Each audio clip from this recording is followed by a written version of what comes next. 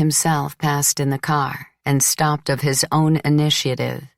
He got out of the car, spoke only to me, cheerfully, asked about my wedding, praised Florence, where he had been recently with Ada and the child, finally patted Gennaro, gave a nod to Lila, and left. Once we saw Fernando, Lila's father, bent and very aged. He was standing in front of the elementary school, and Lila became agitated. She told Gennaro that she wanted him to meet his grandfather. I tried to restrain her, but she wanted to go anyway. And Fernando, behaving as if his daughter weren't present, looked at his grandson for a few seconds and said plainly, "If you see your mother, tell her she's a whore," and went off. But the most disturbing encounter, even if at the time it seemed the least significant, was a few days before she finally moved to the new apartment. Just as we came out of the house, we ran into Melina, who was holding by the hand her granddaughter Maria, the child of Stefano and Ada. She had her usual absent-minded air, but she was nicely dressed. She had peroxided her hair. Her face was heavily made up. She recognized me, but not Lila, or maybe at first she chose to speak only to me. She talked to me as if I were still the girlfriend of her son, Antonio. She said that he would be back soon from Germany, and that in his letters he always asked about me. I complimented her warmly on her dress and her hair. She seemed pleased. But she was even more pleased when I praised her granddaughter, who timidly clung to her grandmother's skirt. At that point she must have felt obliged to say something nice about Gennaro, and she turned to Lila. "Is he your son?" Only then did she seem to remember her. Until that moment she had stared at her without saying a word, and it must have occurred to her that here was a woman whose husband her own daughter Ada had taken. Her eyes were sunk deep in the large sockets. She said seriously, "Lena, you've gotten ugly and thin. Of course Stefano left you. Men like flesh. Otherwise they don't know where to put their hands, and they leave." Then, with a rapid jerk of her head, she turned to Gennaro, and pointing to the little girl, almost screamed, "You know that's your sister? Give each other a kiss. Come on, my goodness, how cute you are." Gennaro immediately kissed the girl, who let herself be kissed without protesting, and Melina, seeing the two faces next to each other, exclaimed, "They both take after their father. They're identical." After that statement, as if she had urgent things to do, she tugged her granddaughter and left without another word. Lila had stood mute the whole time, but I understood that something extremely violent had happened to her, like the time when, as a child, she had seen Melina walking on the stradone eating soap flakes. As soon as the woman and the child were some distance away, she started. She ruffled her hair with one hand. She blinked. She said, "I'll become like that." Then she tried to smooth her hair, saying, "Did you hear what she said? It's not true that you're ugly and skinny. Who gives a damn if I'm ugly and skinny? I'm talking about the resemblance." "What resemblance?" "Between the two children. Melina's right. They're both identical to Stefano." "Come on, the girl is, but Gennaro is different." She burst out laughing. After a long time, her old, mean laugh was back. She repeated, "They're two peas in a pod." 58. I absolutely had to go. What I could do for her I had done. Now I was in danger of getting caught up in useless reflections on who the real father of Gennaro was.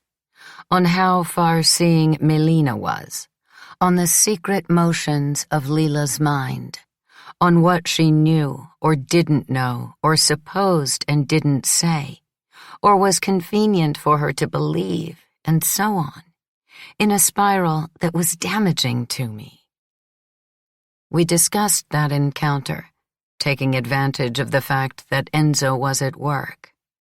I used cliches like, "A woman always knows who the father of her children is." I said, "You always felt that child was Nino's. In fact, you wanted him for that reason. And now you're sure it's Stefano's just because crazy Melina said so?" But she sneered. She said, "What an idiot! How could I not have known?" And something incomprehensible to me. She seemed pleased. So in the end, I was silent. If that new conviction helped her to feel better, good. And if it was another sign of her instability, what could I do? Enough. My book had been bought in France, Spain, and Germany. It would be translated. I had published 2 more articles on women working in factories in Campania, and L'Unità was content. From the publisher came solicitations for a new novel. In other words, I had to take care of countless things of my own. For Lila, I had done all I could, and I couldn't continue to get lost in the tangles of her life. In Milan, encouraged by Adele, I bought a cream-colored suit for the wedding. It looked good on me. The jacket was fitted, the skirt short. When I tried it on, I thought of Lila, of her gaudy wedding dress, of the photograph that the dressmaker had displayed in the shop window on the Rettifilo, and the contrast made me feel definitively different. Her wedding, mine, worlds now far apart. I had told her earlier that I wasn't getting married in a church, that I wouldn't wear a traditional wedding dress, that Pietro had barely agreed to the presence of close relatives. "Why?" she had asked, but without particular interest. "Why what? Why aren't you getting married in church?" "We aren't believers." "And the finger of God? The Holy Spirit?" she had quoted, reminding me of the article we had written together as girls. "I'm grown up. But at least have a party. Invite your friends." "Pietro doesn't want to." "You wouldn't invite even me?" "Would you come?"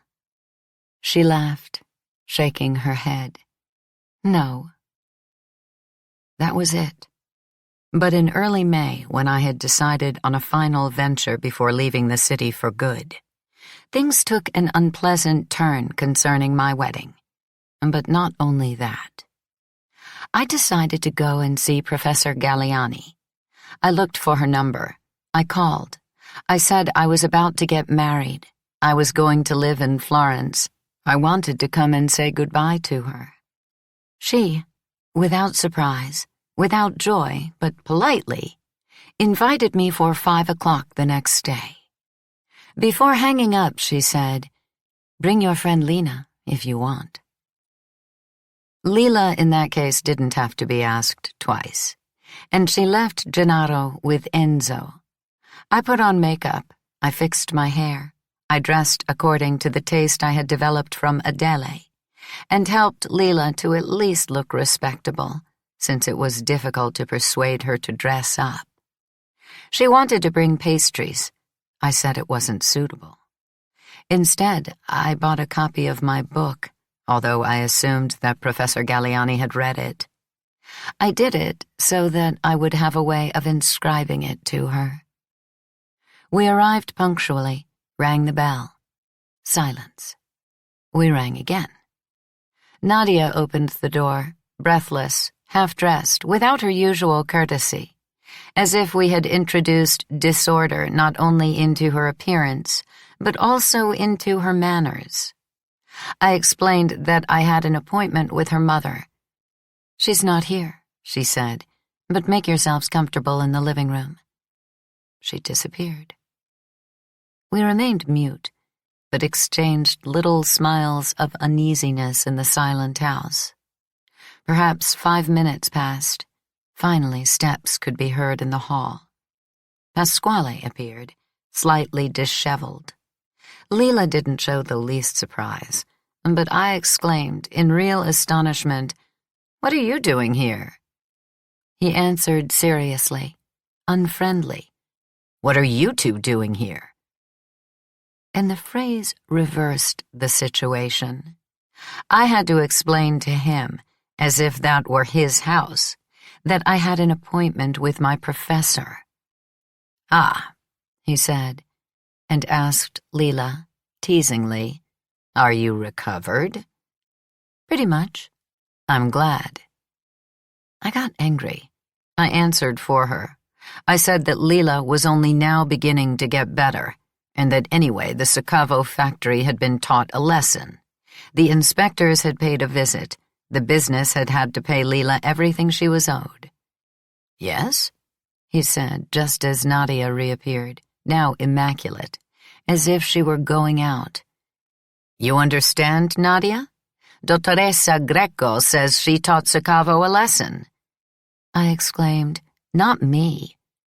"Not her, God Almighty taught Sakavo a lesson." Nadia gave a slight smile, crossed the room, and, although there was a sofa free, she sat on Pasquale's lap. I felt ill at ease.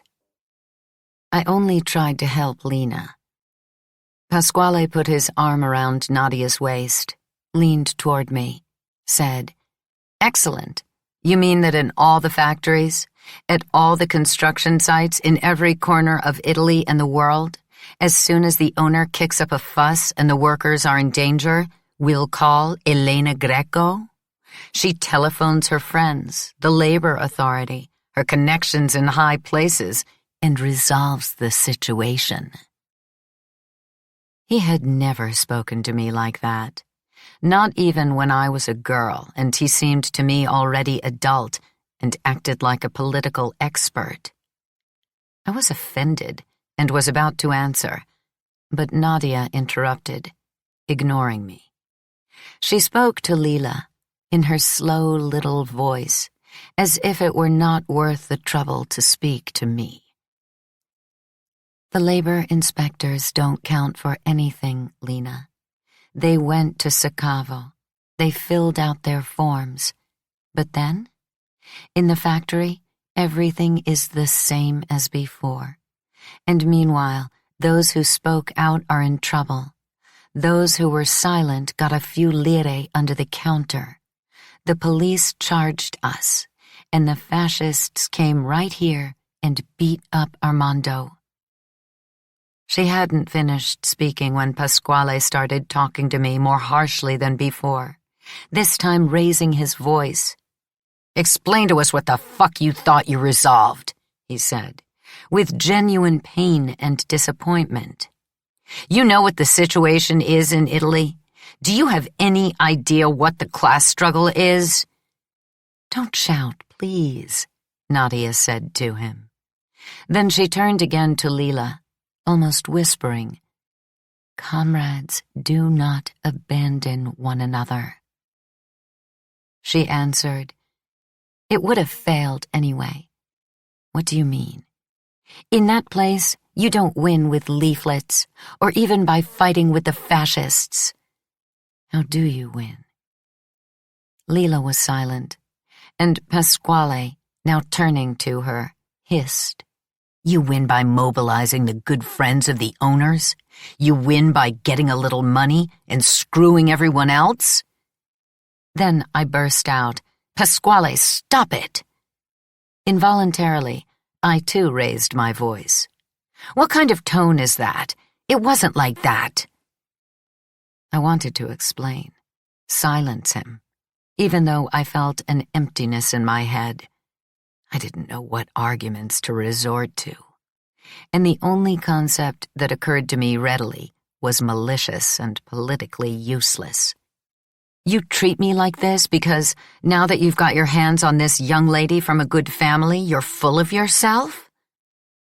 But Lila, here, stopped me with a completely unexpected gesture of irritation, which confused me. She said, "That's enough, Lenu. They're right." I was upset. They were right? I wanted to respond, to get angry at her. What did she mean? But just then Professor Galliani arrived. Her footsteps could be heard in the hall. 59. I hoped that the professor hadn't heard me shouting, but at the same time I wanted to see Nadia jump off Pasquale's lap and hurry over to the sofa. I wished to see both of them humiliated by the need to pretend an absence of intimacy. I noticed that Lila too looked at them sardonically, but they stayed where they were. Nadia, in fact, put an arm around Pasquale's neck, as if she were afraid of falling, and said to her mother, who had just appeared in the doorway, "Next time, tell me if you're having visitors." The professor didn't answer. She turned to us coldly. "I'm sorry I was late. Let's sit in my study." We followed her, while Pasquale moved Nadia off him, saying in a tone that seemed to me suddenly depressed, "Come on, let's go." Professor Galliani led us along the hall, muttering irritably. What really bothers me is the boorishness. We entered an airy room with an old desk, a lot of books, sober, cushioned chairs.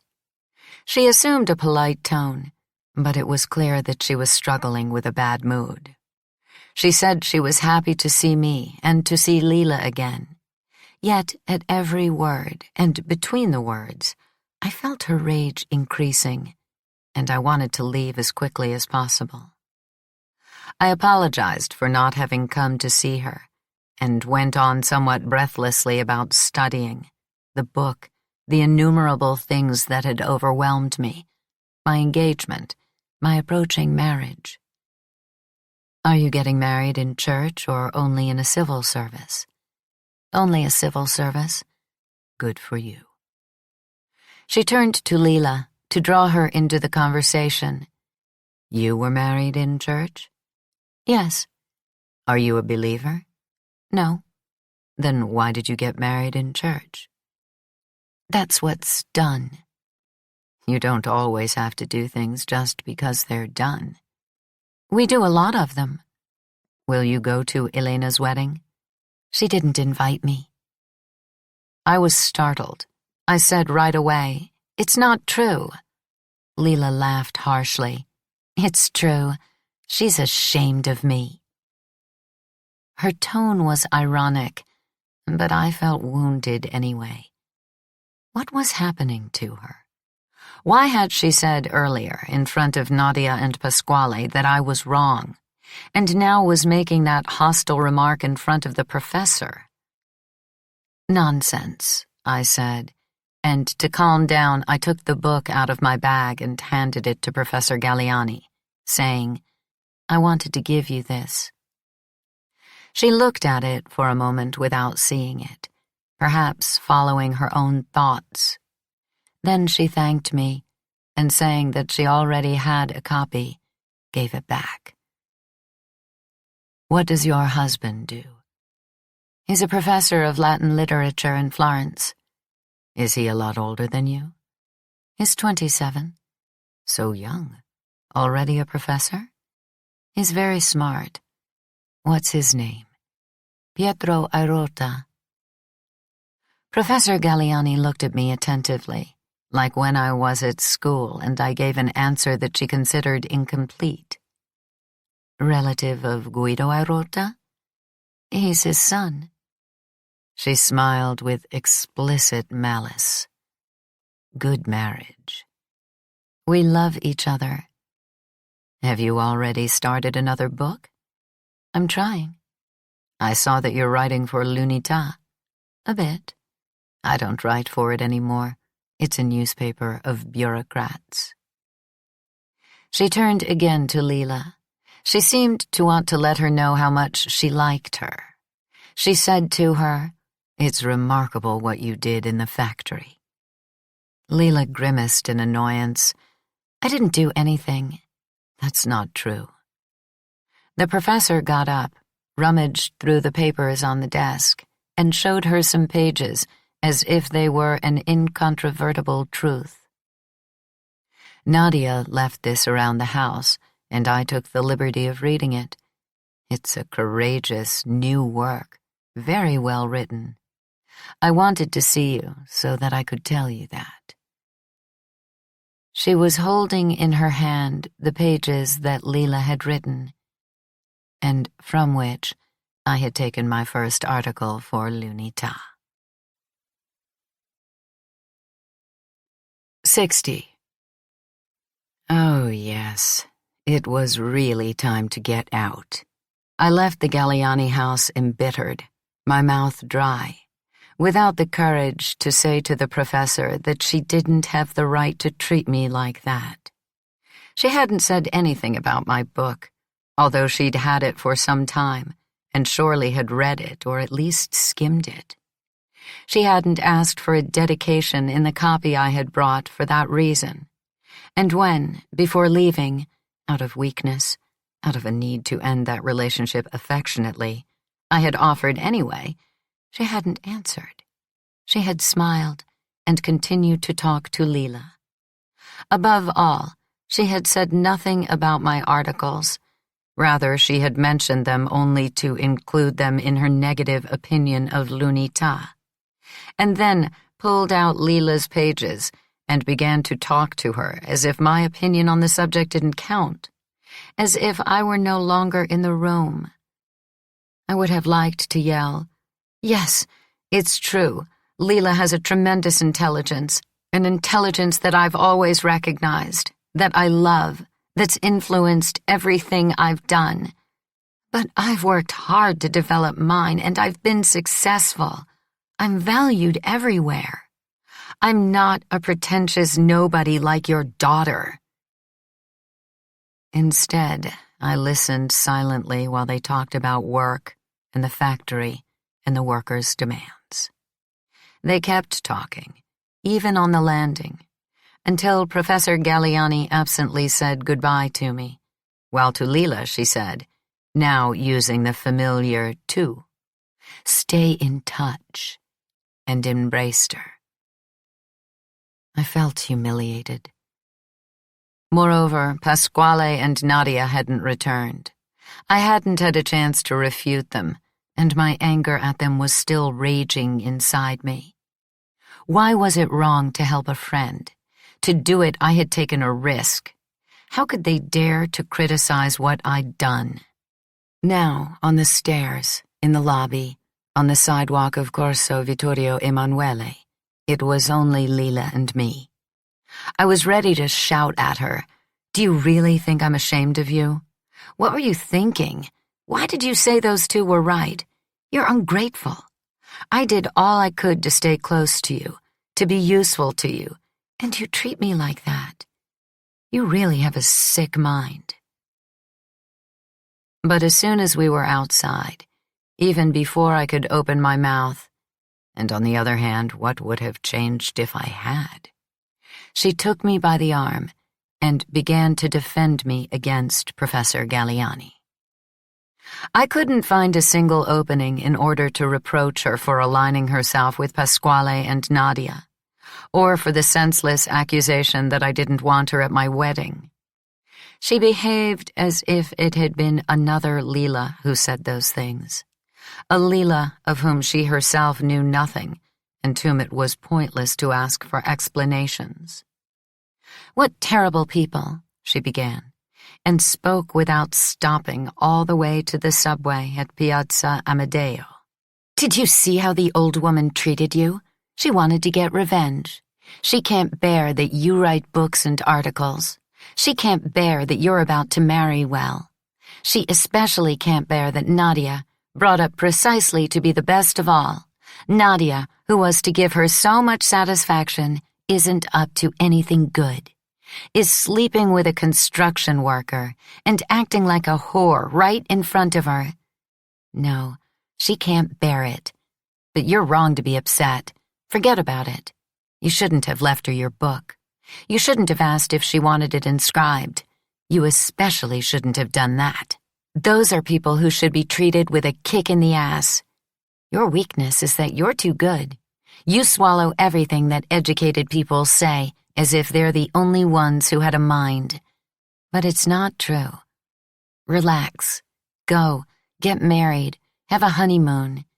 You are too worried about me. Write another novel. You know that I expect great things from you. I love you. I simply listened, overwhelmed. With her, there was no way to feel that things were settled. Every fixed point of our relationship sooner or later turned out to be provisional.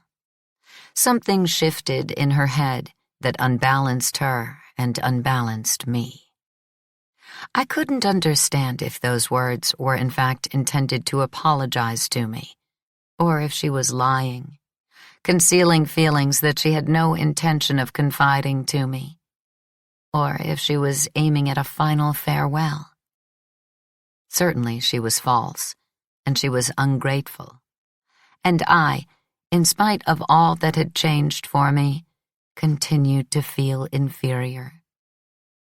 I felt that I would never free myself from that inferiority, and that seemed to me intolerable. I wished, and I couldn't keep the wish at bay, that the cardiologist had been wrong, that Armando had been right, that she really was ill and would die. For years after that, we didn't see each other. We only talked on the phone. We became for each other fragments of a voice, without any visual corroboration. But the wish that she would die remained in a far corner. I tried to get rid of it, but it wouldn't go away. 61. The night before I left for Florence, I couldn't sleep. Of all the painful thoughts, the most persistent had to do with Pasquale. His criticisms burned me. At first, I had rejected them altogether. Now, I was wavering between the conviction that they were undeserved and the idea that if Lila said he was right, maybe I really had been mistaken. Finally, I did something I had never done.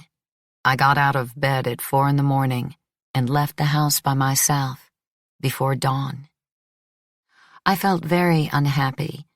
I wished something terrible would happen to me.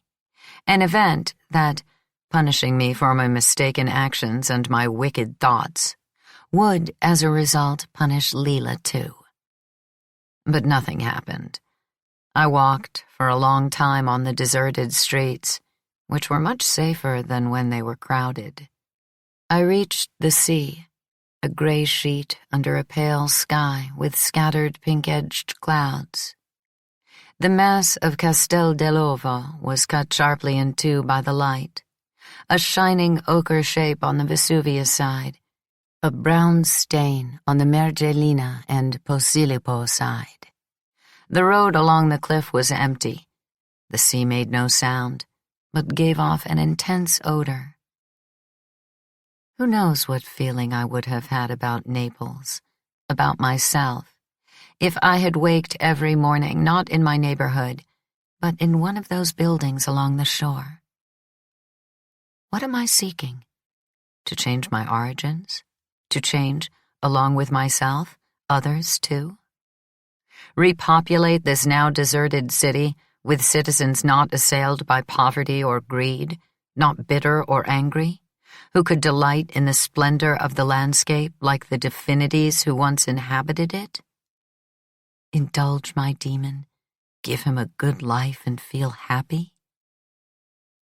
I had used the power of the Irotas, people who for generations had been fighting for socialism, people who were on the side of men and women like Pasquale and Lila, not because I thought I would be fixing all the broken things of the world, but because I was in a position to help a person I loved, and it seemed wrong not to do so. Had I acted badly? Should I have left Lila in trouble? Never again would I lift a finger for anyone. I departed. I went to get married. 62. I don't remember anything about my wedding. A few photographs, acting as props rather than inspiring memory, have frozen it around a few images. Pietro with an absent-minded expression, me looking angry, my mother, who is out of focus but manages nevertheless to appear unhappy. Or not. It's the ceremony itself that I can't remember. But I have in mind the long discussion I had with Pietro a few days before we got married. I told him that I intended to take the pill in order not to have children, that it seemed to me urgent to try first of all to write another book. I was sure that he would immediately agree. Instead, surprisingly, he was opposed. First, he made it a problem of legality. The pill was not yet officially for sale. Then he said there were rumors that it ruined one's health. Then he made a complicated speech about sex, love, and reproduction. Finally, he stammered that someone who really has to write will write anyway, even if she is expecting a baby. I was unhappy. I was angry. That reaction seemed to me not consistent with the educated youth who wanted only a civil marriage, and I told him so. We quarreled. Our wedding day arrived, and we were not reconciled. He was mute, I cold. There was another surprise, too, that hasn't faded. The reception. We had decided to get married, greet our relatives, and go home without any sort of celebration. That decision had developed through the combination of Pietro's ascetic tendency and my intention to demonstrate that I no longer belonged to the world of my mother. But our line of conduct was secretly undone by Adele. She dragged us to the house of a friend of hers for a toast, she said. And there, instead, Pietro and I found ourselves at the center of a big reception, in a very aristocratic Florentine dwelling, among a large number of relatives of the Irotas, and famous and very famous people who lingered until evening. My husband became taciturn. I wondered, bewildered, why, since in fact it was a celebration for my wedding, I had had to be limited to inviting only my immediate family. I said to Pietro, "Did you know this was happening?"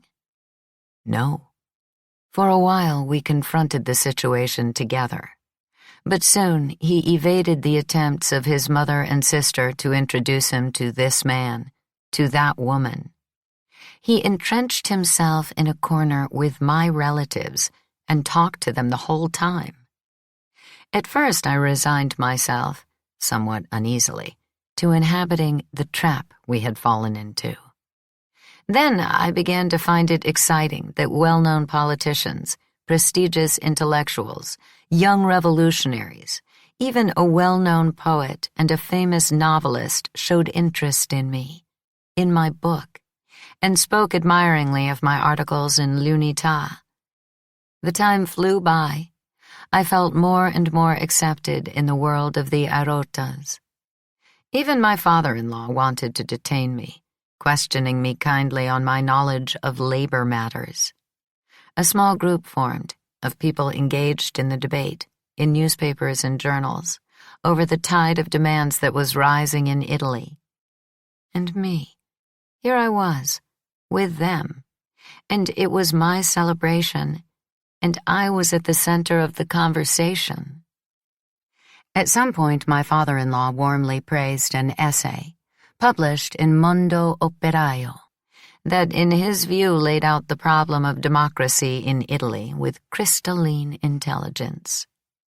Drawing on a large number of facts, the piece demonstrated that, as long as the state television, the big papers, the schools, the universities, the judiciary worked day after day to solidify the dominant ideology, the electoral system would in fact be rigged, and the workers' parties would never have enough votes to govern. Nods of assent, supporting citations, references to this article and that one. Finally, Professor Arota, with all his authority, mentioned the name of the author of the article, and I knew, even before he uttered it, Giovanni Sarratore, that it was Nino. I was so happy that I couldn't contain myself. I said I knew him. I called Adele over to confirm to her husband and the others how brilliant my Neapolitan friend was. Nino was present at my wedding, even if he wasn't present.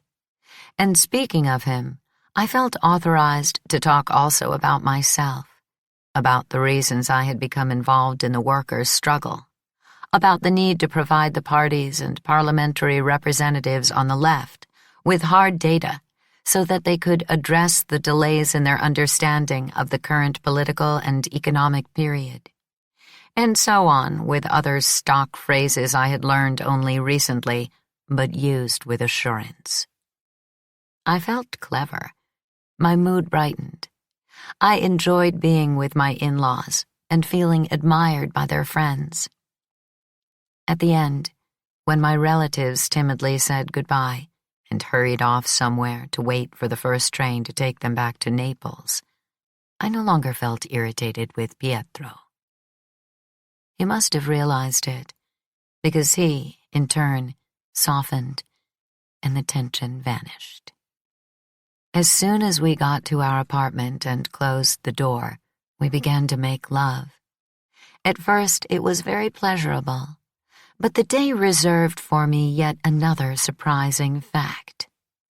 Antonio, my first boyfriend, when he rubbed against me, was quick and intense.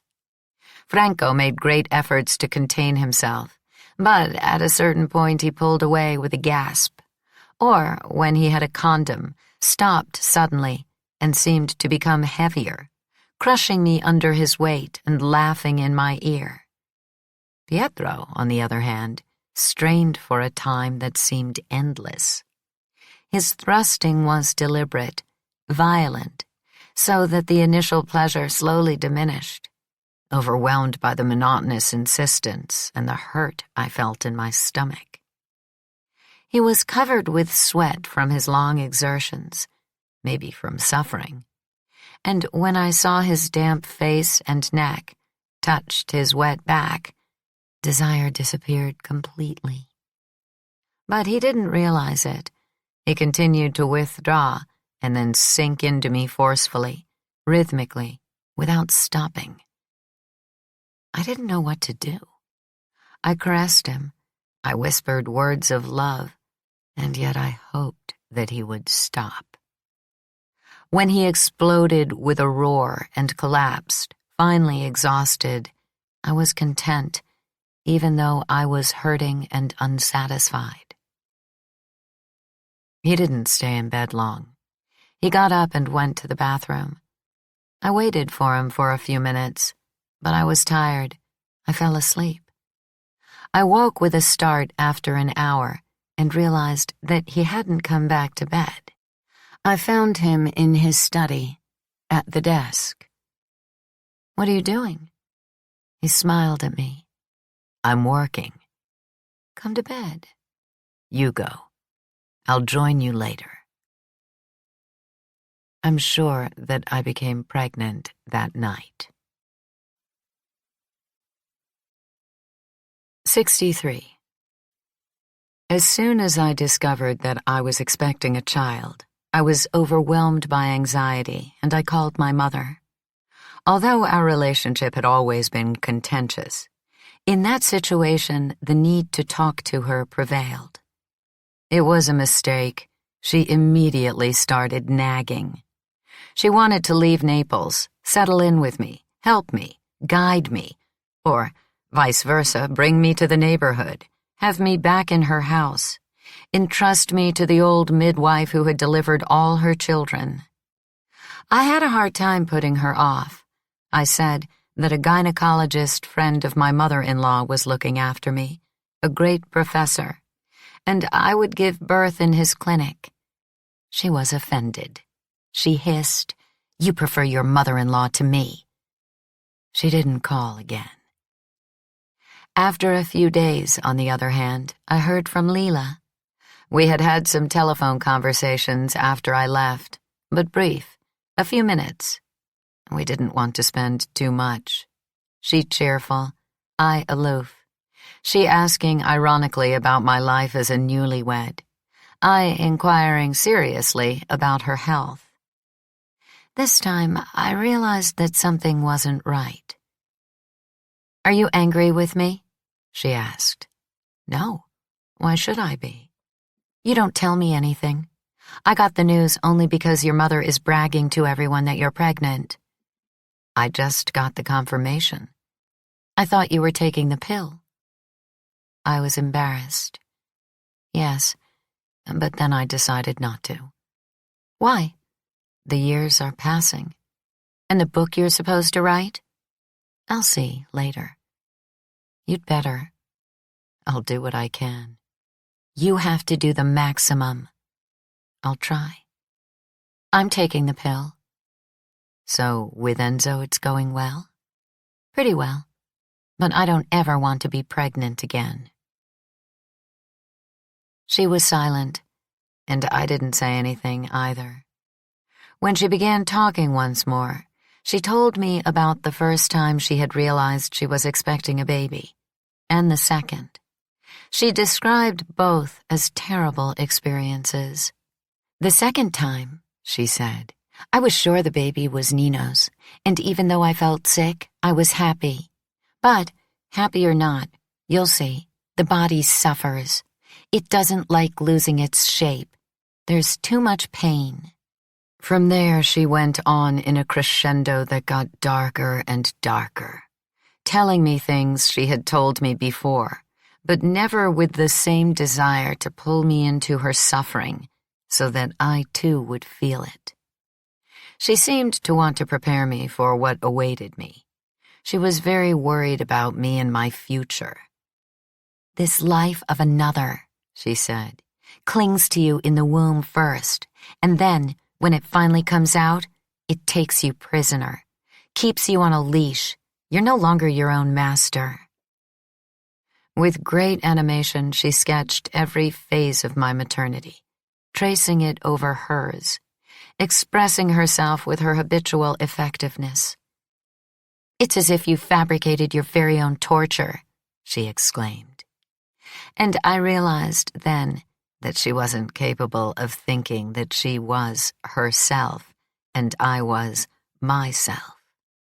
It seemed to her inconceivable that I could have a pregnancy different from hers and a different feeling about children. She so took it for granted that I would have the same troubles that she seemed ready to consider any possible joy I found in motherhood a betrayal. I didn't want to listen to her anymore. I held the receiver away from my ear. She was scaring me. We said goodbye coolly. "If you need me," she said, "let me know." "All right. You helped me. Now I want to help you." "All right." That phone call didn't help me at all. Rather, it left me unsettled.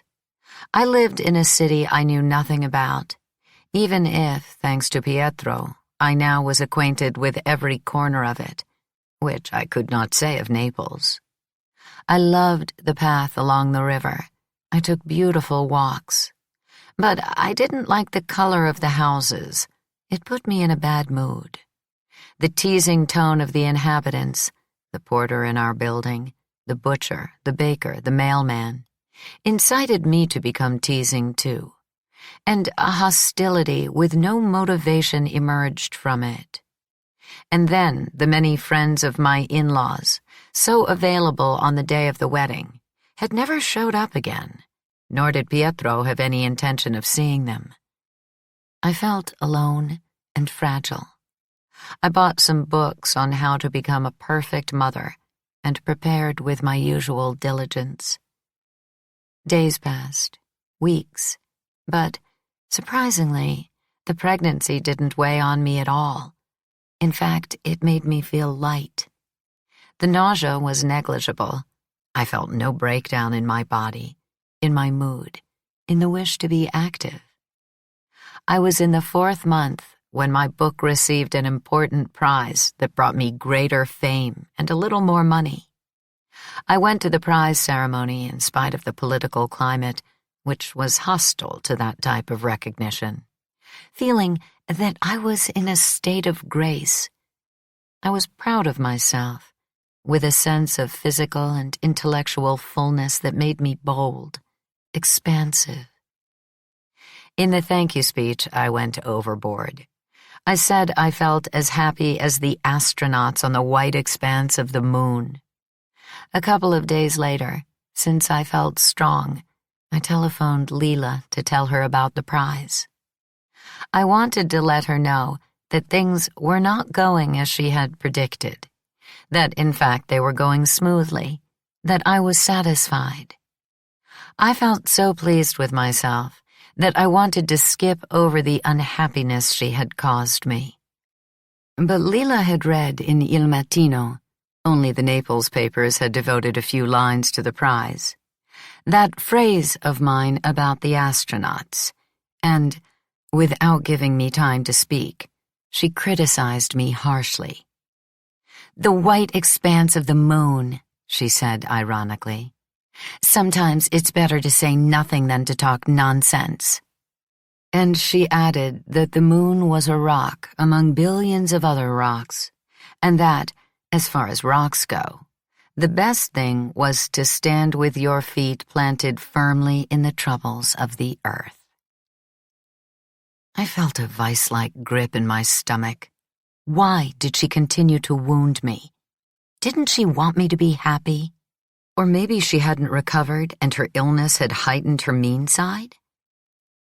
Bitter words came to me, but I couldn't utter them. And if she didn't even realize she had hurt me, or as if she felt she had the right, she went on to tell me what was happening to her in a very friendly tone.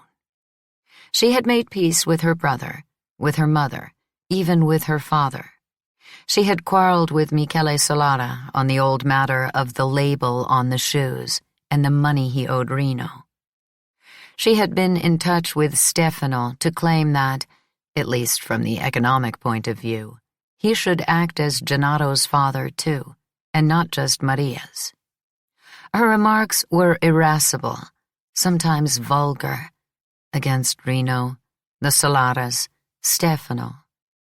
And at the end she asked, as if she had an urgent need for my opinion, "Did I do the right thing?" I didn't answer.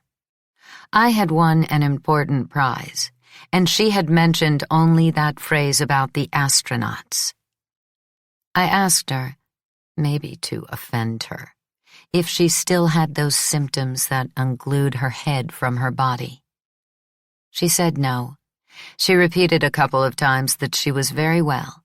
She said with a mocking laugh, "Only sometimes, out of the corner of my eye, I see people coming out of the furniture."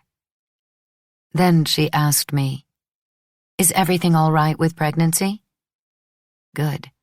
Very good," I said. "Never felt better." I traveled a lot in those months. I was invited here and there, not only because of my book, but also because of the articles I was writing, which in turn forced me to travel to see close up the new kinds of strike, the reactions of the owners. I never thought of trying to become a freelance journalist. I did it because doing it I was happy. I felt disobedient, in revolt and inflated with such power that my meekness seemed a disguise. In fact, It enabled me to join the pickets in front of the factories, to talk to workers, both men and women, and to union officials, to slip out among the policemen. Nothing frightened me. When the Banco di Agricoltura in Milan was bombed, I was in the city, at the publishers, but I wasn't alarmed. I didn't have dark presentiments. I thought of myself as part of an unstoppable force. I thought I was invulnerable. No one could hurt me and my child. We two were the only enduring reality. I visible, and he, or she, but Pietro wanted a boy, for now invisible. The rest was a flow of air, an immaterial wave of images and sounds that, whether disastrous or beneficial, constituted material for my work. It passed by, or it loomed so that I could put it into magic words in a story, an article, a speech, taking care that nothing ended up outside the frame, and that every concept pleased the Arotas, the publishing house, Nino, who surely somewhere was reading me. Even Pasquale, why not? And Nadia, and Lila, all of whom would finally have to think, look, we were wrong about Lena. She's on our side.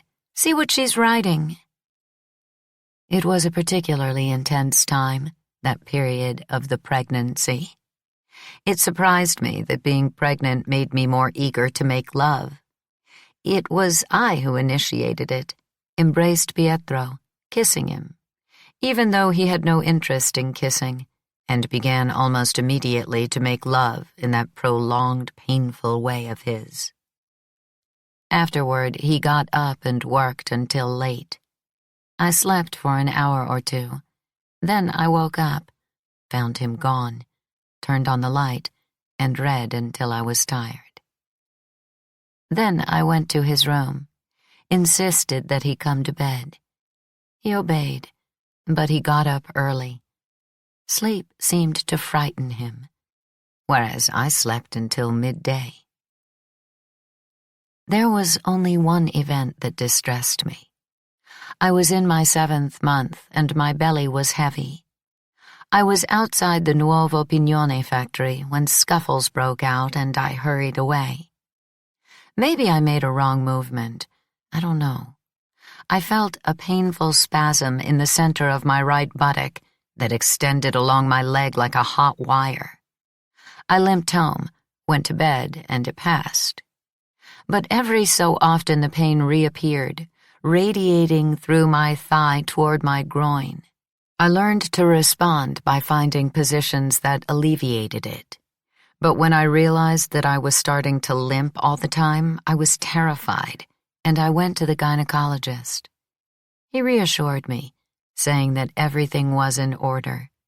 The weight I was carrying in my womb tired me out, causing this slight sciatica.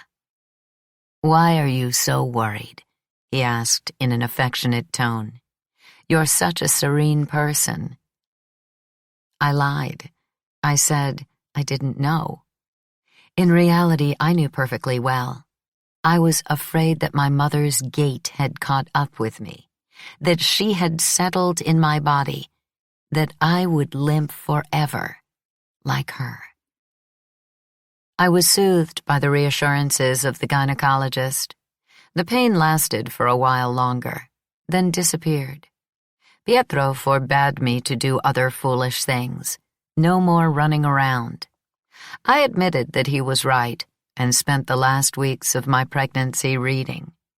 I wrote almost nothing. Our daughter was born on February 12th, 1970, at 5:20 in the morning. We called her Adele, even though my mother-in-law kept repeating, "Poor child, Adele is a terrible name. Give her any other name, but not that." I had atrocious labor pains, but they didn't last long. When the baby emerged and I saw her, black-haired, a violet organism that, full of energy, writhed and wailed, I felt a physical pleasure so piercing that I still know no other pleasure that compares to it. We didn't baptize her. My mother screamed terrible things on the telephone. She swore she would never come to see her. She'll calm down, I thought, sadly. And anyway, if she doesn't, it's her loss. As soon as I was back on my feet, I telephoned Lila. I didn't want her to be angry that I hadn't told her anything. It was a wonderful experience, I told her. What? The pregnancy, the birth. Adele is beautiful and very good. She answered, each of us narrates our life as it suits us. 64. What a tangle of threads with untraceable origins I discovered in myself in that period. They were old and faded, very new, sometimes bright-colored, sometimes colorless, extremely thin, almost invisible. That state of well-being ended suddenly, just when it seemed to me that I had escaped Lila's prophecies. The baby became troublesome, and the oldest parts of that jumble surfaced, as if stirred by a distracted gesture. At first, when we were still in the clinic, she attached herself easily to my breast, but once we were home something went wrong and she didn't want me anymore. She sucked for a few seconds, then shrieked like a furious little animal. I felt weak, vulnerable to old superstitions. What was happening to her? Were my nipples too small? Did they slip out? Did she not like my milk? Or was it an aversion toward me, her mother?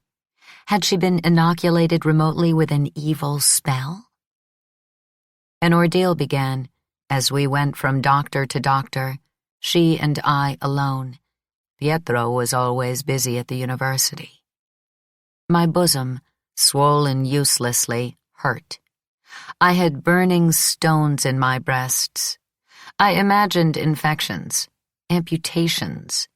To empty them, to get enough milk to nourish the baby without a bottle, to alleviate the pain, I tortured myself with a breast pump. I whispered, coaxing her, "Come on, sweetie, suck. Such a good baby, so sweet. What a dear little mouth, what dear little eyes. What's the matter?" In vain. First, I decided, regretfully, to try mixed feeding. Then, I gave up on that too.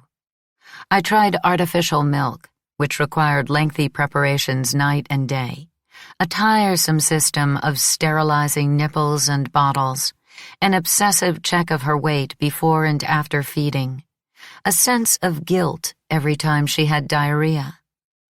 Sometimes I thought of Sylvia, who, in the turbulent atmosphere of the student gathering in Milan, breastfed Nino's child, Mirko, so easily. Why not me? I suffered long, secret crying spells. For a few days the baby settled down. I was relieved, hoping the moment had arrived to get my life back in order. But the reprieve lasted less than a week. In her first year of life, the baby barely closed her eyes. Her tiny body writhed and screamed for hours, with an unsuspected energy and endurance. She was quiet only if I carried her around the house, holding her tight in my arms, speaking to her. Now Mama's splendid creature is good. Now she's quiet. Now she's resting. Now she's sleeping. But the splendid creature wouldn't sleep. She seemed to fear sleep, like her father. What was wrong? A stomachache? Hunger? Fear of abandonment because I hadn't breastfed her? The evil eye? A demon that had entered her body? And what was wrong with me? What poison had polluted my milk? And the leg? Was it imagination or was the pain returning? My mother's fault? Did she want to punish me because I had been trying all my life not to be like her? Or was there something else? One night, I seemed to hear the sound of Gigliola's voice, faint, repeating throughout the neighborhood that Lila had a tremendous power, that she could cast an evil spell by fire, that she smothered the creatures in her belly. I was ashamed of myself. I tried to resist. I needed rest. So I tried leaving the baby to Pietro, who, thanks to his habit of studying at night, wasn't so tired. I said, "I'm exhausted. Call me in a couple of hours." And I went to bed and fell asleep as if I had lost consciousness. But once I was wakened by the baby's desperate wailing, I waited. It didn't stop. I got up. I discovered that Pietro had dragged the crib into his study and, paying no attention to his daughter's cries, was bent over his books, taking notes as if he were deaf. I lost all my manners and regressed, insulting him in my dialect. "You don't give a damn about anything. That stuff is more important than your daughter?" My husband, distant, cool, asked me to leave the room, take away the crib. He had an important article to finish for an English journal. The deadline was very near. From then on, I stopped asking him for help, and if he offered, I said, "Go on, thanks. I know you have things to do." After dinner, he hung around me uncertain, awkward. Then he closed himself in his study and worked until late at night. 65. I felt abandoned, but with the impression that I deserved it. I wasn't capable of providing tranquility for my daughter. Yet I kept going, doggedly, even though I was more and more frightened. My organism was rejecting the role of mother, and no matter how I denied the pain in my leg by doing everything possible to ignore it, it had returned and was getting worse. But I persisted. I wore myself out taking charge of everything. Since the building had no elevator, I carried the stroller with the baby in it up and down. I did the shopping, came home loaded down with bags. I cleaned the house. I cooked. I thought, I'm becoming ugly and old before my time, like the women of the neighborhood.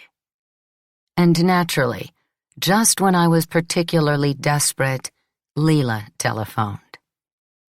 As soon as I heard her voice, I felt like yelling at her. "What have you done to me? Everything was going smoothly, and now, suddenly, what you said is happening. The baby is sick. I'm limping. It's impossible. I can't bear it anymore." But I managed to restrain myself in time. I said quietly, "Everything's fine. The baby's a little fussy, and right now she's not growing much, but she's wonderful. I'm happy." Then, with feigned interest, I asked about Enzo, Gennaro, her relations with Stefano, her brother, the neighborhood, and if she had had other problems with Bruno Soccavo and Michele. She answered in an ugly, obscene, aggressive dialect, but mostly without rage. "Soccavo," she said, "has to bleed, and when I run into Michele, I spit in his face." As for Gennaro, she now referred to him explicitly as Stefano's son, saying, "He's stocky like his father," and she laughed when I said he's such a nice little boy. She said, "You're such a good little mama, you take him." In those phrases, I heard the sarcasm of someone who knew, thanks to some mysterious secret power, what was really happening to me, and I felt rancor.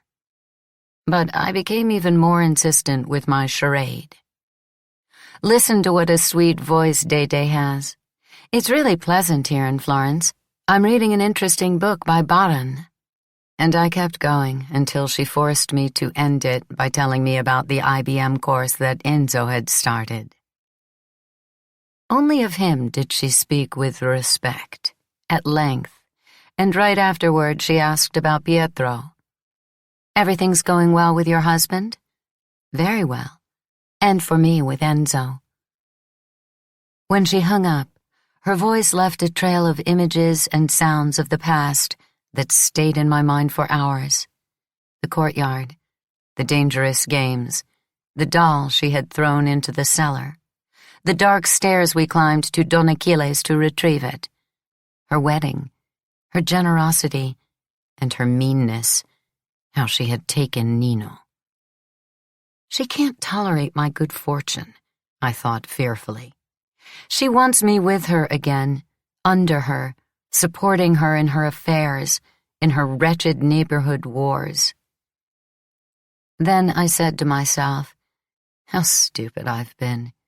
What use has my education been? And I pretended everything was under control. To my sister Elisa, who called frequently, I said that being a mother was wonderful. To Carmen Peluso, who told me about her marriage to the gas pump owner on the Stradone, I responded, "What good news! I wish you every happiness. Say hello to Pasquale. What's he up to?"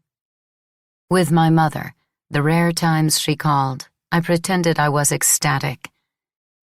But once I broke down and asked her, "What happened to your leg? Why do you limp?" She answered, "What does it matter to you? Mind your own business." I struggled for months, trying to keep at bay the more opaque parts of myself.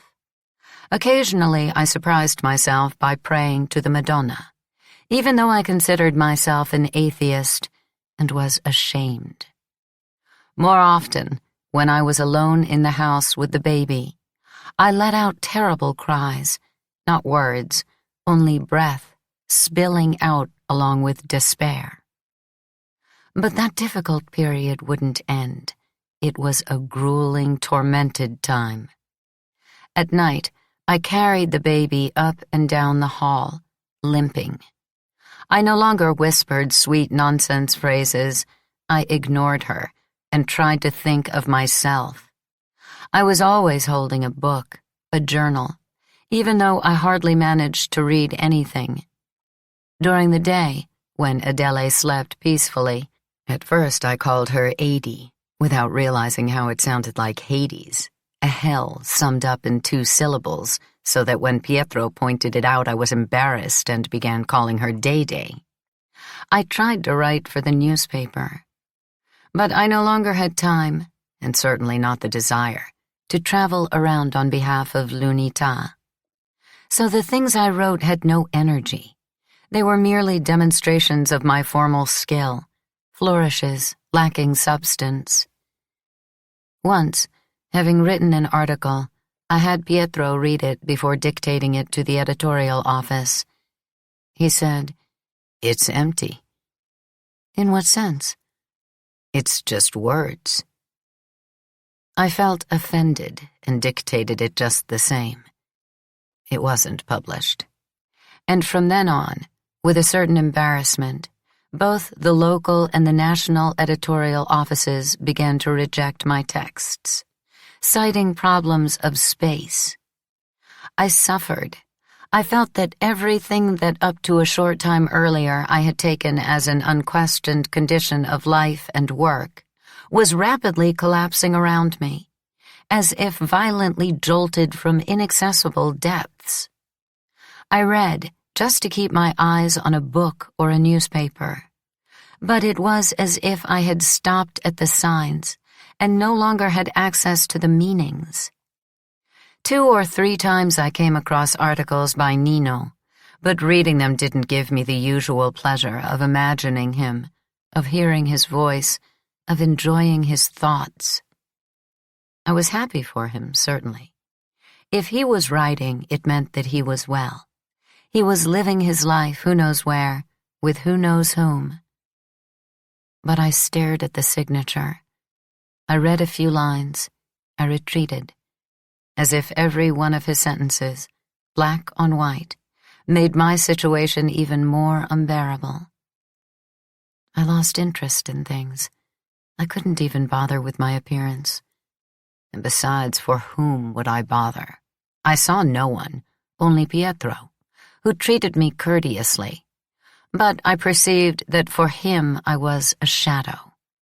At times I seemed to think with his mind, and I imagined I felt his unhappiness. Marrying me had only complicated his existence as a scholar, and just when his fame was growing, especially in England and the United States, I admired him, and yet he irritated me. I always spoke to him with a mixture of resentment and inferiority. "Stop it," I ordered myself one day. "Forget Lunita. It will be enough if I can find the right approach for a new book. As soon as it's done, everything will be in order." But what book? To my mother-in-law, to the publisher, I claimed that I was at a good point. But I was lying. I lied on every occasion in the friendliest tones. In fact, all I had was notebooks crammed with idle notes, nothing else. And when I opened them, at night or during the day, according to the schedule that Day imposed on me, I fell asleep without realizing it. One late afternoon, Pietro returned from the university and found me in a condition worse than the one I had surprised him in some time earlier. I was in the kitchen, fast asleep, with my head resting on the table. The baby had missed her feeding and was screaming, off in the bedroom. Her father found her in the crib, half naked, forgotten. When Day calmed down, greedily attached to the bottle, Pietro said in despair, "Is it possible that you don't have anyone who could help you?" "Not in this city, and you know that perfectly well." "Have your mother come, your sister." "I don't want to." "Then ask your friend in Naples. You did so much for her, she'll do the same for you." I started. For a fraction of a second, part of me had the clear sensation that Lila was in the house already, present. If once she had been hiding inside me, now, with her narrow eyes, her furrowed brow, she had slipped into Day. I shook my head energetically. Get rid of that image, that possibility. What was I looking onto? Pietro resigned himself to calling his mother. Reluctantly, he asked her if she could come and stay with us for a little while. 66. I entrusted myself to my mother-in-law with an immediate sense of relief. And here, too, she showed herself to be the woman I would have liked to resemble. In the space of a few days, she found a big girl named Clelia, barely 20, and originally from Maremma, to whom she gave detailed instructions about taking care of the house, the shopping, the cooking. When Pietro found Clelia in the house without even having been consulted, he made a gesture of annoyance. "I don't want slaves in my house," he said. Adele answered calmly, "She's not a slave. She's a salaried employee." And I, fortified by the presence of my mother-in-law, stammered, "Do you think I should be a slave?" "You're a mother, not a slave." "I wash and iron your clothes. I clean the house. I cook for you. I've given you a daughter. I bring her up in the midst of endless difficulties. I'm worn out." "And who makes you do that? Have I ever asked you for anything?" I couldn't bear to argue. But Adele did. She crushed her son with a sometimes ferocious sarcasm, and Clelia remained. Then she took the child away from me, carried the crib into the room I had given her, managed with great precision the schedule of bottles both at night and during the day. When she noticed that I was limping, she took me to a doctor, a friend of hers, who prescribed various injections. She herself appeared every morning and every evening with the syringe and the vials, to blithely stick the needle into my buttocks. I felt better right away. The pain in my leg disappeared. My mood improved. I was happier. But Adele didn't stop there. She politely insisted that I attend to myself. She sent me to the hairdresser, made me go back to the dentist, and above all, she talked to me constantly about the theater, the cinema, a book she was translating, another she was editing, what her husband or other famous people whom she called familiarly by name had written in this or that journal. From her, I heard for the first time about the new radical feminist tracts. Maria Rosa knew the women who were writing them. She was infatuated with them, admired them. Not Adele. She said with her usual ironic attitude that they went on and on about the feminist question as if it could be dealt with separately from the class conflict. Read them anyway, she advised me, and left me a couple of those little volumes with a final cryptic phrase: "Don't miss anything if you want to be a writer." I put them aside. I didn't want to waste time with writings that Adele herself disparaged.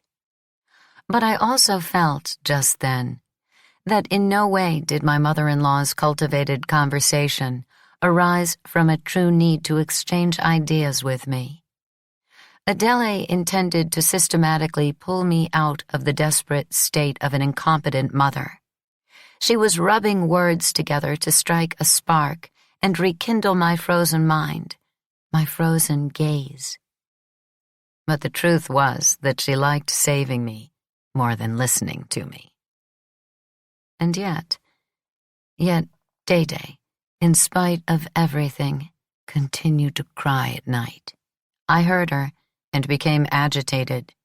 She gave off a sense of unhappiness that undid the beneficial action of my mother-in-law. And though I had more time, I still couldn't write. And Pietro, who was usually controlled, in the presence of his mother became uninhibited to the point of rudeness. His return home was almost always followed by an aggressive exchange of sarcastic remarks, and this only increased the sense of breakdown I felt around me.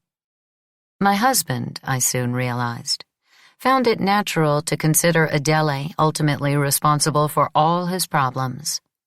He got angry with her for everything, even what happened to him at work. I knew almost nothing about the wearing tensions that he was experiencing at the university. In general, to my "How are things?" he responded, "Fine." He tended to spare me. But with his mother, the barriers broke down. He assumed the recriminatory tone of the child who feels neglected. He poured out onto Adele everything he hid from me.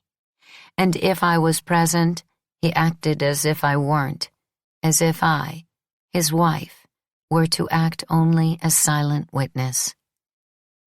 Thus many things became clear to me. His colleagues, all older than him, attributed his dazzling career, as well as the small reputation that he was starting to develop abroad, to the name he bore, and had isolated him. The students considered him unnecessarily rigid, a pedantic bourgeois who tended his own plot without making any concession to the chaos of the present. In other words, a class enemy. And he, as usual, neither defended himself nor attacked, but kept straight on his path, offering, of this I was sure, lectures of acute intelligence, assessing students' abilities with equal acuity, failing them. "But it's hard," he almost shouted at Adele one evening in a tone of complaint. Then he immediately lowered his voice, said that he needed tranquility, that the job was a struggle, that no small number of his colleagues set the students against him, that groups of youths often erupted into the classroom where he was teaching and forced him to break off the classes, that despicable slogans had appeared on the walls. At that point, even before Adele could speak, I lost control. "If you were a little less reactionary," I said, Those things wouldn't happen to you. And he, for the first time since I'd known him, answered rudely, hissing, "Shut up. You always speak in cliches." I locked myself in the bathroom, and I suddenly realized that I scarcely knew him. What did I know about him? He was a peaceful man, but determined to the point of stubbornness. He was on the side of the working class and the students, but he taught and gave exams in the most traditional way. He was an atheist. He hadn't wanted to get married in a church. He had insisted that Dede not be baptized. But he admired the early Christian communities of the Oltrarno, and he spoke on religious matters with great expertise. He was an Airota, but he couldn't bear the privileges and comforts that came from that. I calmed down. I tried to be closer to him, more affectionate. "He's my husband," I said to myself. "We ought to talk more." But Adele's presence became increasingly problematic. There was something unexpressed between them that drove Pietro to set aside manners, and Adele to speak to him as if he were a fool, with no hope of redemption. We lived now like that, amid constant battles. He quarreled with his mother. He ended up saying something that made me angry. I attacked him. Until the point came when my mother-in-law, at dinner, in my presence, asked him why he was sleeping on the sofa. He answered, "It's better if you leave tomorrow." I didn't intervene, and yet I knew why he slept on the sofa. He did it for me, so that he wouldn't disturb me when, around 3, he stopped working and allowed himself some rest. The next day, Adele returned to Genoa. I felt lost. 67. Nevertheless, the months passed, and both the baby and I made it. Dede started walking by herself the day of her first birthday. Her father squatted in front of her, encouraged her warmly. She smiled, left me, and moved unsteadily toward him, arms outstretched, mouth half open, as if it were the happy goal of her year of crying. From then on, her nights became tranquil, and so did mine. She spent more time with Clelia. Her anxieties diminished. I carved out some space for myself. But I discovered that I had no desire for demanding activities. As, after a long illness, I couldn't wait to go outside, enjoy the sun and the colors, walk on the crowded streets, look in the shop windows. And since I had some money of my own, in that period I bought clothes for myself, for the baby, and for Pietro. I crowded the house with furniture and knickknacks. I squandered money as I never had before. I felt the need to be pretty, to meet interesting people, have conversations. But I hadn't made any friends, and Pietro, for his part, rarely brought guests home. I tried gradually to resume the satisfying life I had had until a year before, and only then noticed that the telephone hardly ever rang, that the calls for me were rare. The memory of my novel was fading, and with it, interest in my name was diminishing. That period of euphoria was followed by a phase of anxiety and, occasionally, depression, as I wondered what to do. I began reading contemporary literature again, and was often ashamed of my novel, which in comparison seemed frivolous and very traditional.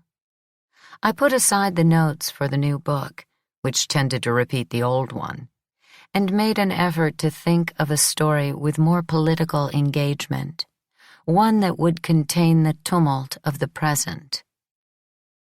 I made a few timid calls to l'Unità and tried again to write articles, but I soon realized that my pieces no longer appealed to the editors.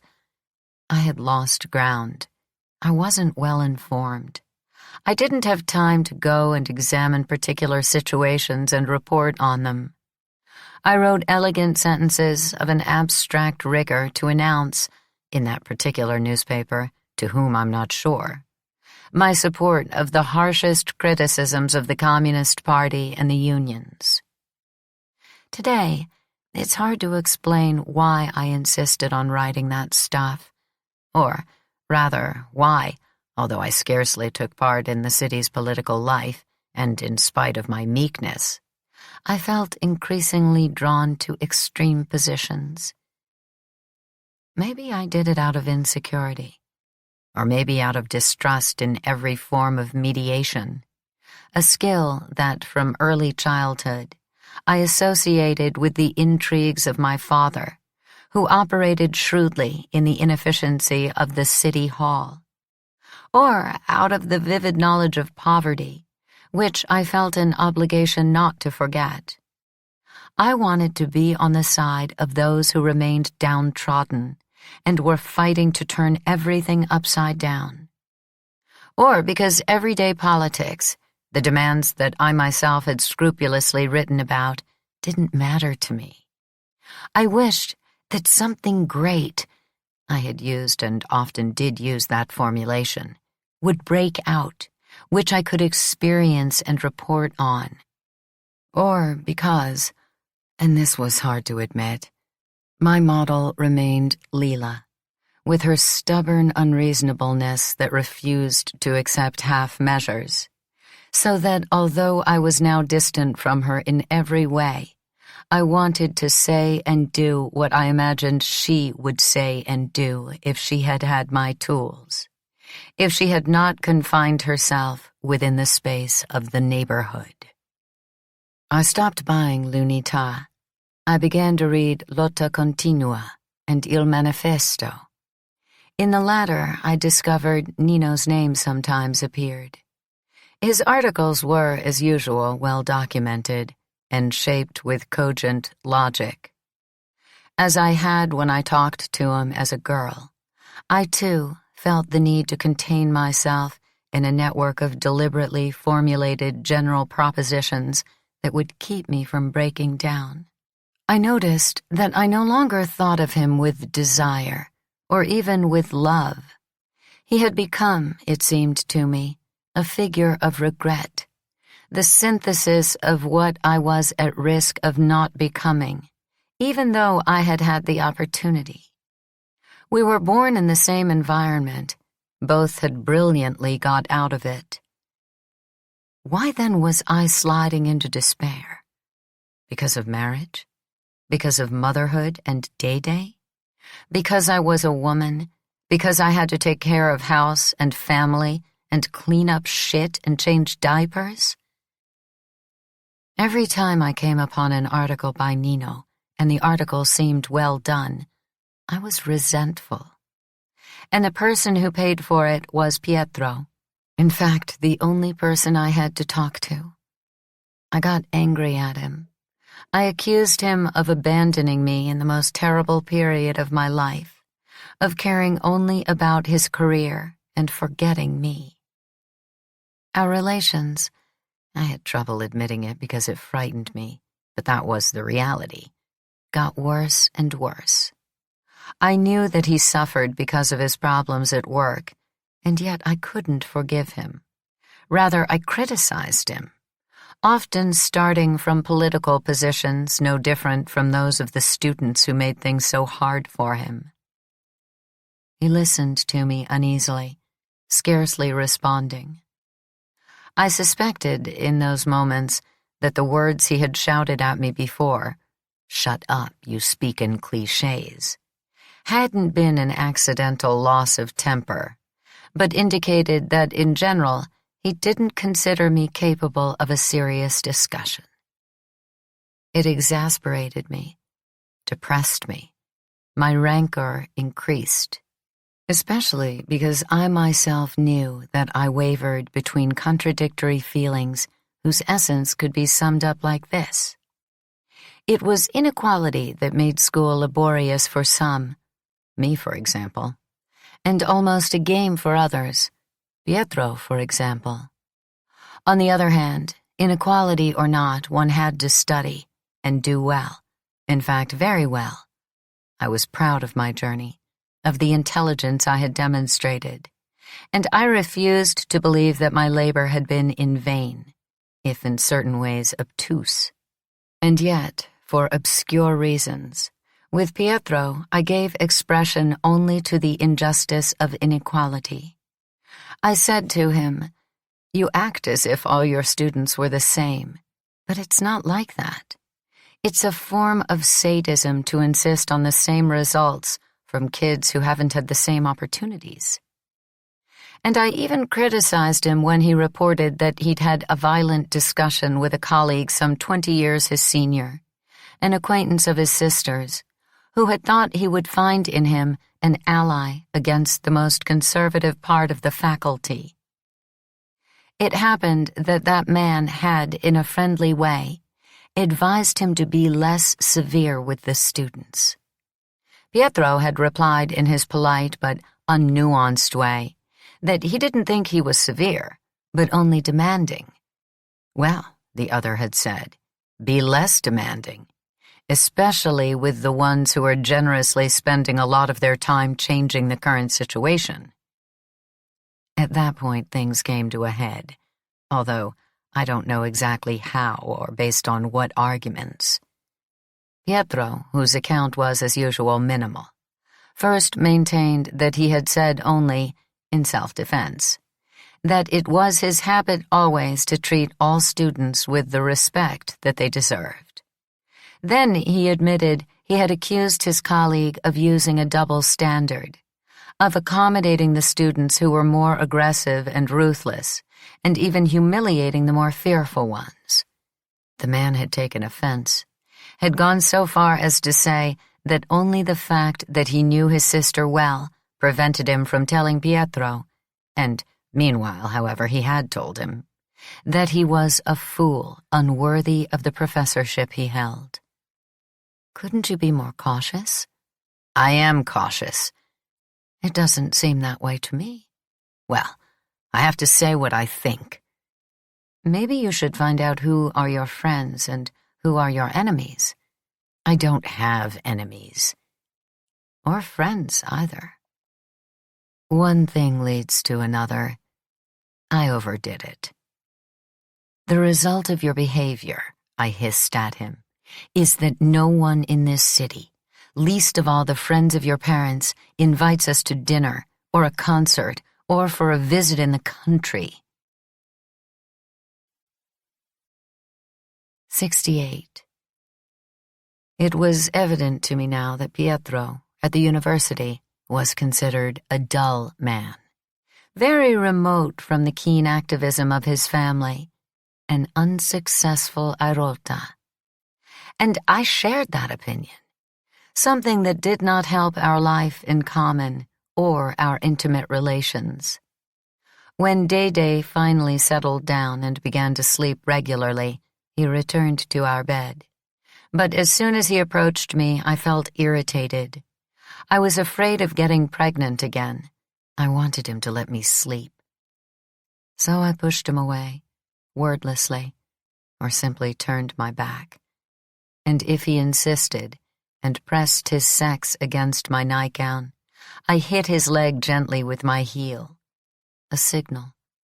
I don't want to. I'm sleepy. Pietro retreated unhappily. He got up and went to his study. One night we argued yet again about Clelia. There was always some tension when we had to pay her, but on that occasion it was clear that Clelia was an excuse.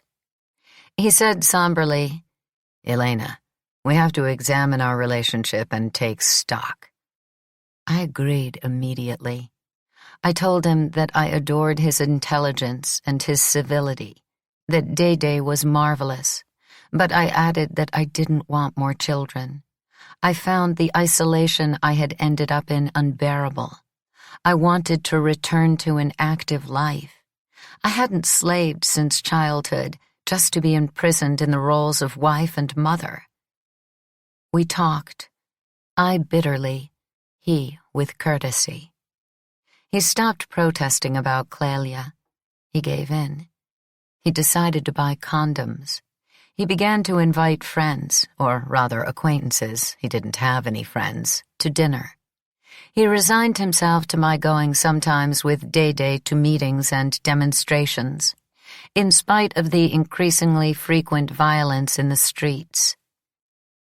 But that new course, rather than improving my life, complicated it. Day became more attached to Clelia, and when I took her out she was bored. She got upset. She pulled my ears, my hair, my nose, tearfully begging for her. I was convinced that she was happier with the girl from Marema than with me, and the suspicion returned that because I hadn't breastfed her, and her first year of life had been hard, I was now a dark figure in her eyes, the mean woman who was constantly scolding her, and who, out of jealousy, mistreated her cheerful nanny, a playmate, a storyteller. She pushed me away even when, with a mechanical gesture, I wiped the snot off her nose with a handkerchief, or the remains of food off her mouth. She cried. She said I was hurting her. As for Pietro, the condoms dulled his sensitivity even more, and it took him even longer to reach orgasm, which made him suffer and made me suffer. Sometimes I made him take me from behind. I had the impression that it was less painful. And while he dealt those violent blows, I grabbed his hand and brought it to my sex, hoping he would understand that I wanted to be caressed. But he seemed incapable of doing both things, and since he preferred the first, he almost immediately forgot the second. Nor, once satisfied, did he seem to understand that I wanted some part of his body to consummate, in turn, my desire. After he had had his pleasure, he caressed my hair and whispered, "I'll work a little." When he left, the solitude seemed to me a consolation prize.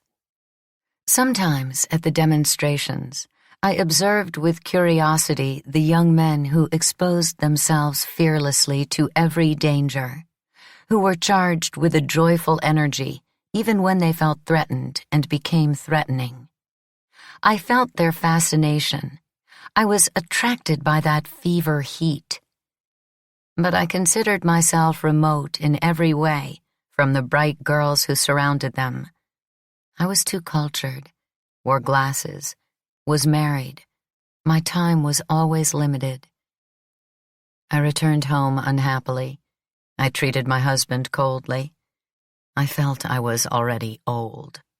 A few times I daydreamed that one of those young men, he was well known in Florence, very popular, noticed me and dragged me away, as when, in adolescence, I felt clumsy and wouldn't dance, but Antonio or Pasquale would take me by the arm and force me. Naturally, it never happened. Rather, it was the acquaintances Pietro began bringing home who created complications. I labored to prepare dinners. I played the wife who can keep the conversation interesting, and I didn't complain. I had asked my husband to invite people. But I soon perceived, uneasily, that ritual was not complete in itself. I was attracted by any man who gave me the slightest encouragement, tall, short, thin, fat, ugly, handsome, old, married, or a bachelor. If the guest praised an observation of mine, if he had nice things to say about my book, if he grew excited by my intelligence, I looked at him cordially, and in a brief exchange of phrases and glances, my availability communicated itself. Then the man, bored at the start, became lively, ignoring Pietro, redoubling his attentions to me. His words grew more elusive, and his gestures, his attitude in the course of conversation gained intimacy. With his fingertips he grazed my shoulder, my hand, looked into my eyes, formulating sentimental phrases, touched my knees with his, the tips of my shoes with his shoes. At those moments, I felt good. I forgot the existence of Pietro and Day, the wake of boring obligations they trailed. I feared only the moment when the guest would leave, and I would fall back into the dreariness of my house, pointless days, idleness, rage concealed behind meekness. So I went overboard. Excitement goaded me to talk too much and too loudly. I crossed my legs, hiking up my skirt as far as possible. With a careless gesture, I unfastened a button on my shirt. It was I who shortened the distances, as if a part of me were convinced that, if in some way I clung to that stranger, some of the well-being I felt at that moment would remain in my body. And when he had left the apartment, along with his wife or companion, I would feel the depression, the emptiness behind the display of feelings and ideas, the anguish of failure. In reality, afterward, alone in bed while Pietro studied, I felt simply stupid and despised myself. But however I tried, I couldn't change myself, especially because those men were convinced they had made an impression and generally called the next day, invented excuses to see me again. I accepted. But as soon as I arrived at the appointment, I was frightened. The simple fact that they were excited, although they were, let's say, 30 years older or were married, canceled their authority, canceled the savior role I had assigned them, and the very pleasure I had felt during the game of seduction was a shameful mistake. I asked myself in bewilderment, why did I behave like that? What's happening to me? I paid more attention to Day and Pietro. But at the first chance, it all started again. I fantasized. I listened at high volume to the music I had been ignorant of as a girl. I didn't read. I didn't write. And I felt increasingly regretful that, because of my self-discipline in everything, I had missed the joy of letting go that the women of my age, of the milieu I now lived in, made a show of having enjoyed and enjoying. Whenever Maria Rosa, for example, appeared in Florence, sometimes for research, sometimes for political meetings, she came to stay with us, always with different men, sometimes with girlfriends, and she took drugs and offered them to her companions and to us. And if Pietro darkened and shut himself in his study, I was fascinated. And though hesitant to try smoking or LSD, I was afraid I would feel sick. I stayed to talk to her and her friends until late into the night. They talked about everything.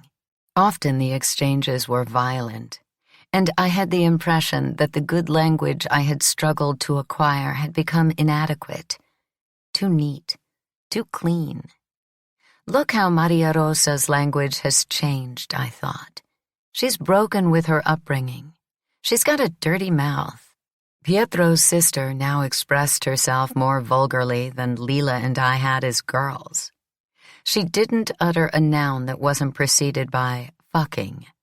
Where did I put that fucking match? Where are the fucking cigarettes? Lila had never stopped talking like that. So what was I supposed to do? Become like her again? Go back to the starting point? Then why had I worn myself out? I observed my sister-in-law. I liked how she displayed solidarity with me and embarrassed her brother instead and the men she brought home. One night, she abruptly interrupted the conversation to say to the young man with her, "Enough. Let's go fuck." Fuck. Pietro had invented a well-mannered child's jargon for sexual things. I had acquired it and used it in place of the vulgar dialect vocabulary I had known since early childhood. But now, if one truly wanted to feel part of the changing world, was it necessary to bring back the obscene words? To say, I want to screw, fuck me this way and that way? Unimaginable with my husband. But the few men I saw, all highly educated, willingly pretended to be lower class, were amused by women who acted like sluts and seemed to enjoy treating a woman like a whore. At first, these men were very formal. They controlled themselves, but they couldn't wait to start a skirmish that moved from the unsaid to the said to the more explicitly said, in a game of freedom where female shyness was considered a sign of hypocritical foolishness. Candor, rather immediacy. These were the qualities of the liberated woman, and I made an effort to live up to them. But the more I did, the more I felt enthralled by my interlocutor. A couple of times it seemed to me that I was falling in love. 69. It happened first with a lecturer in Greek literature, a man of my age, originally from Asti, who had in his hometown a fiancée with whom he said he was unhappy. Then with the husband of a temporary lecturer in papyrology, a couple with 2 small children, she from Catania, he from Florence, an engineer who taught mechanics named Mario, who was 7 years older than me. He had an extensive political education, a lot of authority in public, long hair, and in his spare time he played drums in a rock band. With both, the routine was the same. Pietro invited them to dinner. I began to flirt. Phone calls, carefree participation in demonstrations, many walks, sometimes with Dede, sometimes alone, and occasional movies. With the Greek lecturer, I retreated as soon as he became explicit. But Mario trapped me in a tightening net, and one evening, in his car, he kissed me. He kissed me for a long time and, putting his hands in my bra, caressed my breasts. I pushed him away with difficulty. I said I didn't want to see him anymore.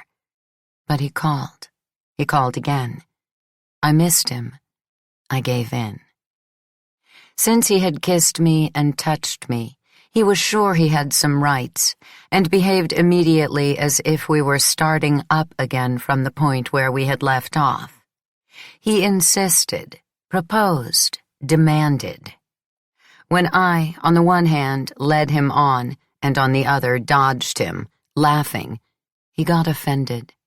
He offended me. One morning I was walking with him and Dede, who, if I remember, was a little over 2, and was completely absorbed by a beloved doll, Tess, a name she had invented. In the circumstances, I was paying scarcely any attention to her, carried away by the verbal game, and sometimes I forgot about her completely. As for Mario, he gave no importance to the child's presence. He was interested only in keeping after me, with his uninhibited talk, and he turned to Dede to whisper playfully in her ear things like, "Please, will you tell your mama to be nice to me?" The time flew. We parted. Dede and I headed home. But after a few steps, the child said harshly, "Tess told me she has a secret to tell Papa." My heart stopped in my chest. Tess? And what will she tell Papa? Tess knows. Something good or bad? Bad. I threatened her. "You explain to Tess that if she reports that thing to Papa, you will lock her up in the storeroom, in the dark." She burst into tears, and I had to carry her home. She, who, to please me, would walk and walk, pretending that she never got tired. Dede understood, therefore, or at least perceived, that between that man and me there was something that her father wouldn't tolerate. I again broke off the meetings with Mario. What was he in the end? A middle-class man who liked pornographic wordplay. But I couldn't control my restlessness. An eagerness for violation was growing in me. I wanted to break the rules, as the entire world seemed to be breaking the rules. I wanted, even just once, to break out of marriage. Or, why not, everything in my life, what I had learned, what I had written, what I was trying to write, the child I had brought into the world. Oh, yes, marriage was a prison. Lila, who had courage, had escaped at risk of her very life. And what risks did I run with Pietro, so distracted, so absent? None. So, I called Mario. I left Dede to Clelia. I went to his office. We kissed. He sucked my nipples. He touched me between the legs as Antonio had at the ponds years before. But when he pulled down his pants and, with his underpants at his knees, grabbed me by my neck and tried to push me against his sex, I wriggled free, said no, put myself in order and rushed away. I returned home in great agitation, filled with guilt. I made love with Pietro passionately. I had never felt so rapt. It was I who said no to the condom. What am I worried about? I said to myself. I'm near my period. Nothing will happen. But it did happen. Within a few weeks, I found that I was pregnant again. 70. With Pietro, I didn't even hint at abortion. He was very happy that I was giving him another child. And besides, I myself was afraid of trying that route. The very word made my stomach hurt. Adele mentioned abortion on the telephone, but I immediately avoided the subject with stock phrases like, Dede needs company. Growing up alone is hard. It's better for her to have a little brother or sister. The book? It's going well, I lied. Will you let me read it? Of course. We're all waiting. I know. I was panic-stricken. Almost without thinking, I made a move that astounded Pietro, maybe even me. I telephoned my mother. I said I was expecting another child. I asked if she wanted to come and stay in Florence for a while. She muttered that she couldn't. She had to take care of my father, of my siblings. I shouted at her, It'll be your fault if I don't write anymore. Who gives a damn, she answered. Isn't it enough for you to lead the life of a lady? And she hung up. But 5 minutes later, Elisa telephoned. I'll take care of the household, she said. Mama will leave tomorrow. Pietro picked up my mother at the station in the car, which made her proud, made her feel loved. As soon as she set foot in the house, I listed a series of rules.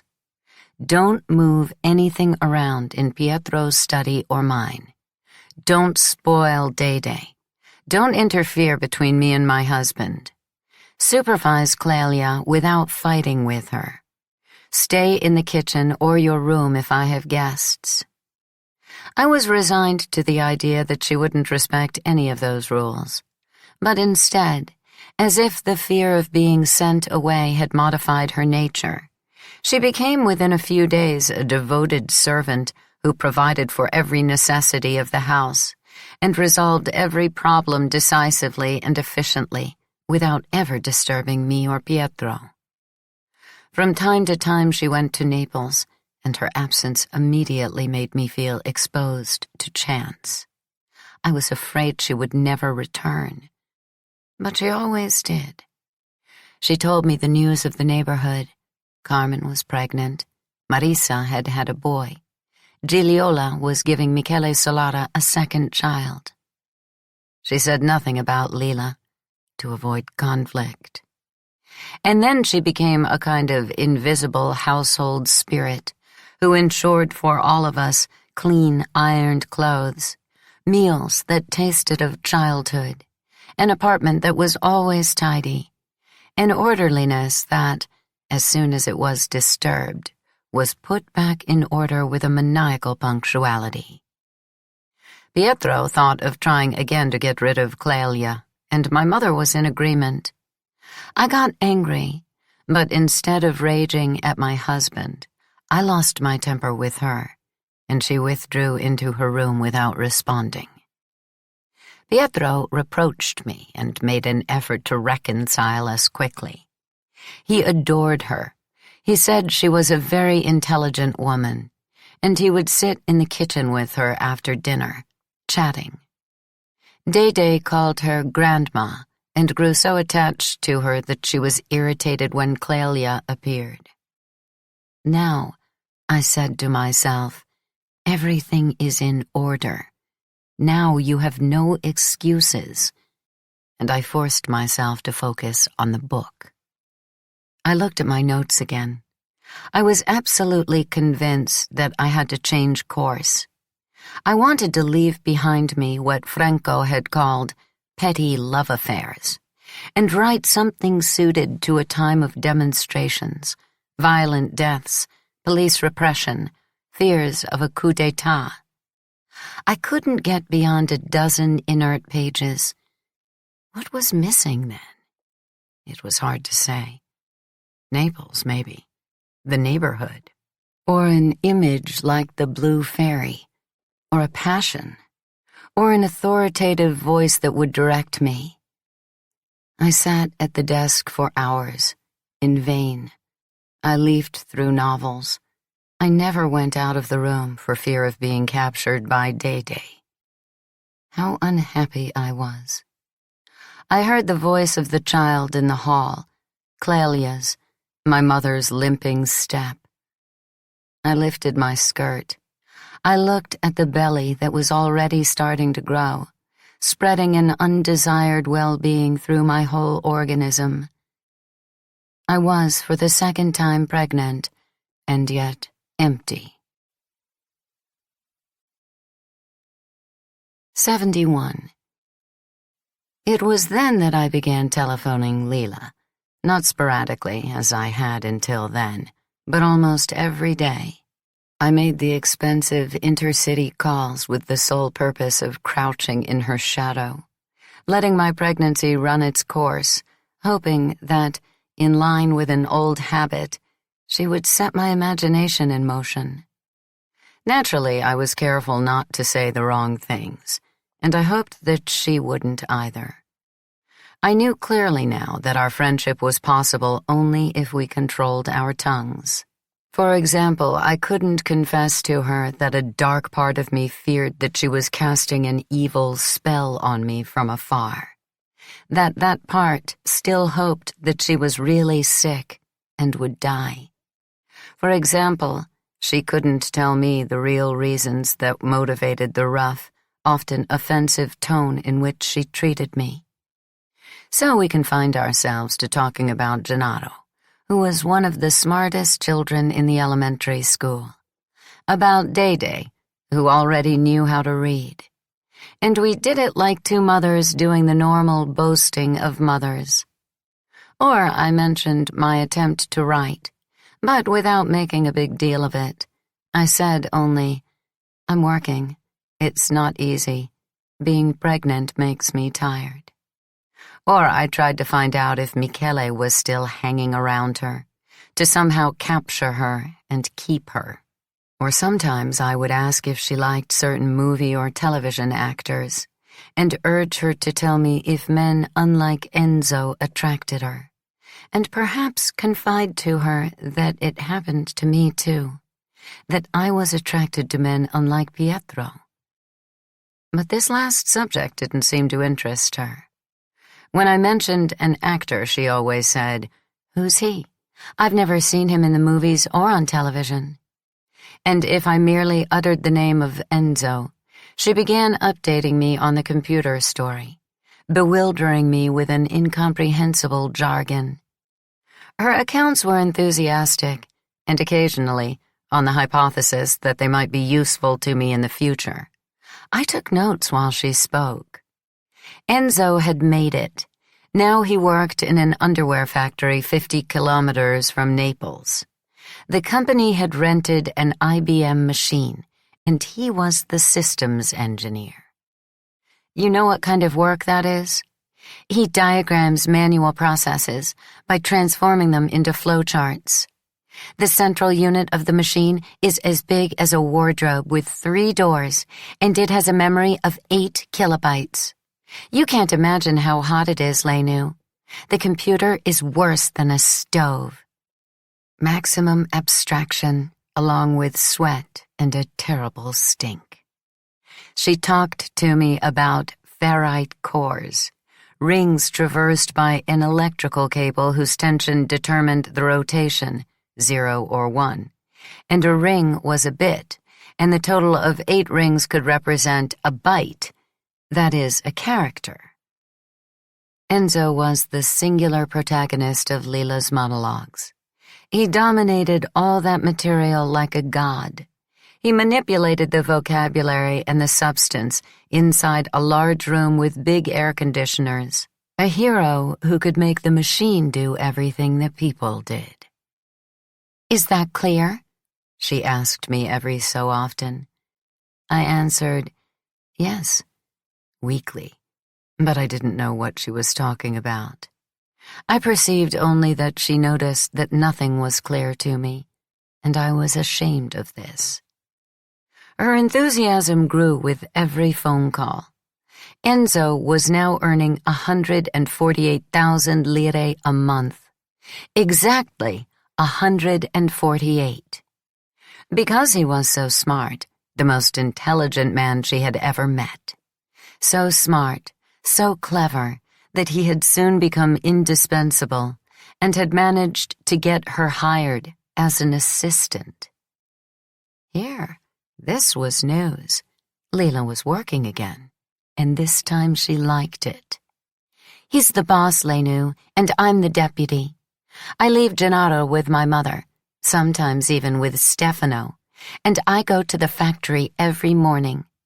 Enzo and I study the company point by point. We do everything the employees do, so we know what we have to put into the computer. We check off, the transactions. We attach the stamps to the invoices. We check the trainees' cards, the time cards, and then we transform everything into diagrams and holes in cards. Yes, I'm also a punch card operator. I'm there with 3 other women, and I'm getting 80,000 lire. 148 plus 80 is 228 Lenu. Enzo and I are rich, and it will be even better in a few months, because the owner realized that I'm very capable and wants me to take a course. You see what sort of life I have? Are you pleased?" 72. One night she was the one who telephoned. She said she had just had some bad news. Dario, the student she had told me about some time earlier, the kid from the committee who handed out leaflets in front of the Succavo factory, had been beaten to death, right outside of school, in Piazza del Gesù. She seemed worried. She spoke of a black cloud that lay oppressively on the neighborhood and the whole city. Attacks and more attacks. Behind many of these beatings, she said, were Gino's fascists, and behind Gino was Michele Salata. Names that, in uttering, she charged with old disgust, new rage, as if beneath what she said there was much else about which she was silent. I thought, how can she be so sure that they're the ones responsible? Maybe she's stayed in touch with the students of Via dei Tribunali. Maybe Enzo's computers are not the only thing in her life. I listened without interrupting, while she let the words flow in her usual gripping way. She told me in great detail about a number of expeditions by the fascists, who started at the party headquarters opposite the elementary school, spread up the Retifilo, through Piazza Municipio, up the Vomero, and attacked comrades with iron bars and knives. Even Pasquale had been beaten a couple of times. His front teeth had been broken. And Enzo, one night, had fought with Gino himself, right in front of their house. Then she stopped. She changed her tone. "Do you remember," she asked, "the atmosphere of the neighborhood when we were little? It's worse, or rather, no, it's the same." And she mentioned her father-in-law, Don Achille Carracci, the loan shark, the fascist, and Peluso, the carpenter, the communist, and the war taking place right before our eyes. We slipped slowly back into those times. I remembered one detail, she another. Until Lila accentuated the visionary quality of her phrases and began to tell the story of the murder of Don Achille the way she had as a girl, with many fragments of reality and many of imagination. The knife to the neck, the spurting blood that had stained a copper pot.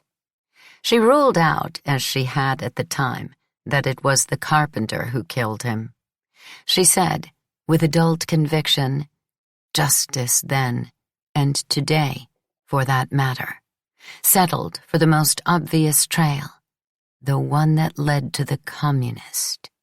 Then she exclaimed, "Who says it was really Carmen and Pasquale's father? And who says it was a man and not a woman?" As in one of our childhood games, when it seemed to us that we were in all ways complementary, I followed her step by step, adding my voice excitedly to hers, and I had the impression that together, the girls of the past and the adults of the present, we were arriving at a truth that for 2 decades had been unspeakable. "Think about it," she said. "Who really gained from that murder? Who ended up with the money-lending market that Don Achille controlled?" Yes, who? We found the answer in unison. The person who had gotten something out of it was the woman with the red book, Manuela Solada, the mother of Marcello and Michele. "She killed Don Achille," we said excitedly. And then, turning melancholy, said softly, first I, then she. "But what are we talking about? That's enough. We're still children. We'll never grow up." 73. Finally, the moment seemed auspicious. It was a long time since we'd had our old harmony. Only this time, the harmony really was confined to a tangle of vibrating breaths along the telephone wires. We hadn't seen each other for a long time. She didn't know what I looked like after 2 pregnancies. I didn't know if she was still pale and very thin, or had changed. For several years, I had been speaking to a mental image that the voice was slowly reviving. Maybe for that reason, the murder of Don Achille suddenly seemed like an invention, the core of a possible story. And once I got off the telephone, I tried to put order into our conversation, reconstructing the passages on the basis of which Lila, fusing past and present, had led me from the murder of poor Dario to that of the loan shark, up to Manuela Solada. I had trouble sleeping. I pondered for a long time. I felt with increasing lucidity that that material might be a shore from which to lean out and grasp a story. In the following days, I mixed Florence with Naples, the tumults of the present with distant voices, the comfort of now and the struggle I had had to pull myself out of my origins. the anxiety of losing everything, and the fascination of regression. As I thought about it, I became convinced that I could make a book out of it. With great effort, with constant, painful second thoughts, I filled a graph paper notebook, constructing a web of violence that welded together the past 20 years. Sometimes Lila telephoned. She asked, "Why don't you call anymore? Aren't you well?" "I'm very well. I'm writing." "And when you write, I no longer exist?" "You exist, but I'm distracted." "If I'm ill, if I need you, call. And if I don't telephone, you stay inside your novel?" "Yes." "I envy you. Lucky you." I worked with growing anxiety that I wouldn't be able to get to the end of the story before the baby was born. I was afraid I might die while I was giving birth, leaving the book unfinished. It was hard, nothing like the happy unconsciousness in which I had written the first novel. Once I had sketched out the story, I decided to give the text a more thoughtful pace. I wanted the writing to be lively, new, deliberately chaotic, and I didn't hold back. So I worked on a second, detailed draft. I went back and rewrote every line, even when, thanks to a lettera 32 that I had bought when I was expecting Day-Day, thanks to carbon paper, I had transformed the notebooks into a solid typescript in triplicate, almost 200 pages, with not a single typing mistake. It was summer. It was very hot. My belly was enormous. The pain in my buttock had reappeared. It came and went, and my mother's step in the hall got on my nerves. I stared at the pages. I discovered that I was afraid of them. For days I couldn't make up my mind. I worried about giving it to Pietro to read. Maybe, I thought, I should send it directly to Adele. This isn't the type of story for him.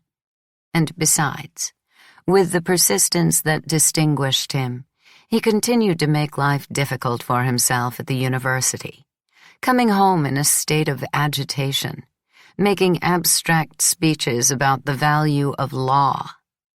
In other words, he wasn't in the right state of mind to read a novel about workers, bosses, struggles, blood, Camorrists, loan sharks. What's more, my novel. He keeps me separate from the confusion inside him. He's never been interested in what I was and what I've become. What's the point of giving him the book? He'll just discuss this or that choice of word and the punctuation, and if I insist on an opinion, he'll say something vague. I sent Adele a copy of the manuscript. Then I called her. "I've finished. I'm so pleased. Will you let me read it? I sent it to you this morning." "Good. I can't wait to read it." 74. I settled myself to wait, a wait that became much more anxious than that for the child who was kicking in my belly. I counted 5 days, one after another. No word from Adele. On the 6th day, at dinner, while Day-Day was making an effort to eat by herself in order not to displease me, and her grandmother was desperate to help her but didn't, Pietro asked me, "Did you finish your book?" "Yes." "And why did you give it to my mother to read and not me?" "You're busy. I didn't want to bother you. But if you want to read it, there's a copy on my desk." He didn't answer. I waited. I asked, "Adele told you I sent it to her?" "Who else would it have been?" "Did she finish it?" "Yes." "What does she think?" "She'll tell you. It's between you two." He was offended. After dinner, I moved the manuscript from my desk to his. I put Day-Day to bed. I watched television without seeing or hearing anything. and finally I went to bed. I couldn't close my eyes. Why had Adele talked to Pietro about the book but hadn't yet called me? The next day, July 30th, 1973, I went to see if my husband had started reading. The typescript was under the books he had been working on for most of the night. It was clear that he hadn't even looked through it. I became nervous. I shouted at Clelia to take care of Day, not to sit around and let my mother do everything. I was very harsh with her, and my mother evidently took it as a sign of affection. She touched my belly as if to calm me. She asked, "If it's another girl, what will you call her?" I had other things on my mind. My leg hurt. I answered without thinking. "Elsa." She darkened. I realized too late that she was expecting me to say, "We gave Day the name of Pietro's mother, and if it's another girl, this time we'll give her your name." I tried to justify it, but reluctantly. I said, "Ma, try to understand. Your name is Immacolata. I can't give my daughter a name like that. I don't like it." She grumbled. "Why? Is Elsa nicer?" I replied, "Elsa is like Elisa. If I give her the name of my sister, you should be pleased." She didn't say another word. Oh, how tired I was of everything. The heat was getting worse. I was dripping with sweat. I couldn't stand my heavy belly. I couldn't stand my limping. I couldn't stand anything. Not a thing. Finally, a little before lunchtime, Adele telephoned. Her voice lacked its usual ironic inflection. She spoke slowly and seriously. I felt that every word was a struggle. She said, with a lot of euphemistic phrases and many fine distinctions, that the book wasn't good. But when I tried to defend it, she stopped looking for formulations that wouldn't hurt me and became explicit. The protagonist was unlikable. The characters were caricatures.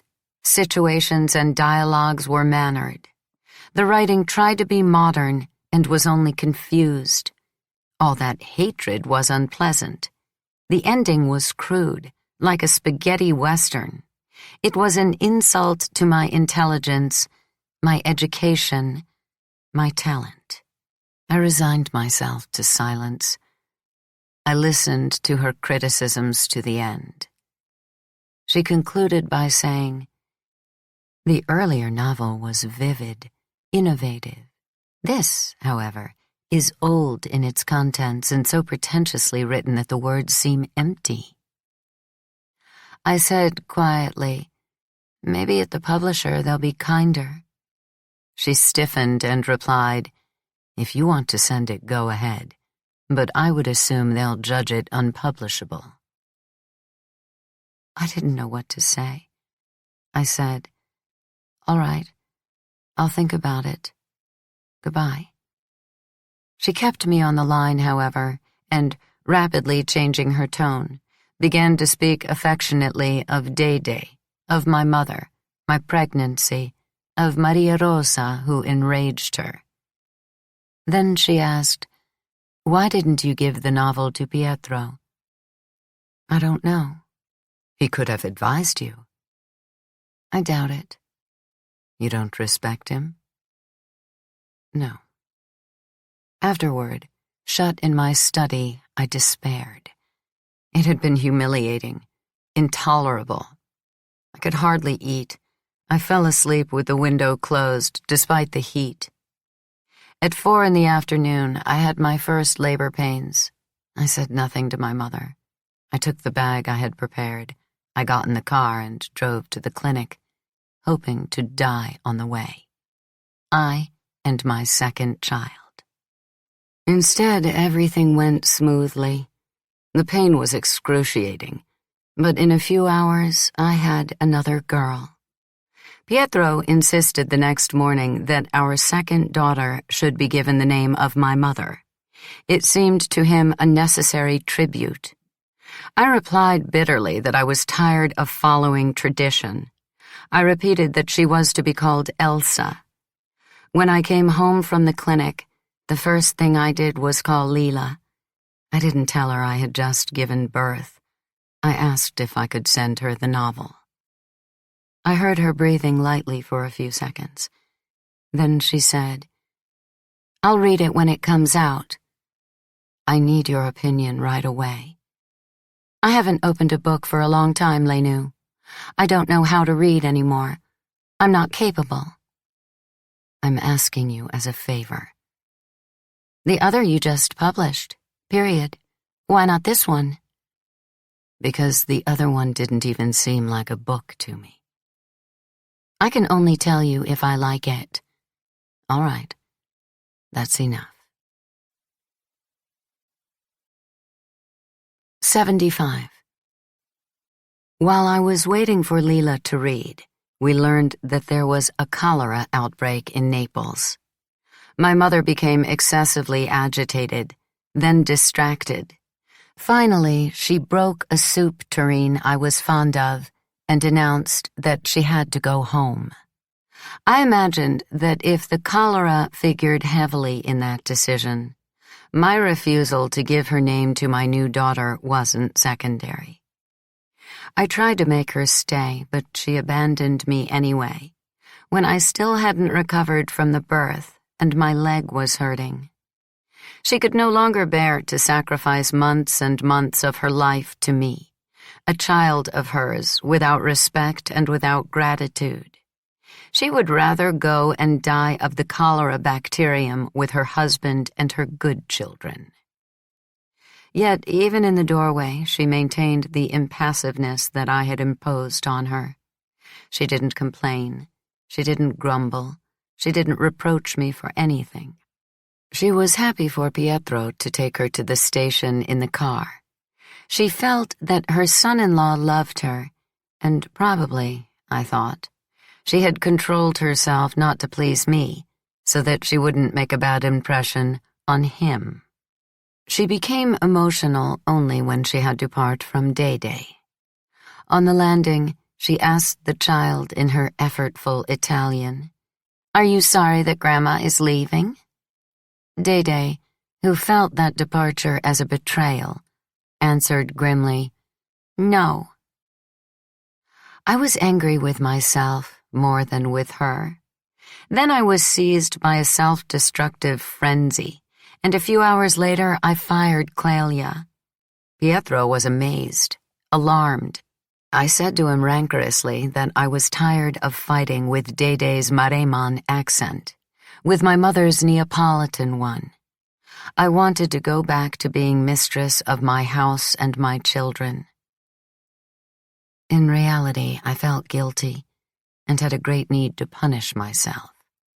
With desperate pleasure, I surrendered to the idea of being overwhelmed by the two children, by my domestic duties, by my painful leg. I had no doubt that Elsa would compel me to a year no less terrible than the one I'd had with Day-Day. But maybe because I was more experienced with newborns, maybe because I was resigned to being a bad mother and wasn't anxious about perfection, the infant attached herself to my breast with no trouble and devoted herself to feeding and sleeping. As a result, I too slept a lot those first days at home, and Pietro surprisingly cleaned the house, did the shopping and cooking, bathed Elsa, played with Day-Day, who was as if dazed by the arrival of a sister and the departure of her grandmother. The pain in my leg suddenly disappeared, and I was in a generally peaceful state when, one late afternoon, as I was napping, my husband came to wake me. "Your friend from Naples is on the phone," he said. I hurried to answer. Lila had talked to Pietro for a long time. She said she couldn't wait to meet him in person. I listened reluctantly. Pietro was always amiable with people who didn't belong to the world of his parents. And since she dragged it out in a tone that seemed to me nervously cheerful, I was ready to shout at her. "I've given you the chance to hurt me as much as possible. Hurry up, speak. You've had the book for 13 days. Let me know what you think." But I confined myself to breaking in abruptly. "Did you read it or not?" She became serious. "I read it."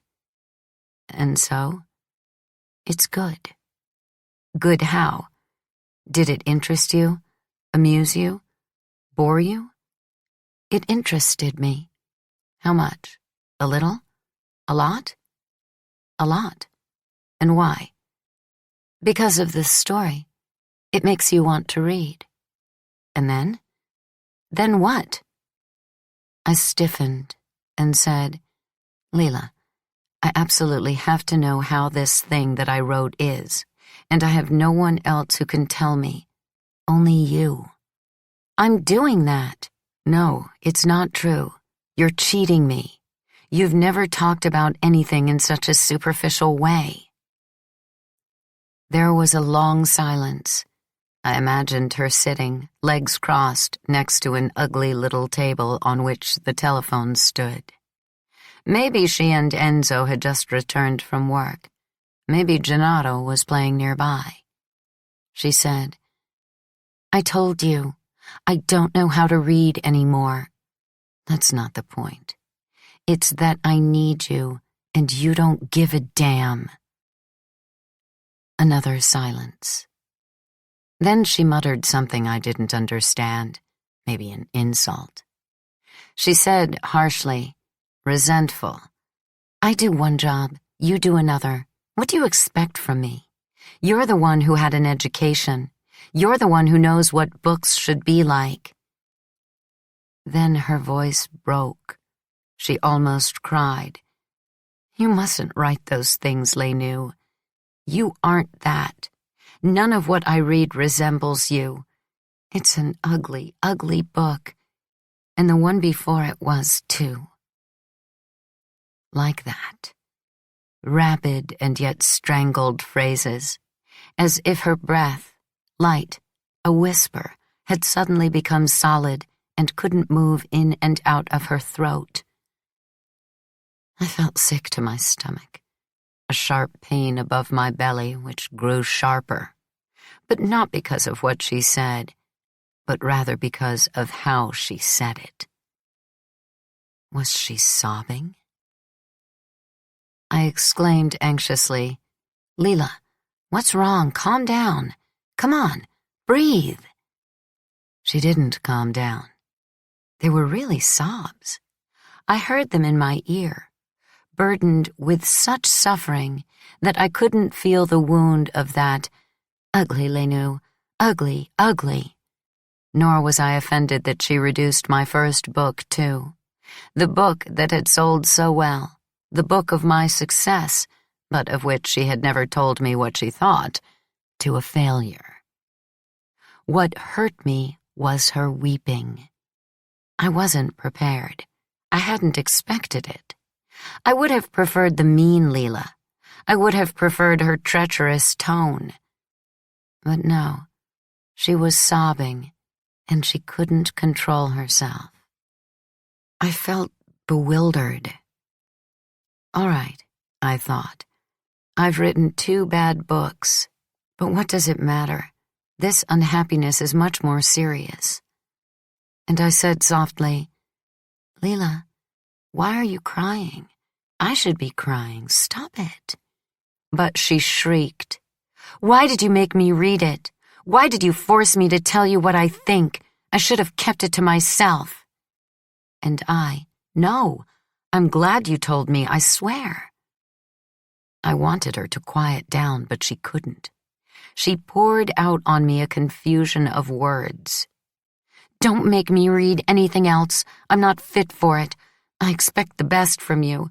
I'm too certain that you can do better. I want you to do better. It's what I want most, because who am I if you aren't great? Who am I?" I whispered, "Don't worry. Always tell me what you think. That's the only way you can help me. You've helped me since we were children. Without you, I'm not capable of anything." And finally she smothered her sobs. She said, sniffling, "Why did I start crying? I'm an idiot." She laughed. "I didn't want to upset you. I had prepared a positive speech. Imagine, I wrote it. I wanted to make a good impression." I urged her to send it. I said, "It could be that you know better than I do what I should write." And at that point we forgot the book. I told her that Elsa was born. We talked about Florence, Naples, the cholera. "What cholera?" she said sarcastically. "There's no cholera. There's only the usual mess and the fear of dying in shit, more fear than facts. We eat a bag of lemons and no one shits anymore." Now she talked continuously, without a break, almost cheerful. A weight had been lifted. As a result, I began again to feel the bind I was in. 2 small daughters, a husband generally absent, the disaster of the writing. And yet I didn't feel anxious. Rather, I felt light, and I brought the conversation back to my failure. I had in mind phrases like, "The thread is broken." That fluency of yours that had a positive effect on me is gone. Now I'm truly alone. But I didn't say it. I confessed instead, in a self-satirizing tone, that behind the labor of that book was the desire to settle accounts with the neighborhood, that it seemed to me to represent the great changes that surrounded me, that what had in some way suggested it, encouraging me, was the story of Don Achille and the mother of the Solaras. She burst out laughing. She said that the disgusting face of things alone was not enough for writing a novel. Without imagination, it would seem not a true face, but a mask. 76. I don't really know what happened to me afterward. Even now, as I sort out that phone call, it's hard to relate the effects of Lila's sobs. If I look closely, I have the impression of seeing mainly a sort of incongruous gratification, as if that crying spell, in confirming her affection and the faith she had in my abilities, had ultimately canceled out the negative judgment of both books. Only much later did it occur to me that the sobs had allowed her to destroy my work without appeal, to escape my resentment, to impose on me a purpose so high, don't disappoint her, that it paralyzed every other attempt to write. But, I repeat, however much I try to decipher that phone call, I can't say that it was at the origin of this or that it was an exalted moment of our friendship, or one of the most wretched. Certainly, Lila reinforced her role as a mirror of my inabilities.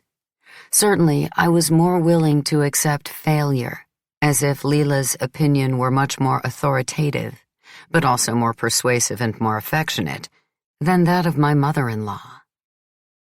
In fact, a few days later I called Adele and said to her, "Thank you for being so frank. I realized that you're right, and it strikes me now that my first book, too, had a lot of flaws. Maybe I ought to think about it. Maybe I'm not a good writer, or I simply need more time." My mother-in-law hastily drowned me in compliments, praised my capacity for self-criticism, reminded me that I had an audience, and that audience was waiting. I said, yes, of course. And right afterward, I put the last copy of the novel in a drawer. I also put away the notebooks full of notes, I let myself be absorbed by daily life. The irritation at that useless labor extended to my first book, too. Perhaps even to the literary purposes of writing. If an image or an evocative phrase came to mind, I felt a sense of uneasiness and moved on to something else.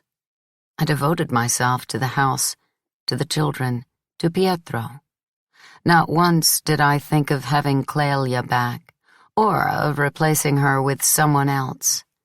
Again, I took on everything, and certainly I did it to put myself in a stupor.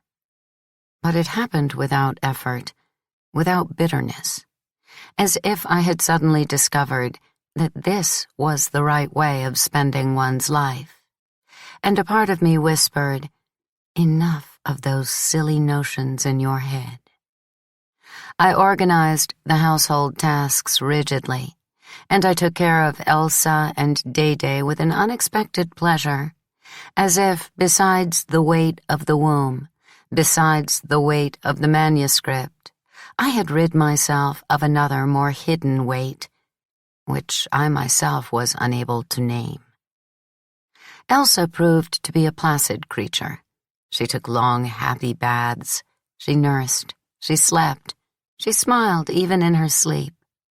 But I had to be very attentive to Day, who hated her sister. She woke in the morning with a wild expression, recounting how she had saved the baby from fire, from a flood, from a wolf. But mostly she pretended to be a newborn herself and asked to suck on my nipples, imitated infant wails, refused to act as what she now was, a child of almost 4 with highly developed language, perfectly independent in her primary functions. I was careful to give her a lot of affection, to praise her intelligence and her ability, to persuade her that I needed her help with everything, the shopping, the cooking, keeping her sister out of trouble.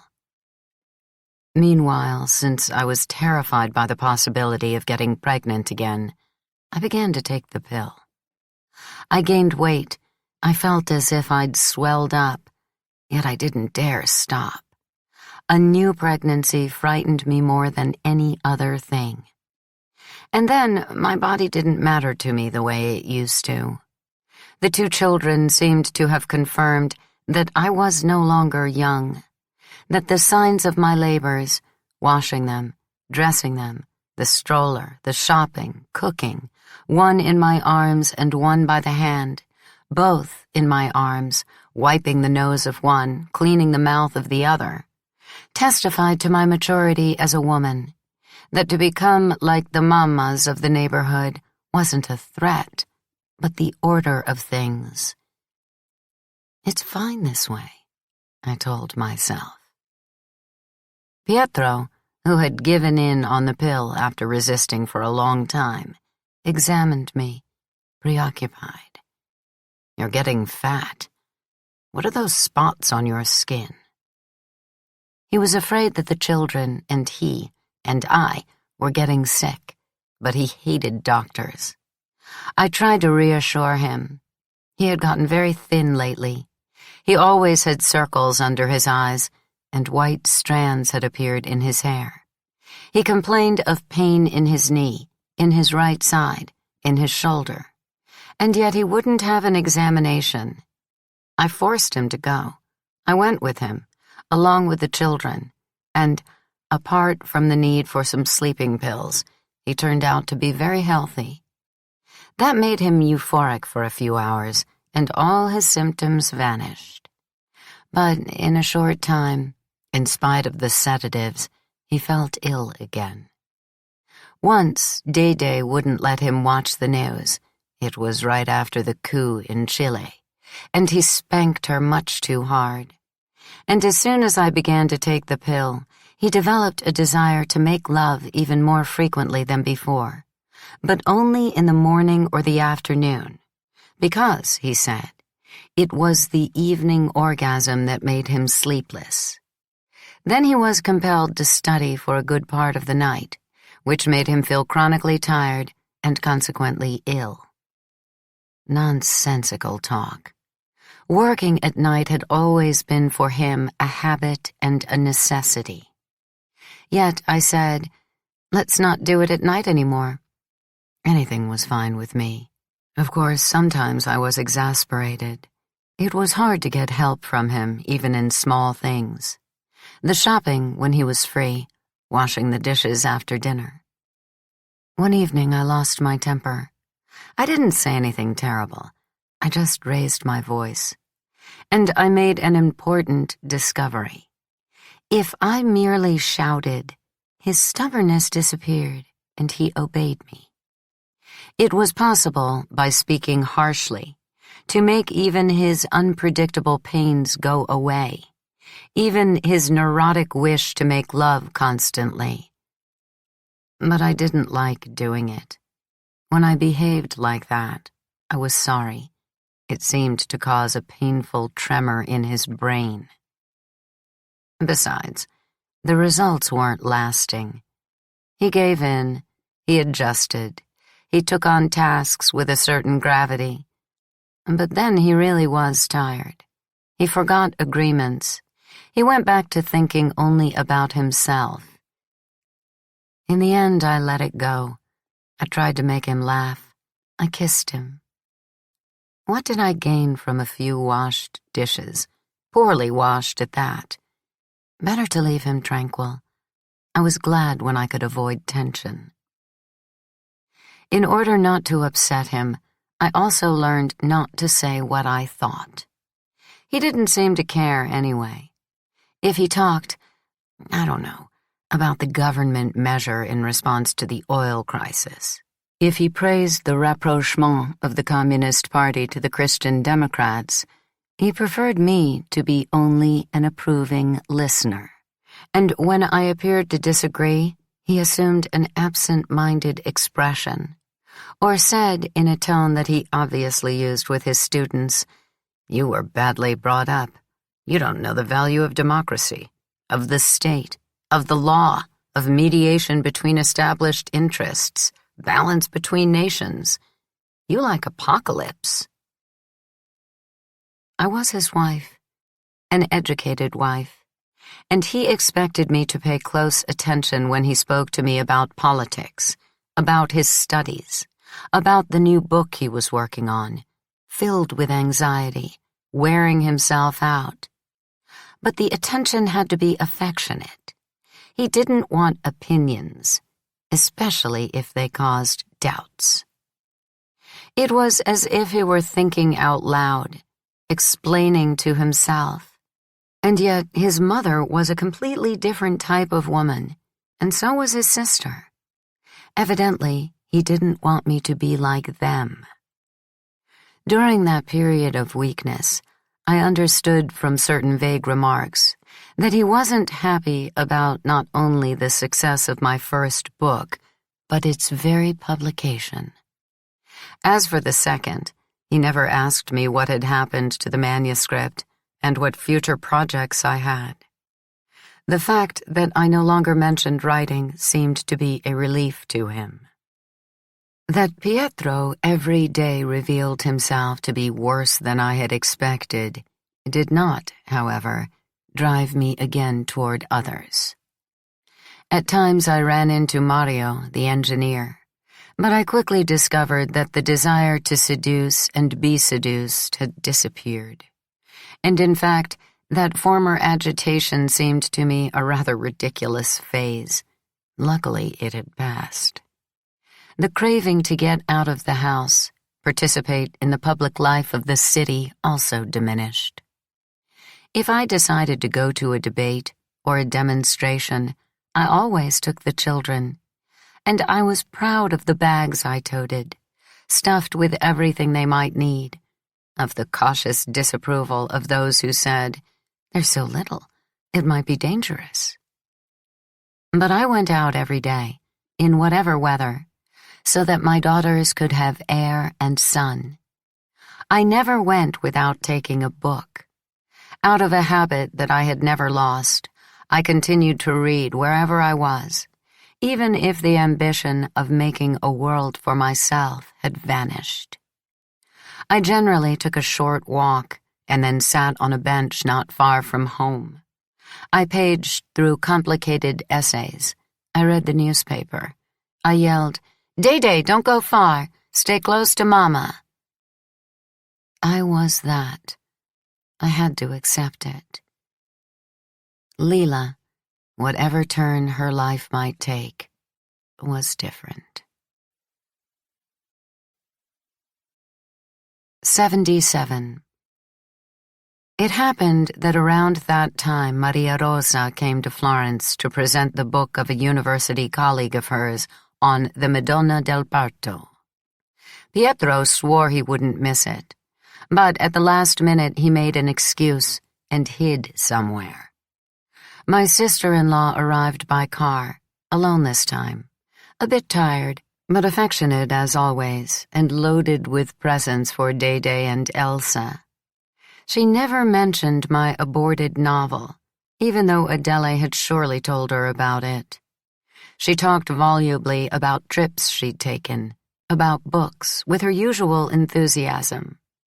She pursued energetically the many novelties of the planet.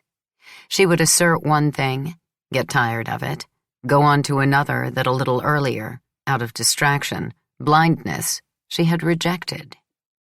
When she spoke about her colleague's book, she immediately gained the admiration of the art historians in the audience, and the evening would have run smoothly along the usual academic tracks if, at a certain point, with an abrupt swerve, she hadn't uttered remarks, occasionally vulgar, of this type.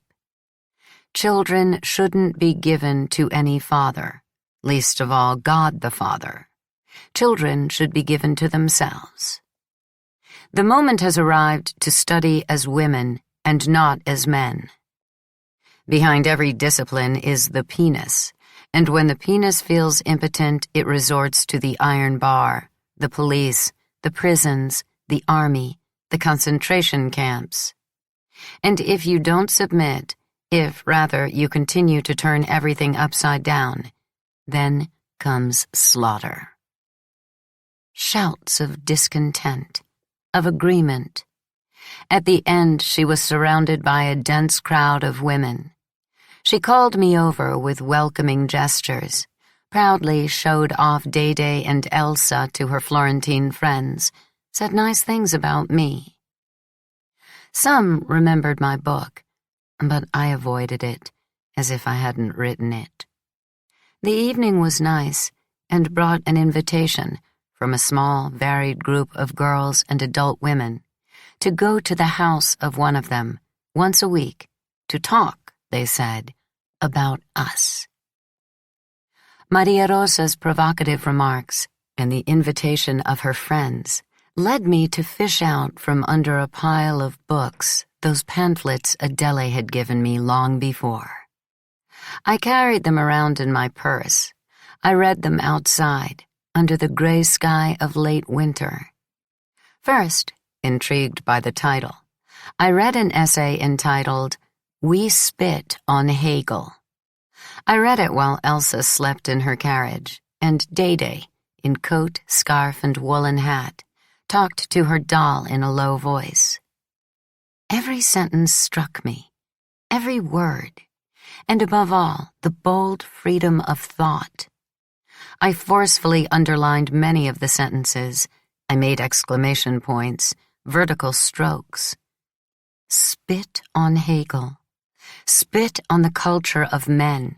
Spit on Marx, on Engels, on Lenin, and on historical materialism, and on Freud, and on psychoanalysis and penis envy, and on marriage, on family, and on Nazism, on Stalinism, on terrorism, and on war, and on the class struggle, and on the dictatorship of the proletariat, and on socialism, and on communism, and on the trap of equality, and on all the manifestations of patriarchal culture, and on all its institutional forms. Resist the waste of female intelligence, deculturate, disacculturate, starting with maternity. Don't give children to anyone. Get rid of the master-slave dialectic. Rip inferiority from our brains. Restore women to themselves. Don't create antitheses. Move on another plane in the name of one's own difference. The university doesn't free women, but completes their repression against wisdom.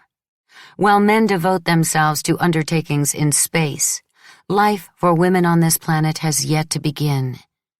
Woman is the other face of the earth. Woman is the unpredictable subject. Free oneself from subjection here, now, in this present. The author of those pages was called Carla Lonzi. How is it possible, I wondered, that a woman knows how to think like that? I worked so hard on books, but I endured them. I never actually used them. I never turned them against themselves. This is thinking. This is thinking against. I, after so much exertion, don't know how to think. Nor does Maria Rosa. She's read pages and pages, and she rearranges them with flair, putting on a show. That's it. Lila, on the other hand, knows. It's her nature. If she had studied, she would know how to think like this. That idea became insistent. Everything I read in that period ultimately drew Lila in, one way or another. I had come upon a female model of thinking that, given the obvious differences, provoked in me the same admiration, the same sense of inferiority that I felt toward her. Not only that, I read thinking of her, of fragments of her life, of the sentences she would agree with, of those she would have rejected. Afterward, impelled by that reading, I often joined the group of Maria Rosa's friends, but it wasn't easy. Dede asked me continuously when we were leaving. Elsa would suddenly let out cries of joy. But it wasn't just my daughters who were the problem. It was that there I found only women who, resembling me, couldn't help me. I was bored when the discussion became a sort of inelegant summary of what I already knew. And it seemed to me I knew well enough what it meant to be born female. I wasn't interested in the work of consciousness raising, and I had no intention of speaking in public about my relationship with Pietro, or with men in general, to provide testimony about what men are, of every class and of every age. And no one knew better than I did what it meant to make your own head masculine, so that it would be accepted by the culture of men. I had done it. I was doing it. Furthermore, I remained completely outside the tensions, the explosions of jealousy, the authoritarian tones, weak, submissive voices, intellectual hierarchies, struggles for primacy in the group that ended in desperate tears. But there was one new fact, which naturally led me to Lila. I was fascinated by the way people talked, confronted each other, explicit to the point of being disagreeable. I didn't like the amenability that yielded to gossip. I had known enough of that since childhood. What seduced me instead was an urge for authenticity that I had never felt, and that perhaps was not in my nature. I never said a single word in that circle that was equal to that urgency. But I felt that I should do something like that with Lila. Examine our connection with the same inflexibility. That we should tell each other fully what we had been silent about, starting, perhaps, from the unaccustomed lament for my mistaken book. That need was so strong that I imagined going to Naples with the children for a while, or asking her to come to me with Gennaro, or to write to each other. I talked about it with her once on the phone, but it was a fiasco. I told her about the books by women I was reading, about the group I went to. She listened, but then she laughed at titles like The Clitoral Woman and The Vaginal Woman, and did her best to be vulgar. What the fuck are you talking about, Lenu? Pleasure? Pussy? We've got plenty of problems here already. You're crazy. She wanted to prove that she didn't have the tools to put into words the things that interested me. And in the end, she was scornful. She said, "Work. Do the nice things you have to do. Don't waste time." She got angry. Evidently, it's not the right moment, I thought. I'll try again later on. But I never found the time or the courage to try again. I concluded that, first of all, I had to understand better what I was. Investigate my nature as a woman. I had been excessive. I had striven to give myself male capacities. I thought I had to know everything, be concerned with everything. What did I care about politics, about struggles? I wanted to make a good impression on men, be at their level. At the level of what? Of their reason. Most unreasonable. Such persistence in memorizing fashionable jargon wasted effort. I had been conditioned by my education, which had shaped my mind, my voice. To what secret pacts with myself had I consented, just to excel? And now, after the hard work of learning, what must I unlearn? Also, I had been forced by the powerful presence of Lila to imagine myself as I was not. I was added to her, and I felt mutilated as soon as I removed myself. Not an idea without Lila. Not a thought I trusted without the support of her thoughts. Not an image. I had to accept myself outside of her. The gist was that. Accept that I was an average person. What should I do? Try again to write. Maybe I didn't have the passion. I merely limited myself to carrying out a task. So don't write anymore. Find some job. Or act the lady, as my mother said. Shut myself up in the family. Or turn everything upside down. House, children, husband. 78. I consolidated my relations with Maria Rosa.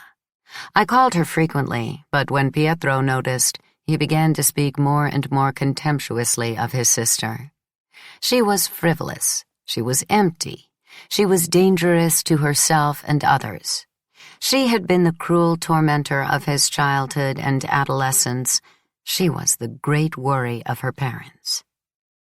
One evening, he came out of his study disheveled, his face tired, while I was talking to my sister-in-law on the phone. He walked around the kitchen, ate something, joked with Day-Day, eavesdropping on our conversation.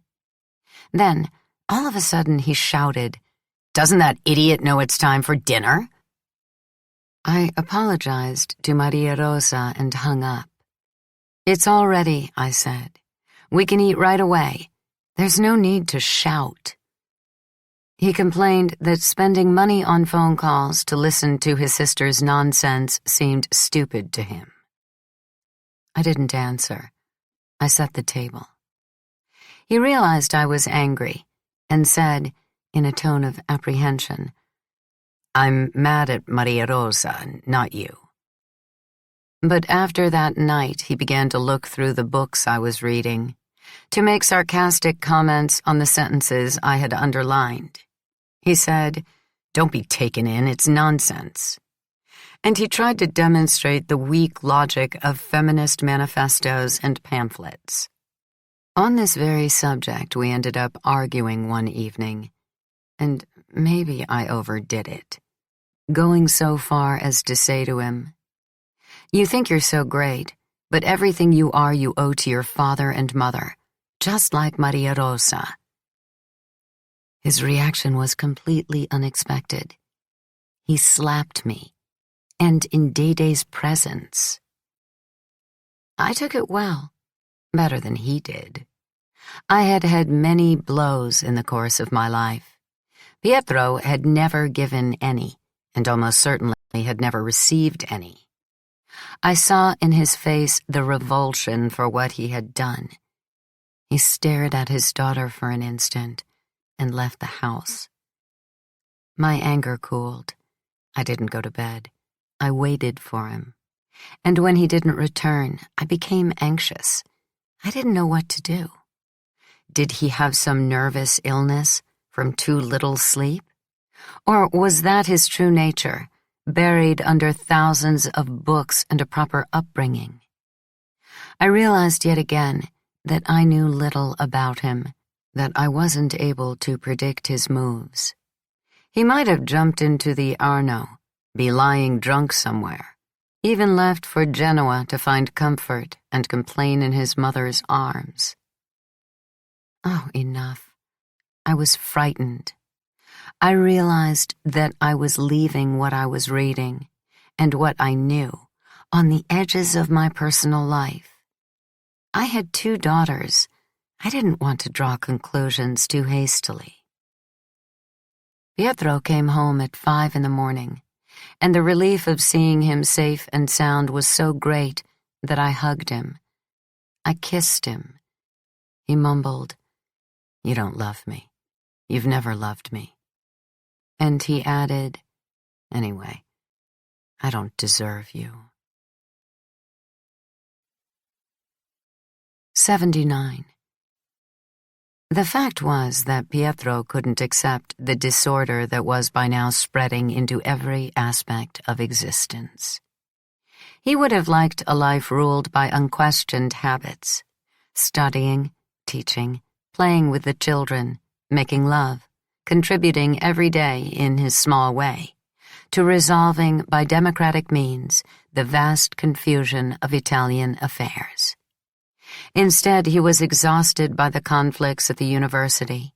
His colleagues disparaged his work, and although he was gaining a reputation abroad, he felt constantly vilified and threatened.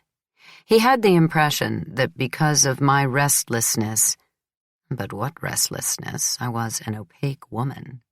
Our very family was exposed to constant risks. One afternoon, Elsa was playing on her own. I was making Dede practice reading. He was shut in his study. The house was still.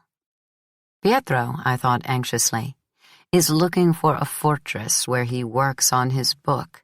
I take care of the household, and the children grow up serenely. Then the doorbell rang. I went to open the door, and to my surprise, Pasquale and Nadia entered. They carried large military knapsacks. He wore a cap over a thick mass of curly hair that fell into an equally thick and curly beard, while she looked thin and tired, her eyes enormous, like a frightened child who was pretending not to be afraid. They had asked for the address from Carmen, who in turn had asked my mother.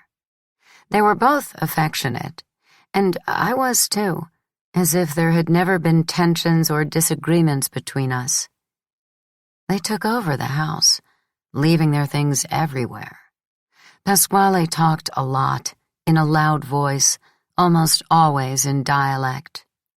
At first, they seemed a pleasant break in my flat daily existence, but I soon realized that Pietro didn't like them. It bothered him that they hadn't telephoned to announce themselves, that they brazenly made themselves at home. Nadia took off her shoes and stretched out on the sofa. Pasquale kept his cap on, handled objects, leafed through books, took a beer from the refrigerator for himself, and one for Nadia without asking permission, drank from the bottle, and burped in a way that made Day laugh. They said they had decided to take a trip. They said just that, a trip, without specifying. When had they left Naples? They were evasive. When would they return? They were equally evasive. Work? I asked Pasquale. He laughed. Enough. I've worked too much. Now I'm resting. And he showed Pietro his hands. He demanded that he show him his. He rubbed their palms together, saying, "You feel the difference?" Then he grabbed Lotta Continua and brushed his right hand over the first page, proud of the sound of the paper scraping over his rough skin, as pleased as if he had invented a new game. Then he added, in an almost threatening tone, "Without these rasping hands, Professor, not a chair would exist, or a building, a car, nothing, not even you. If we workers stopped working, everything would stop. The sky would fall to earth, and the earth would shoot up to the sky. The plants would take over the cities. The Arno would flood your fine houses, and only those who have always worked would know how to survive. As for you two, you, with all your books, the dogs would tear you to pieces." It was a speech in Pasquale's style, fervent and sincere, and Pietro listened without responding, as did Nadia, who, while her companion was speaking, lay on the sofa with a serious expression, staring at the ceiling. She almost never interrupted the two men's talk, nor did she say anything to me. But when I went to make coffee, she followed me into the kitchen. She noticed that Elsa was always attached to me, and she said gravely, "She really loves you." "She's little." "You're saying that when she grows up she won't love you?" "No, I hope she'll love me when she's grown up too. My mother used to talk about you all the time. You were only her student, but it seemed as if you were her daughter more than me." "Really?" "I hated you for that, and because you had taken Nino." "It wasn't for me that he left you." "Who cares?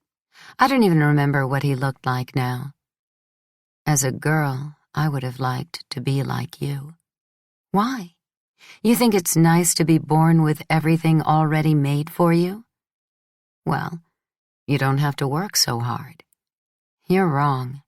The truth is that it seems like everything's been done already, and you've got no good reason to do anything.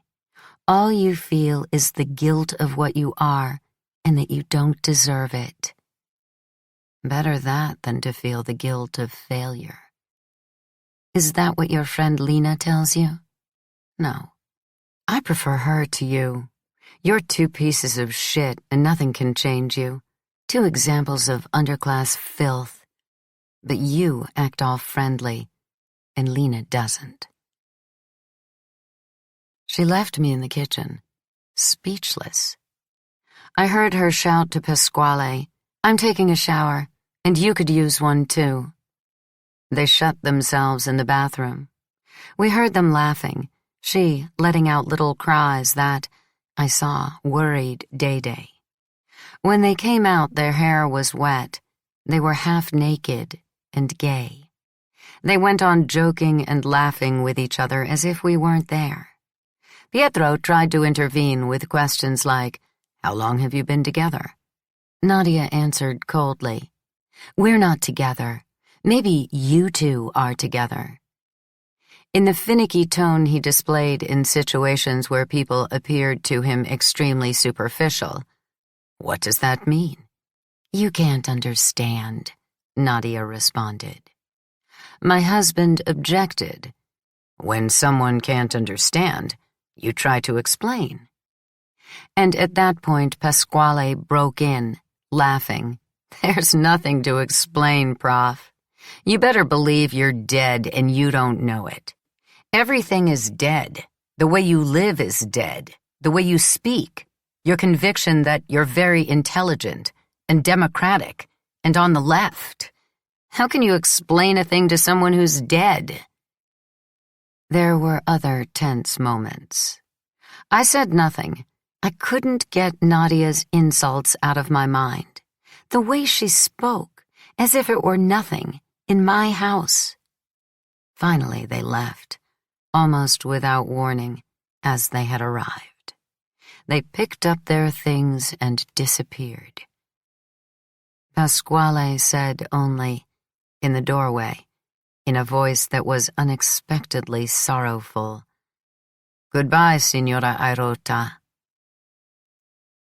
Signora Airota. Even my friend from the neighborhood was judging me in a negative way. Did it mean that for him I was no longer Lenu? Elena Greco? For him, and for how many others? Even for me? Did I myself not almost always use my husband's surname, now that mine had lost that small luster it had acquired? I tidied the house, especially the bathroom, which they had left a mess. Pietro said, "I never want those two in my house. Someone who talks like that about intellectual work is a fascist, even if he doesn't know it. As for her, she's a type I'm very familiar with. There's not a thought in her head." 80. As if to prove Pietro right, the disorder began to take concrete form, touching people who had been close to me. I learned from Maria Rosa that Franco had been attacked in Milan by the fascists. He was in bad shape and had lost an eye. I left immediately with Dede and little Elsa.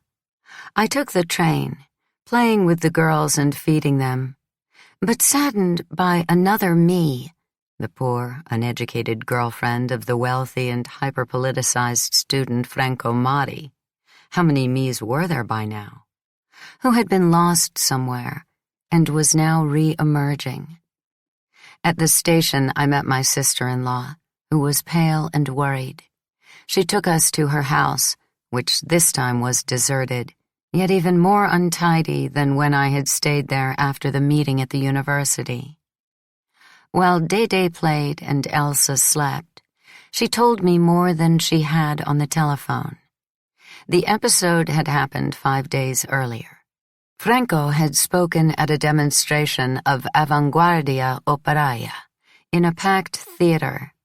Afterward, he had gone off with Silvia, who now lived with an editor at Giorno in a beautiful apartment near the theater. He was to sleep there and leave the next day for Piacenza. They were almost at the door. Silvia had just taken the keys out of her purse when a white van pulled up and the fascists had jumped out. He had been severely beaten. Silvia had been beaten and raped. We drank a lot of wine. Maria Rosa took out the drug. That's what she called it. In other situations, she used the plural. This time, I decided to try it, but only because, in spite of the wine, I felt I hadn't a single solid thing to hold on to. My sister-in-law became furious, then stopped talking and burst into tears. I couldn't find a single word of comfort. I felt her tears. It seemed to me that they made a sound sliding from her eyes down her cheeks. Suddenly, I couldn't see her. I couldn't even see the room. Everything turned black.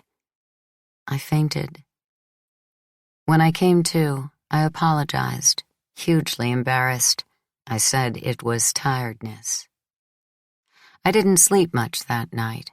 My body weighed heavily because of an excessive discipline, and the lexicon of books and journals dripped anguish, as if suddenly the signs of the alphabet could no longer be combined. I held the 2 little girls close, as if they were the ones who had to comfort and protect me. The next day, I left Dede and Elsa with my sister-in-law and went to the hospital. I found Franco in a sickly green ward that had an intense odor of breath, urine, and medicine. He was as if shortened and distended.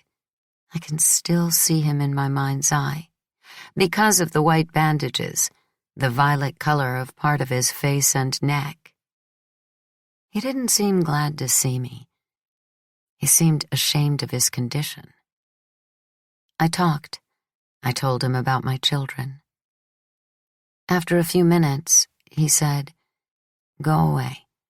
I don't want you here." When I insisted on staying, he was irritated and whispered, "I'm not myself. Go away." He was very ill. I learned from a small group of his companions that he might have to have another operation. When I came back from the hospital, Maria Rosa saw that I was upset. She helped with the children, and as soon as Dede fell asleep, she sent me to bed too. The next day, however, she wanted me to come with her to see Sylvia. I tried to avoid it. I had found it unbearable to see Franco and feel not only that I couldn't help him, but that I made him feel more fragile. I said I preferred to remember her as I had seen her during the meeting at the university. "No," Maria Rosa insisted. "She wants us to see her as she is now. It's important to her." We went. A very well-groomed woman, with blonde hair that fell in waves over her shoulders, opened the door. It was Sylvia's mother, and she had Mirko with her. He too was blonde, a child of 5 or 6 by now, whom Dede, in her sulky yet bossy way, immediately insisted play a game with Tess, the old doll she carried everywhere. Sylvia was sleeping, but had left word that she wanted to be awakened when we got there. We waited a while before she appeared. She was heavily made up, had put on a pretty long green dress.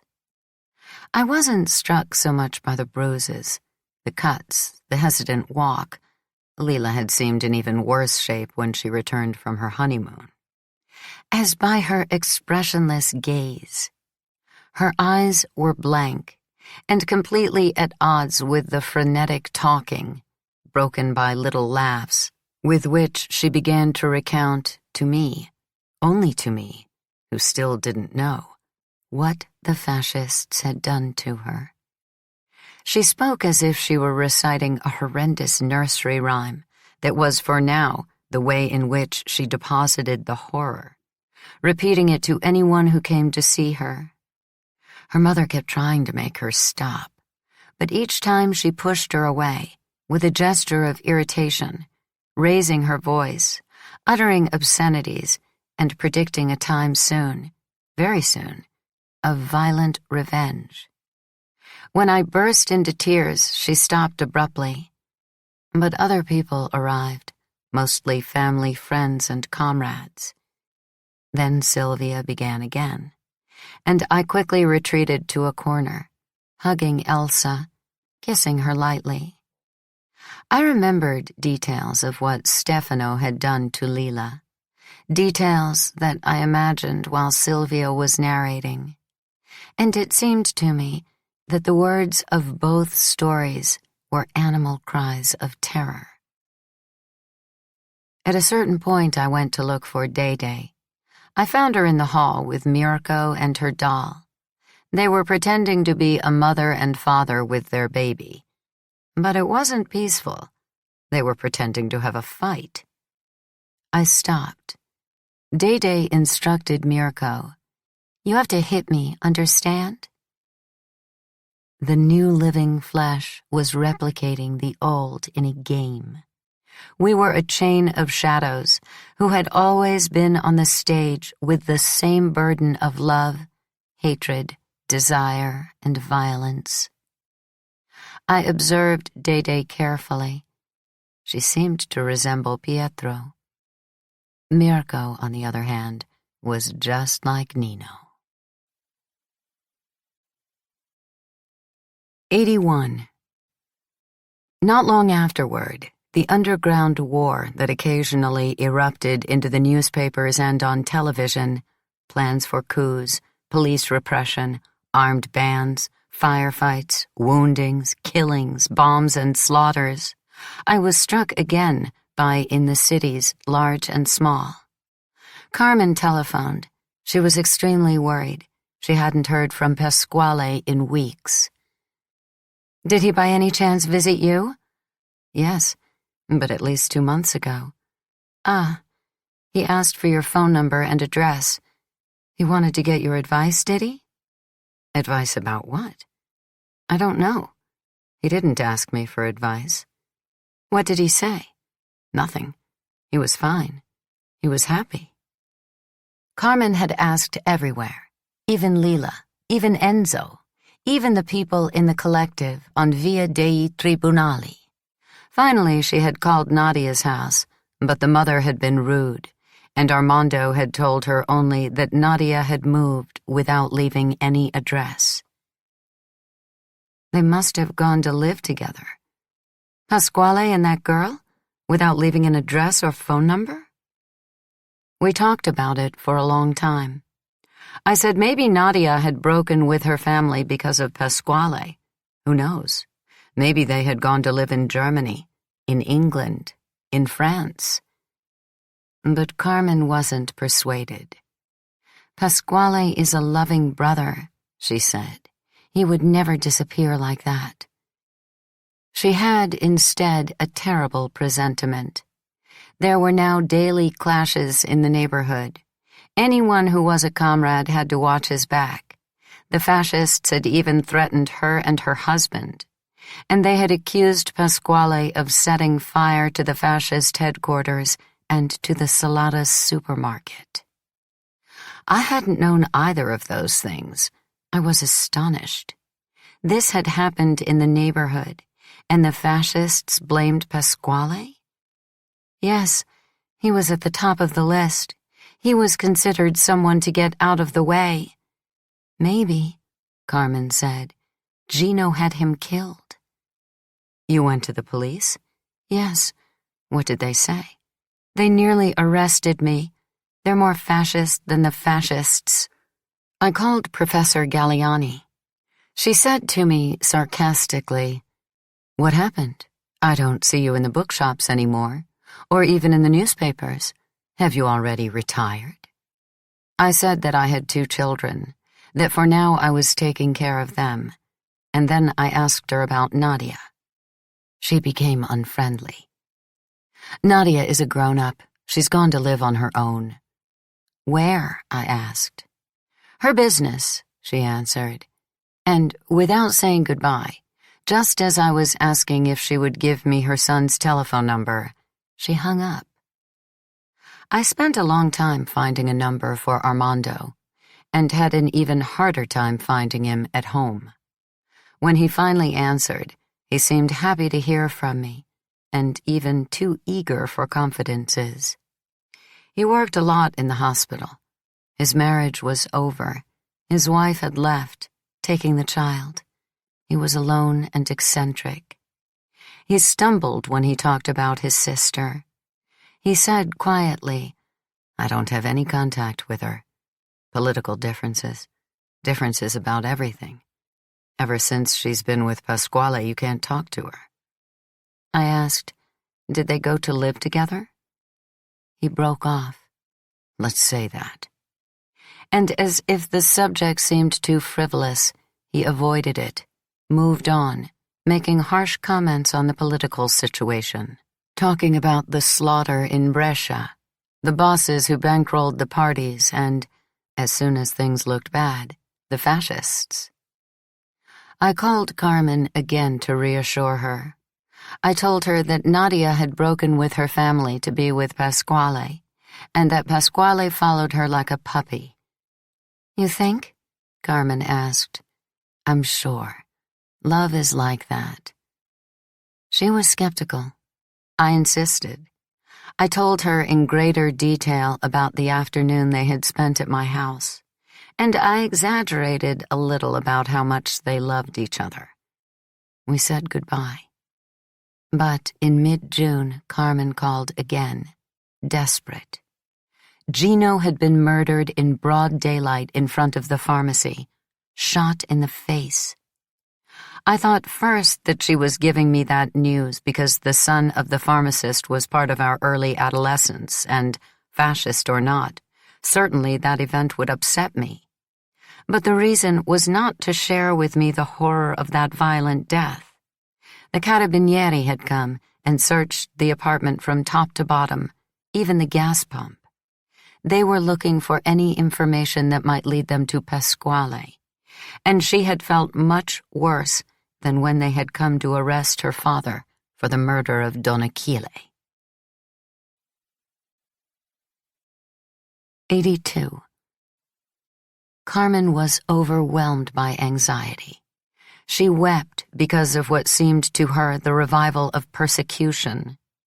I, on the other hand, couldn't get out of my mind the small, barren square the pharmacy faced, and the shop's interiors, which I had always liked for its odor of candies and syrups, the dark wood shelves with their rows of colored jars, and above all, Gino's parents, who were so kind, leaning out from behind the counter as if from a balcony.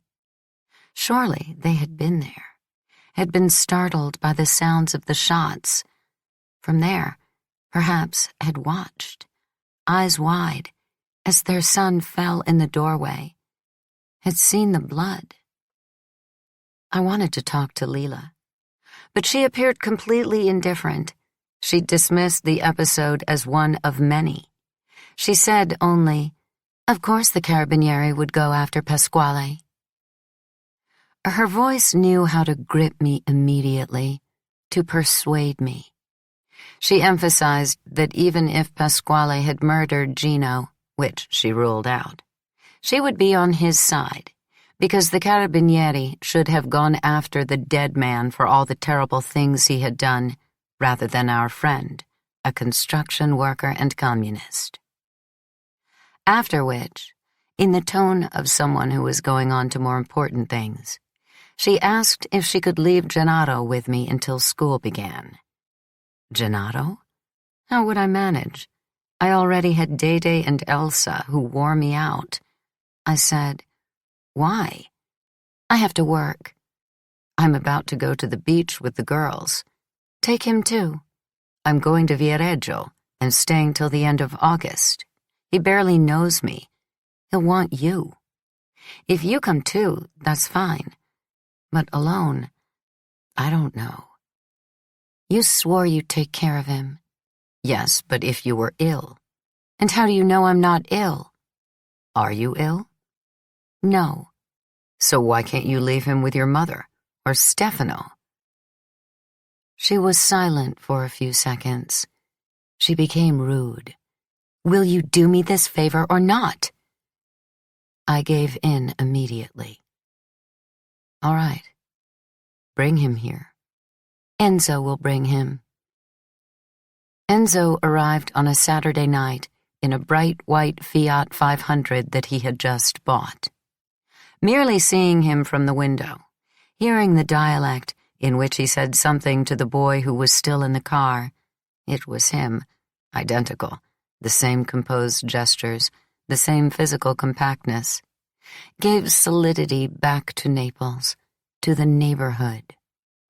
I opened the door with Dede hanging on my dress, and a single glance at Gennaro was enough to know that Melina, 5 years earlier, had seen correctly. The child, now that he was 10, showed plainly that he had in him not only nothing of Nino, but nothing of Lila. He was, rather, a perfect replica of Stefano. The observation provoked an ambiguous sentiment, a mixture of disappointment and satisfaction. I had thought that, since the boy would be with me for so long, it would be nice to have in the house, along with my daughters, a child of Nino. And yet I noticed with pleasure that Nino had left Lila nothing. 83. Enzo wanted to start off again right away, but Pietro welcomed him courteously and obliged him to stay for the night. I tried to get Gennaro to play with Dede, even if there was almost 6 years difference between them. But while she was clearly eager, he refused, shaking his head decisively.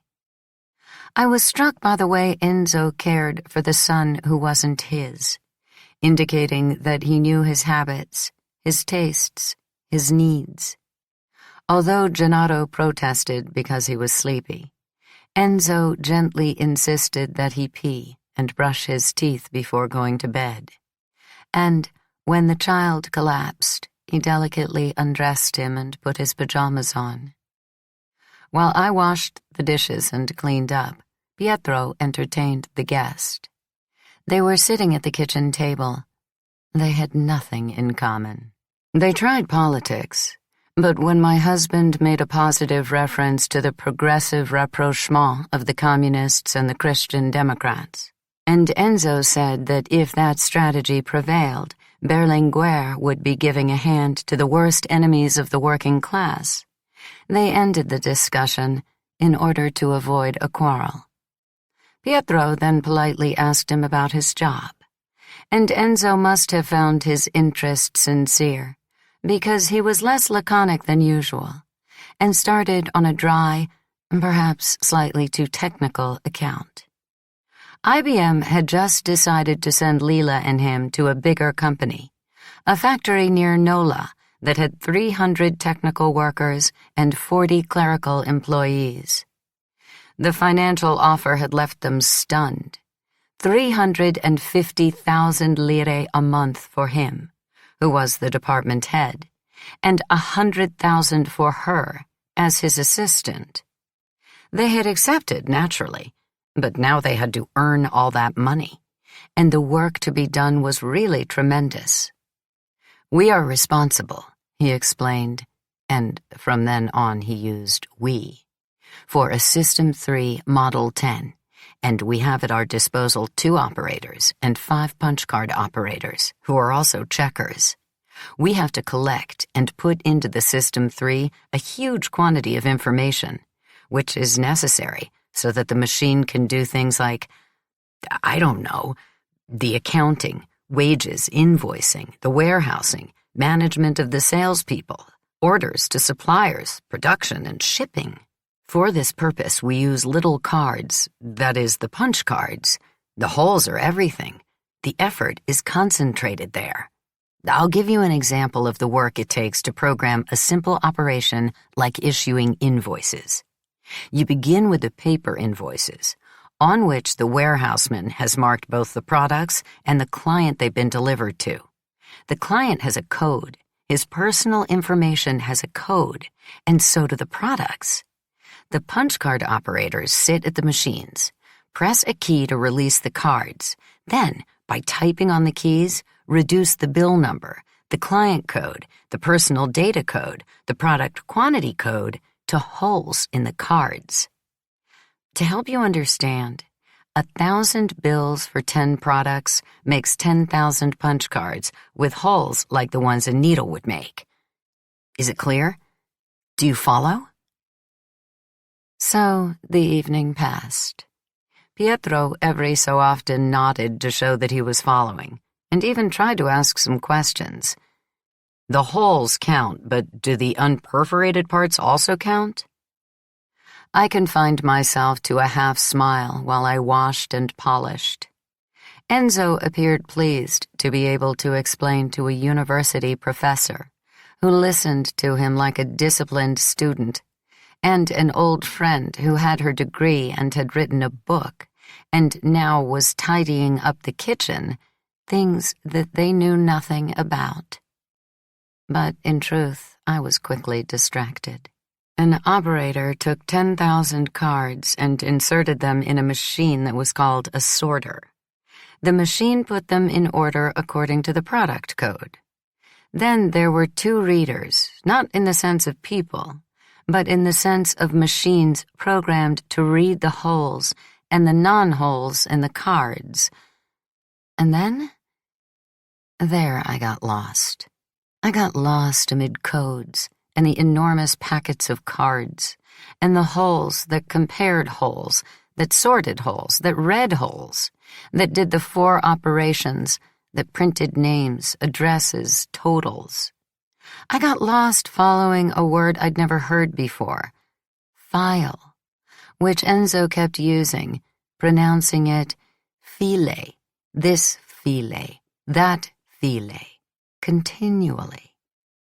I got lost following Lila, who knew everything about those words, those machines, that work, and was doing that work now in a big company in Nola. Even if, with the salary her companion was earning, she could be more of a lady than me. I got lost following Enzo, who could say proudly, "Without her, I wouldn't be able to do it." Thus he conveyed to us his love and devotion, and it was clear that he liked to remind himself and others of the extraordinary quality of his woman, whereas my husband never praised me, but rather reduced me to the mother of his children. Even though I had had an education, he did not want me to be capable of independent thought. He demeaned me by demeaning what I read, what interested me, what I said, and he appeared willing to love me only provided that I continually demonstrate my nothingness. Finally, I too sat down at the table, depressed because neither of the two had made a move to say, "Can we help you set the table, clear, wash the dishes, sweep the floor?" An invoice, Enzo was saying, is a simple document. But what does it take to do by hand? Nothing, if I have to create 10 a day. But if I have to do 1,000? The readers read 200 cards a minute, so 2,000 in 10 minutes and 10,000 in 50. The speed of the machine is an enormous advantage, especially if it's enabled to do complex operations, which require a lot of time. And that's what Lila's and my work is, to prepare the System 3 to do complex operations. The development phases of the programs are really wonderful. The operational phases, a little less. The cards often jam and break in the sorters. Very often a container in which the cards have just been sorted falls, and the cards scatter on the floor. But it's great. It's great even then. Just to feel that I was present, I interrupted, saying, "Can he make a mistake?" "He who?" "The computer." "There's no he, Lenu. He is me. If he makes a mistake, if he gets in trouble, I've made a mistake. I've gotten in trouble." "Oh," I said, and then, "I'm tired." Pietro nodded in agreement and seemed ready to end the evening. He turned to Enzo. "It's certainly exciting, but if it's as you say, these machines will take the place of men, and skills will disappear. At Fiat, robots already do the welding. A lot of jobs will be lost." Enzo at first agreed. Then he seemed to have second thoughts. And finally he resorted to the only person whose authority he credited. "Lila says it's all a good thing. Humiliating and stultifying jobs should disappear."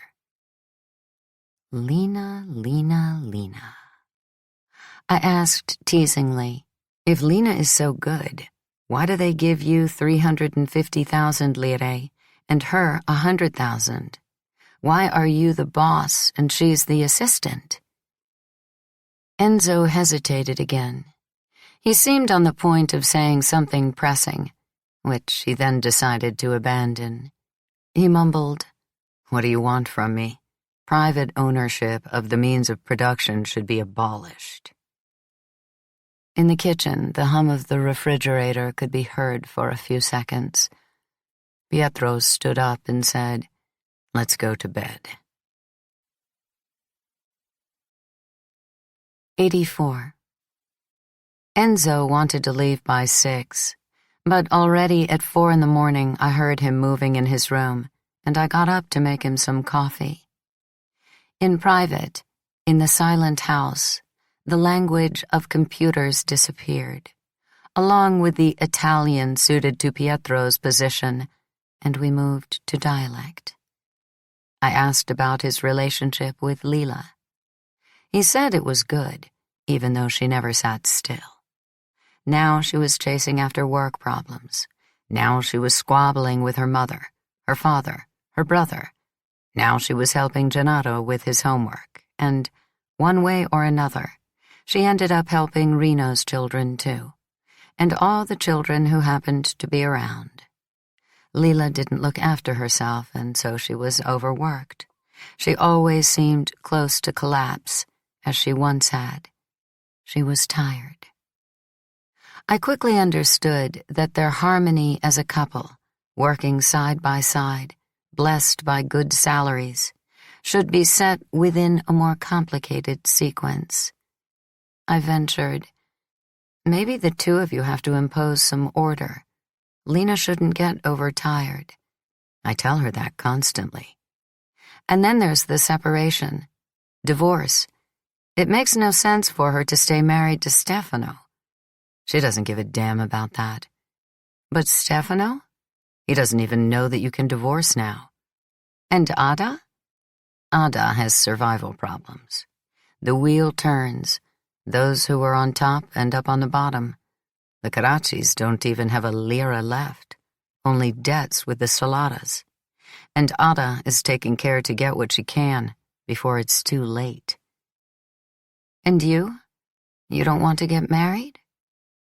It was clear that he would happily get married, but Lila was against it. Not only did she not want to waste time with divorce, who cares if I'm still married to him? I'm with you. I sleep with you. That's the essential. But the mere idea of another wedding made her laugh. She said, You and I get married? Why? We're fine like this. And as soon as we get fed up with each other, we go our own way. The prospect of another marriage didn't interest Lila. She had other things to think about. What? Forget it. Tell me. She never talked to you about it? What? Michele Solata. He told me in brief, tense phrases that in all these years Michele had never stopped asking Lila to work for him.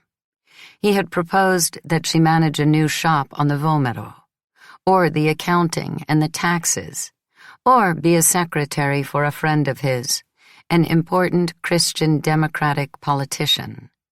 He had even gone so far as to offer her a salary of 200,000 lire a month just to invent things. Crazy notions, anything that came into her head. Even though he lived on Posillipo, he still kept the headquarters of all his businesses in the neighborhood, at his mother and father's house. So Lila found him around her constantly, on the street, in the market, in the shops. He stopped her, always very friendly. He joked with Gennaro, gave him little gifts. Then he became very serious, and even when she refused the jobs he offered, he wasn't impatient. He said goodbye, joking as usual, I'm not giving up. I'll wait for you for eternity. Call me when you want, and I'll come running. Until he found out she was working for IBM. That had angered him, and he had gone so far as to get people he knew to remove Enzo from the market for consultants, and hence Lila too. He hadn't had any success. IBM urgently needed technicians, and there weren't many good technicians like Enzo and Lila.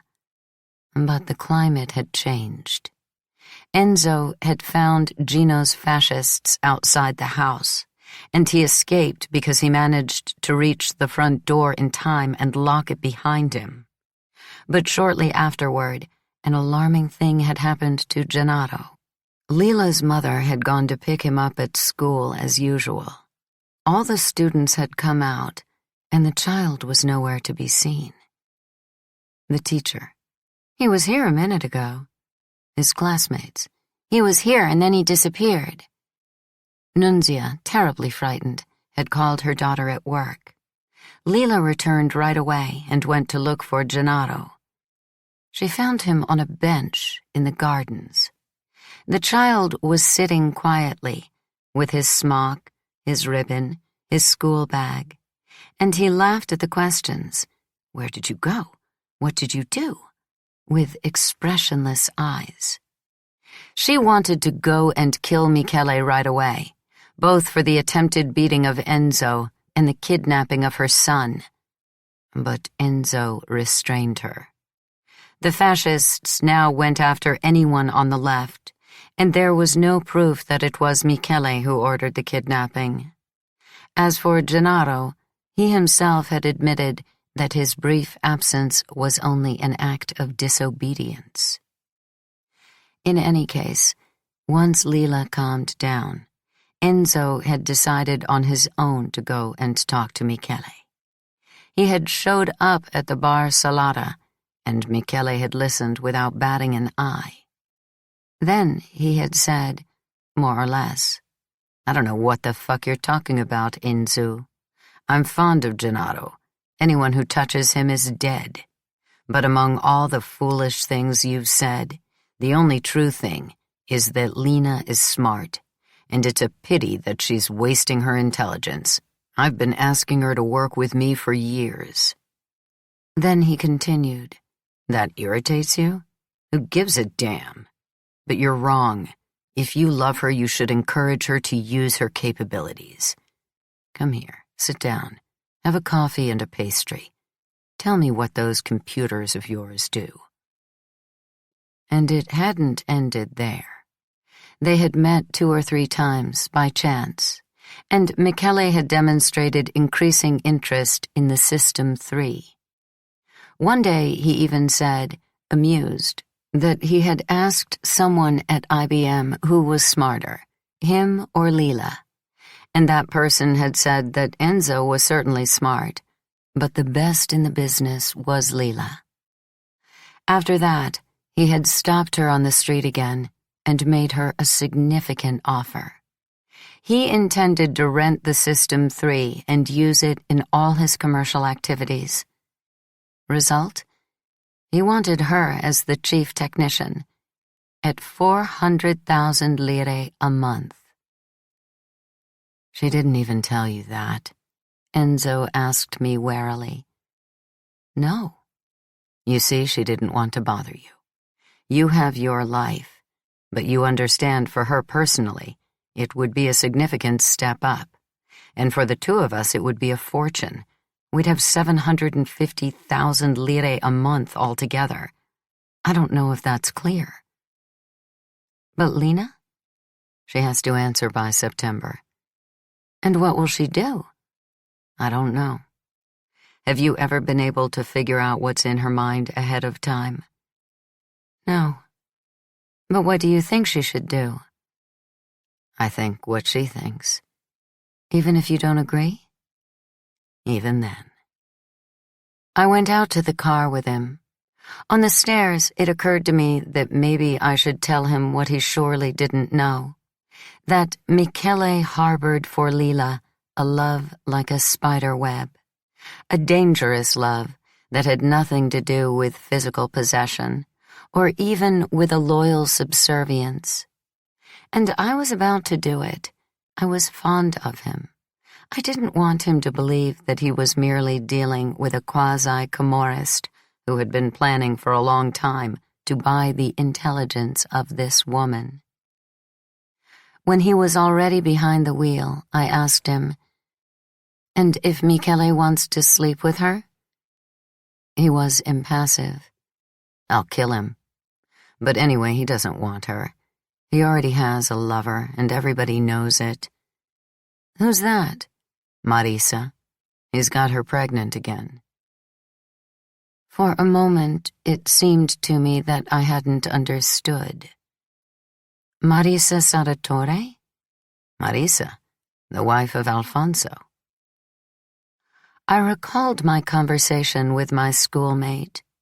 He had tried to tell me how complicated his life was, and I had retreated, struck more by the surface of his revelation than by the substance.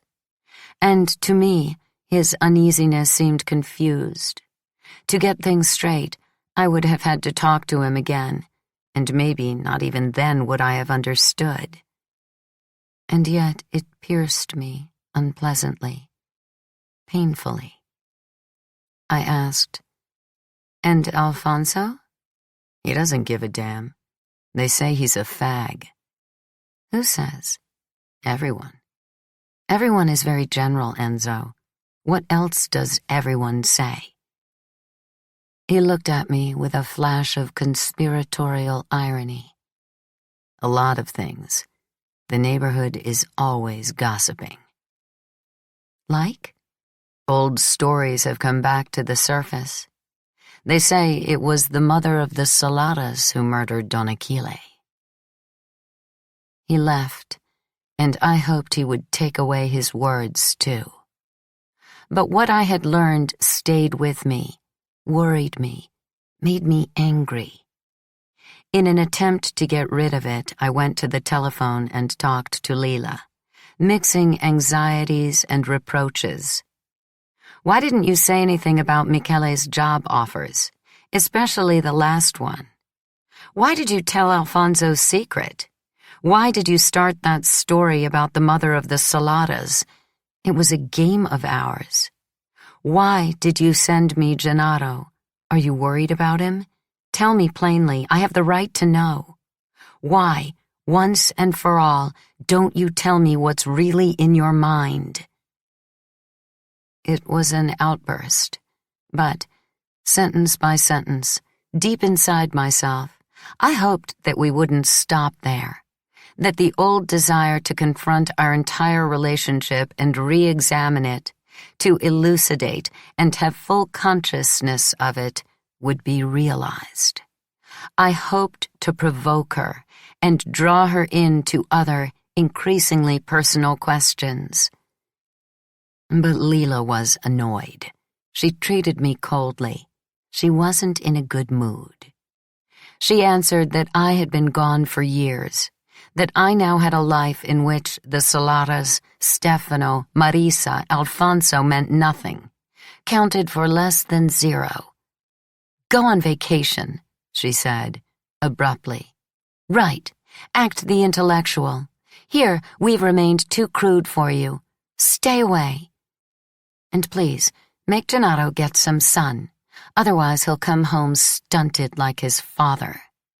The sarcasm in her voice, the belittling, almost rude tone, removed any weight from Enzo's story, and eliminated any possibility of drawing her into the books I was reading, the vocabulary I had learned from Maria Rosa and the Florentine women, the questions that I was trying to ask myself, and that, once I had provided her with the basic concepts, she would surely know how to take on better than all of us.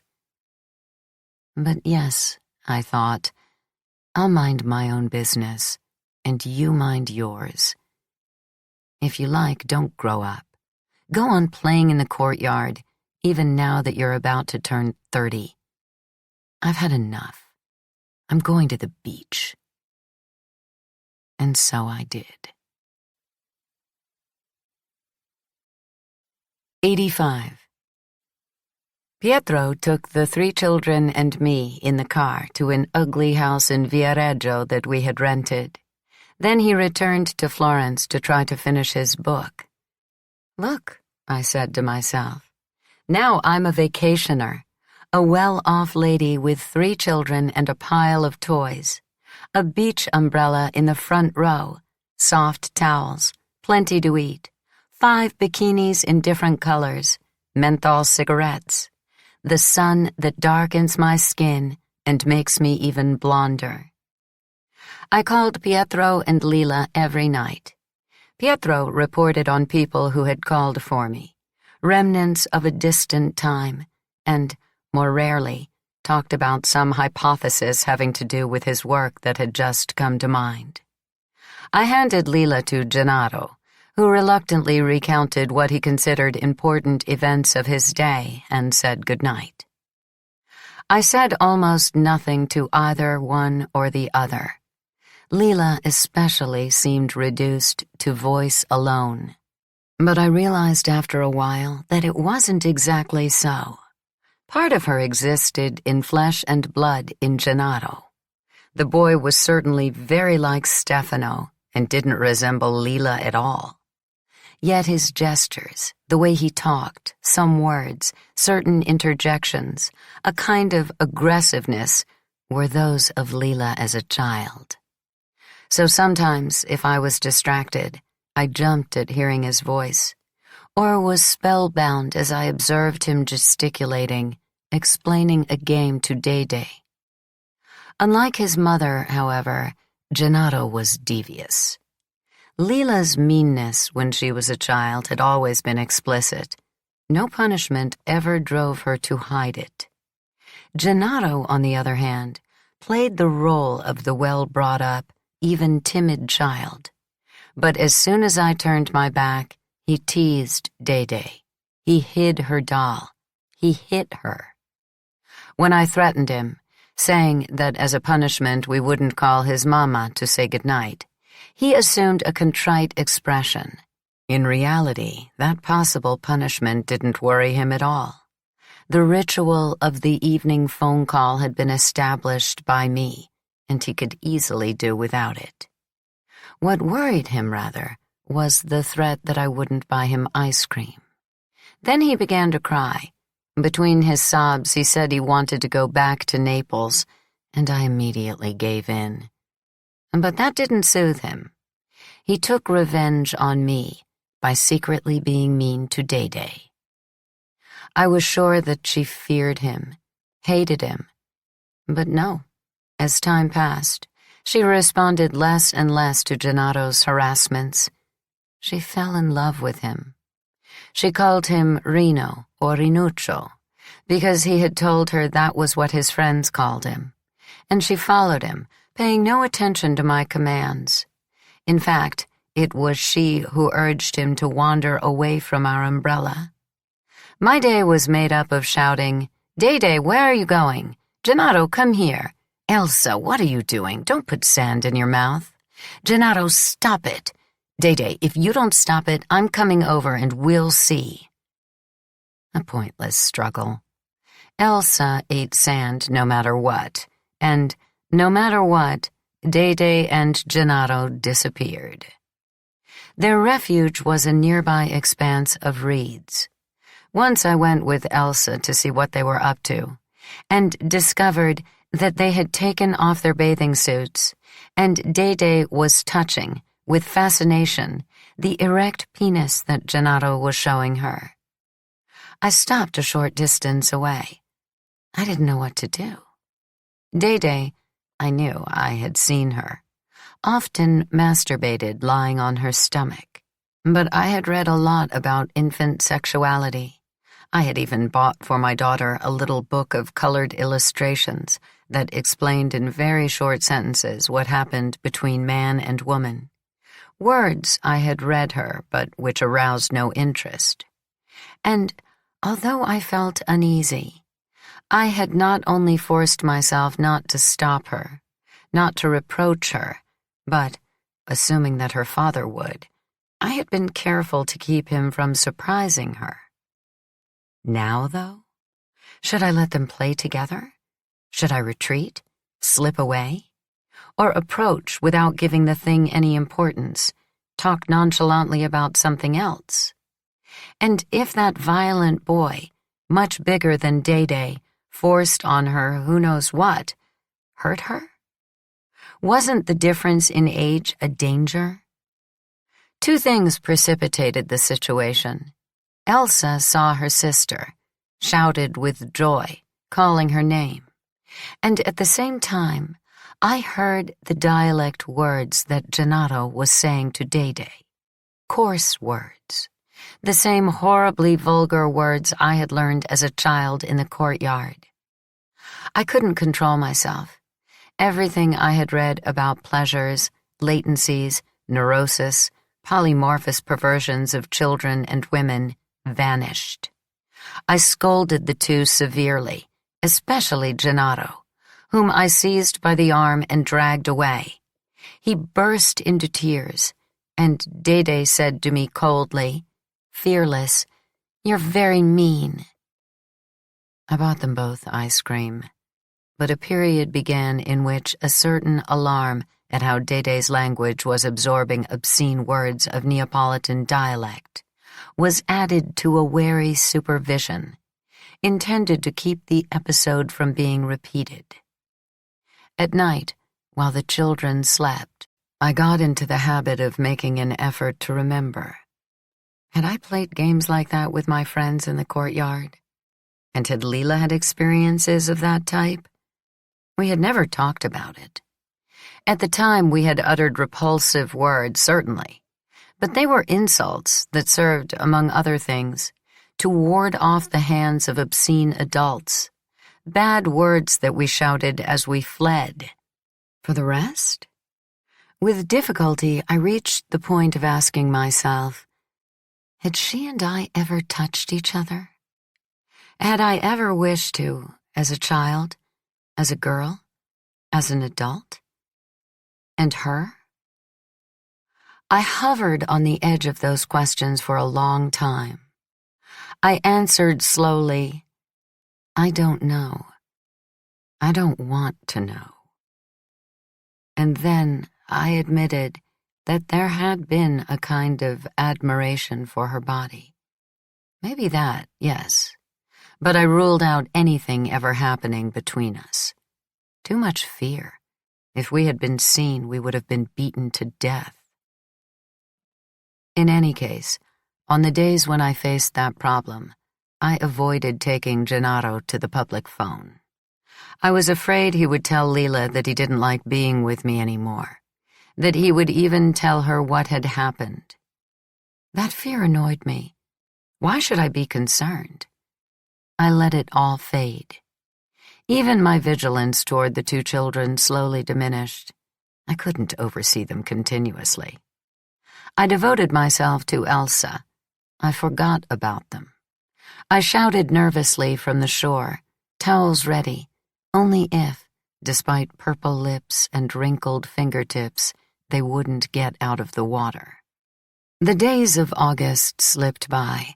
House, shopping, preparing the overflowing beach bags, beach, home again, dinner, ice cream, phone call.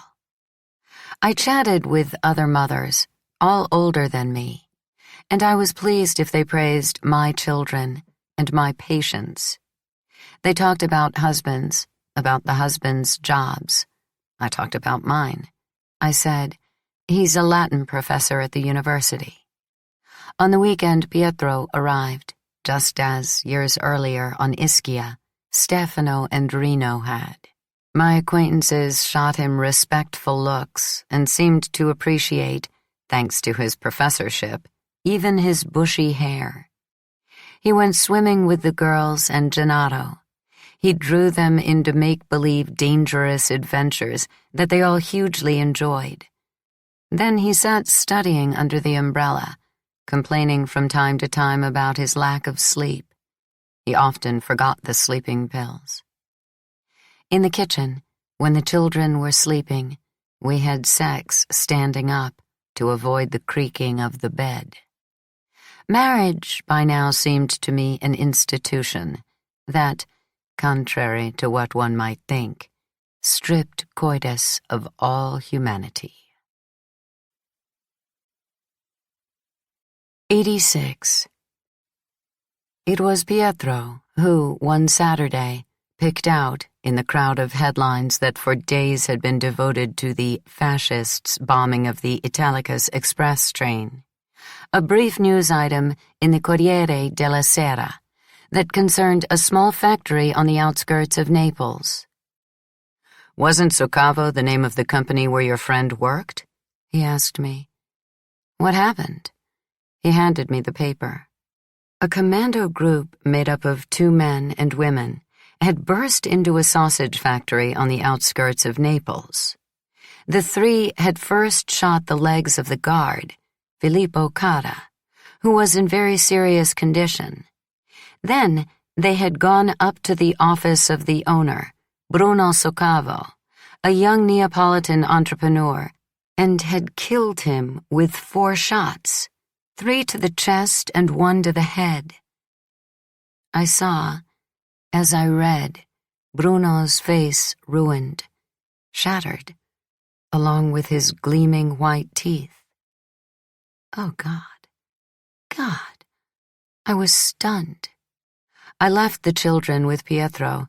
I rushed to telephone Lila. The phone rang for a long time with no answer. I tried again in the evening. Nothing. I got her the next day. She asked me in alarm, "What's the matter? Is Gennaro ill?" I reassured her, then told her about Bruno. She knew nothing about it. She let me speak. Finally, she said tonelessly, "This is really bad news you're giving me." And nothing else. I goaded her. "Telephone someone, find out, ask where I can send a telegram of condolence." She said she no longer had any contact with anyone at the factory. "What telegram?" she muttered. "Forget it." I forgot it.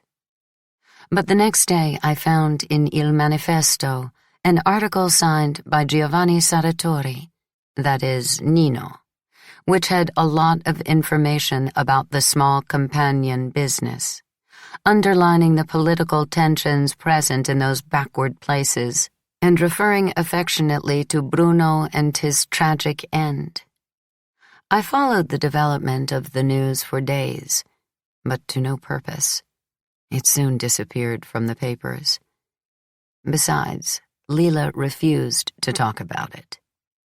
At night I called her with the children, and she cut me off, saying, "Give me Gennaro." She became especially irritated when I quoted Nino to her. "Typical of him," she grumbled. "He always has to interfere. What does politics have to do with it? There must be other matters. Here, people are murdered for 1,000 reasons. Adultery, criminal activity, even just one too many looks." So the days passed, and of Bruno there remained an image, and that was all. It wasn't the image of the factory owner I had threatened on the phone, using the authority of the Irotas, but that of the boy who had tried to kiss me, and whom I had rudely rejected. 87. I began to have some ugly thoughts on the beach. Lila, I said to myself, deliberately pushes away emotions, feelings. The more I sought tools to try to explain myself to myself, the more she, on the contrary, hid. The more I tried to draw her into the open and involve her in my desire to clarify, the more she took refuge in the shadows. She was like the full moon when it crouches behind the forest and the branches scribble on its face. In early September, I returned to Florence, but the ugly thoughts, rather than dissolving, grew stronger. Useless to try to talk to Pietro. He was unhappy about the children's and my return. He was late with his book, and the idea that the academic year would soon begin made him short-tempered. One night, when, at the table, Dede and Gennaro were quarreling about something or other, he jumped up suddenly and left the kitchen, slamming the door so violently that the frosted glass shattered. I called Lila. I told her straight off that she had to take her child back. He'd been living with me for a month and a half. "You can't keep him till the end of the month?" "No. It's bad here." "Here, too." Enzo left in the middle of the night and arrived in the morning when Pietro was at work. I had already packed Gennaro's bag. I explained to him that the tensions between the children had become unbearable. I was sorry, but 3 was too many. I couldn't handle it anymore. He said he understood. He thanked me for all I had done. He said only, by way of apology, "You know what Lena is like."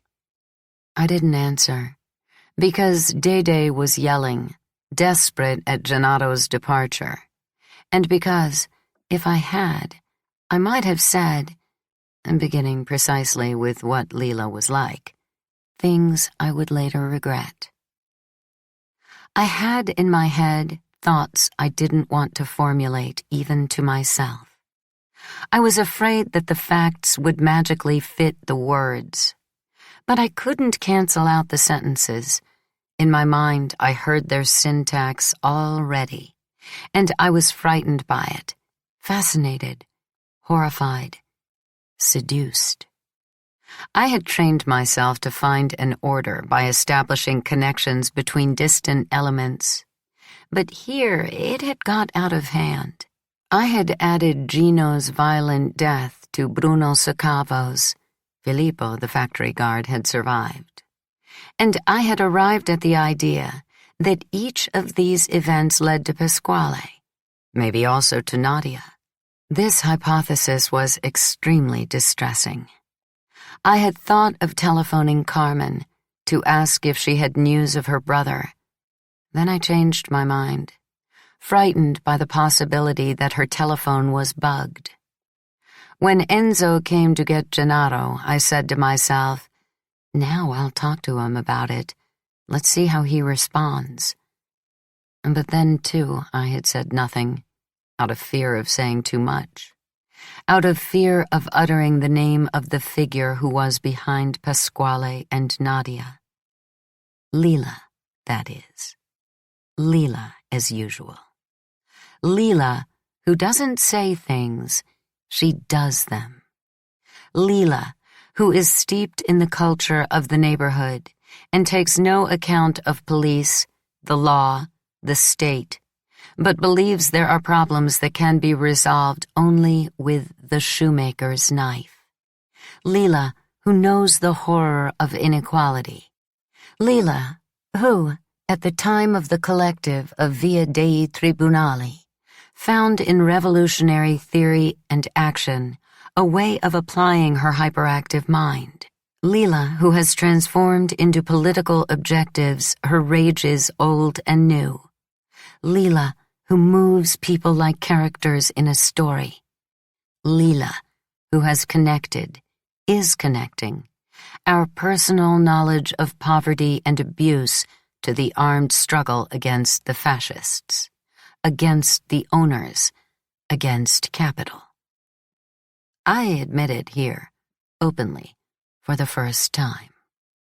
In those September days, I suspected that not only Pasquale, driven by his history toward the necessity of taking up arms, not only Nadia, but Lila herself had spilled that blood. For a long time, while I cooked, while I took care of my daughters, I saw her, with the other two, shoot Gino, shoot Filippo, shoot Bruno Soccavo. And if I had trouble imagining Pasquale and Nadia in every detail, I considered him a good boy, something of a braggart, capable of fierce fighting, but of murder, no. She seemed to me a respectable girl who could wound at most with verbal treachery. About Lila, I had never had doubts. She would know how to devise the most effective plan. She would reduce the risks to a minimum. She would keep fear under control.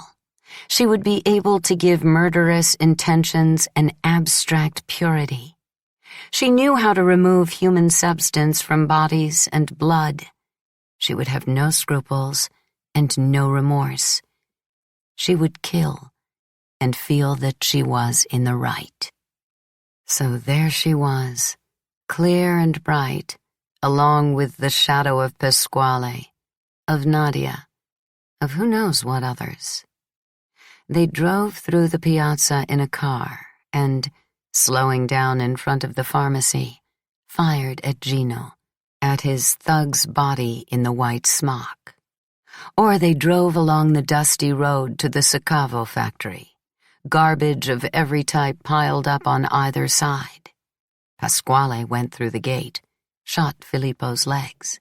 The blood spread through the guard booth, screams, terrified eyes. Lila, who knew the way well, crossed the courtyard, entered the factory, climbed the stairs, burst into Bruno's office, and, just as he said cheerfully, "Hi, what in the world are you doing around here?" fired 3 shots at his chest and 1 at his face. Ah, yes. Militant anti-fascism, new resistance, proletarian justice, and other formulas to which she, who instinctively knew how to avoid rehashing cliches, was surely able to give depth. I imagined that those actions were necessary in order to join, I don't know, the Red Brigades, Prima Linea, Nuclei Armati Proletari. Lila would disappear from the neighborhood as Pasquale had. Maybe that's why she had tried to leave Gennaro with me, apparently for a month, in reality intending to give him to me forever. We would never see each other again, or she would be arrested, like the leaders of the Red Brigades, Curcio and Franceschini. Or she would evade every policeman and prison, imaginative and bold as she was. And when the big thing was accomplished, she would reappear triumphant, admired for her achievements, in the guise of a revolutionary leader to tell me, "You wanted to write novels. I created a novel with real people, with real blood, in reality." At night, every imagining seemed a thing that had happened or was still happening, and I was afraid for her. I saw her captured, wounded, like so many women and men in the chaos of the world, and I felt pity for her. But I also envied her. The childish conviction that she had always been destined for extraordinary things was magnified, and I regretted that I had left Naples, detached myself from her. The need to be near her returned. But I was also angry that she had set out on that road without consulting me, as if she hadn't considered me up to it. And yet I knew a lot about capital, exploitation, class struggle, the inevitability of the proletarian revolution. I could have been useful, participated. And I was unhappy. I lay in bed, discontent with my situation as a mother, a married woman, the whole future debased by the repetition of domestic rituals in the kitchen, in the marriage bed. By day I felt more lucid, and the horror prevailed.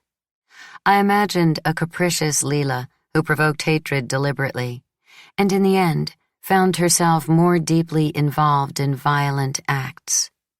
Certainly she had had the courage to push ahead, to take the lead with the crystalline determination, the generous cruelty of one who is spurred by just reasons. But with what purpose? To start a civil war? Transform the neighborhood, Naples, Italy, into a battlefield? A Vietnam in the Mediterranean? Hurl us all into a pitiless, interminable conflict, squeezed between the Eastern Bloc and the Western? Encourage its fiery spread throughout Europe, throughout the entire planet? Until victory, always? What victory? Cities destroyed, fire, the dead in the streets, the shame of violent clashes not only with the class enemy, but also within the front itself, among the revolutionary groups of various regions and with various motivations, all in the name of the proletariat and its dictatorship, maybe even nuclear war. I closed my eyes in terror. The children, the future. And I hung on to formulas, the unpredictable subject, the destructive logic of patriarchy, the feminine value of survival, compassion. I have to talk to Lila, I said to myself. She has to tell me everything she's doing, what she plans, so that I can decide whether to be her accomplice or not. But I never called, nor did she call me. I was convinced that the long voice thread that had been our only contact for years hadn't helped us. We had maintained the bond between our two stories, but by subtraction. We had become for each other abstract entities, so that now I could invent her for myself both as an expert in computers and as a determined and implacable urban guerrilla, while she, in all likelihood, could see me both as the stereotype of the successful intellectual and as a cultured and well-off woman, all children, books, and highbrow conversation with an academic husband. We both needed new depth, body, and yet we were distant and couldn't give it to each other. 88. Thus September passed, then October. I didn't talk to anyone, not even Adele, who had a lot of work, or even Maria Rosa, who had brought Franco to her house, an invalid Franco, in need of help, changed by depression, and who greeted me warmly, promised to say hello to him for me, but then broke off because she had too many things to do. Not to mention Pietro's muteness. The world outside books burdened him increasingly. He went reluctantly into the regulated chaos of the university, and often said he was ill.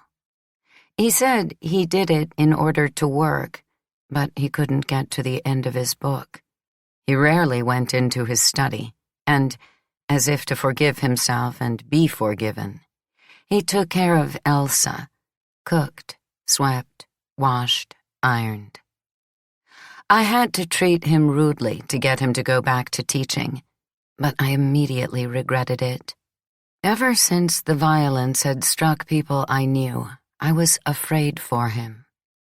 He had never given in, even though he got into dangerous situations, opposing publicly what, in a term that he preferred, he called the load of nonsense of his students and many of his colleagues. Although I was worried about him, in fact, maybe just because I was worried, I never admitted he was right. I hoped that if I criticized him, he would understand, would stop his reactionary reformism, I used that phrase, become more flexible. But, in his eyes, that drove me yet again to the side of the students who were attacking him, the professors who were plotting against him. It wasn't like that. The situation was more complicated. On the one hand, I vaguely wanted to protect him. On the other, I wanted to be on Lila's side, defend the choices I secretly attributed to her. To the point where every so often I thought of telephoning her and, starting with Pietro, with our conflicts, get her to tell me what she thought about it, and step by step bring her out into the open. I didn't do it, naturally. It was absurd to expect sincerity on these subjects on the phone. But one night she called me, sounding really happy. "I have some good news." "What's happening?" "I'm the head of technology." "In what sense?" "Head of the IBM data processing center that Michele rented." It seemed incredible to me. I asked her to repeat it, to explain carefully. She had accepted Solato's proposal. After so much resistance, she had gone back to working for him, as in the days of Piazza dei Martiri. She said yes, enthusiastically, and became more and more excited, more explicit. Michele had entrusted to her the System 3 that he had rented and placed in a shoe warehouse in Acera. She would employ operators and punch card workers. The salary was 425,000 lire a month. I was disappointed. Not only had the image of the gorilla vanished in an instant, but everything I thought I knew of Lila wavered.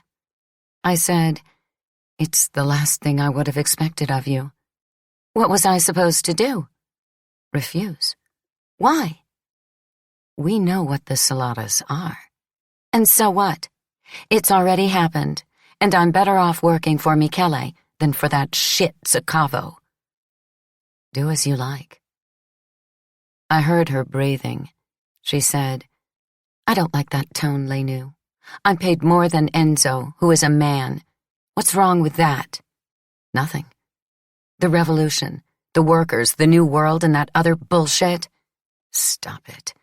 If you've unexpectedly decided to make a truthful speech, I'm listening. Otherwise, let's forget it. May I point out something? You always use true and truthfully when you speak and when you write. Or you say unexpectedly. But when do people ever speak truthfully? And when do things ever happen unexpectedly? You know better than I that it's all a fraud, and that one thing follows another and then another. I don't do anything truthfully anymore, Lenu, and I've learned to pay attention to things. Only idiots believe that they happen unexpectedly. Bravo. What do you want me to believe? That you have everything under control? That it's you who are using Michele, and not Michele you? Let's forget it. Come on. Bye. No. Speak. Say what you have to say. I have nothing to say. Speak. Otherwise, I will. Then speak. Let me listen. You criticize me, but you say nothing to your sister? I was astonished. What does my sister have to do with anything? You don't know anything about Elisa? What should I know? She laughed maliciously. Ask your mother, your father, and your brothers. 89. She wouldn't say anything else. She hung up, furious. I anxiously called my parents' house. My mother answered. "Every so often you remember we exist," she said. "Ma, what's happening to Elisa?" "What happens to girls today?" "What?" "She's with someone." "She's engaged?" "Let's put it like that." "Who is she with?" The answer went right through my heart. Marcello Salata. That's what Lila wanted me to know. Marcello. The handsome Marcello of our early adolescence. Her stubborn, desperate admirer. The young man she had humiliated by marrying Stefano Caracci, had taken my sister Elisa, the youngest of the family, my good little sister, the woman whom I still thought of as a magical child. And Elisa had let herself be taken, and my parents and my brothers had not lifted a finger to stop him. And my whole family, and in some way I myself, would end up related to the Saladas. "Since when?" I asked. "How do I know? A year? And you two gave your consent?" "Did you ask our consent? You did as you liked, and she did the same thing." "Pietro isn't Marcello Salata." "You're right. Marcello would never let himself be treated by Elisa the way Pietro is treated by you." Silence. "You could have told me. You could have consulted me. Why? You left. I'll take care of you, don't worry." "Hardly. You've only thought of your own affairs. You didn't give a damn about us." I decided to leave immediately for Naples with the children. I wanted to go by train, but Pietro volunteered to drive us. passing off as kindness the fact that he didn't want to work. As soon as we came down from the Doganella and were in the chaotic traffic of Naples, I felt gripped by the city, ruled by its unwritten laws. I hadn't set foot there since the day I left to get married. The noise seemed unbearable.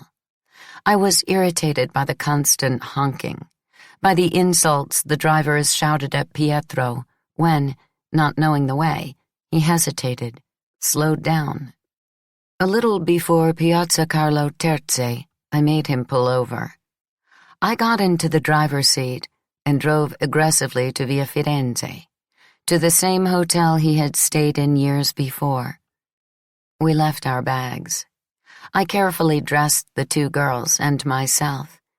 Then we went to the neighborhood, to my parents' house. What did I think I could do? Impose on Elisa my authority as the older sister, a university graduate, well married? Persuade her to break her engagement?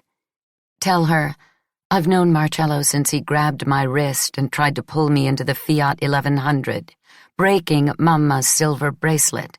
So trust me, he's a vulgar, violent man? Yes, I felt determined. My job was to pull Elisa out of that trap. My mother greeted Pietro affectionately, and in turn, "This is for Dede from Grandma. This is for Elsa." She gave the two girls many small gifts that, in different ways, excited them. My father's voice was hoarse with emotion. He seemed thinner, even more subservient. I waited for my brothers to appear, but I discovered that they weren't home. "They're always at work," my father said without enthusiasm. "What do they do?" "They work," my mother broke in. "Where?" "Marcello arranged jobs for them." I remembered how the Saladas had arranged a job for Antonio, what they had made him into. "Doing what?" I asked. My mother answered in irritation. "They bring money home and that's enough. Elisa isn't like you, Lenu. Elisa thinks of all of us." I pretended not to hear. "Did you tell her I was coming today? Where is she?" My father lowered his gaze. My mother said curtly, "At her house." I became angry. "She doesn't live here anymore?" "No." "Since when?" "Almost 2 months. She and Marcello have a nice apartment in the new neighborhood," my mother said coldly. 90. He was more than just a boyfriend then. I wanted to go to Elisa's house right away, even though my mother kept saying, "What are you doing? Your sister is preparing a surprise for you. Stay here. We'll all go together later." I paid no attention. I telephoned Elisa. She answered happily and yet embarrassed. I said, "Wait for me. I'm coming." I left Pietro and the girls with my parents and set off on foot. The neighborhood seemed to me more run down, the buildings dilapidated, the streets and sidewalks full of holes, littered with garbage. From black-edged posters that carpeted the walls, I had never seen so many. I learned that the old man Ugo Salata, Marcello and Michele's grandfather, had died. As the date attested, the event wasn't recent. It went back at least 2 months. And the high-flown phrases, the faces of grieving Madonnas, the very name of the dead man were faded, smudged. Yet the death notices persisted on the streets as if the other dead, out of respect, had decided to disappear from the world without letting anyone know. I saw several even at the entrance to Stefano's grocery. The shop was open, but it seemed to me a hole in the wall, dark, deserted, and Karachi appeared in the back, in his white smock, and disappeared like a ghost. I climbed up toward the railroad, passing what we used to call the new grocery. The lowered shutter, partly off its tracks, was rusty and defaced by obscene words and drawings. That whole part of the neighborhood appeared abandoned. The shiny white of long ago had turned gray. The plaster had flaked off in places, revealing the bricks. I walked by the building where Lila had lived. Few of the stunted trees had survived. Packing tape held together the crack in the glass of the front door. Elisa lived farther on, in a better-maintained area, more pretentious. The porter, a small bald man with a thin mustache, appeared and stopped me, asking with hostility who I was looking for. I didn't know what to say. I muttered, "Salada." He became deferential and let me go. Only in the elevator did I realize that my entire self had, in a sense, slid backward. What had seemed to me acceptable in Milan or Florence, a woman's freedom to dispose of her own body and her own desires, living with someone outside of marriage, there, in the neighborhood, seemed inconceivable. At stake was my sister's future. I couldn't control myself. Elisa had set up house with a dangerous person like Marcello, and my mother was pleased. She, who had been enraged because I was married in a civil and not a religious ceremony. She, who considered Lila a whore because she lived with Enzo, and Ada a prostitute because she had become Stefano's lover.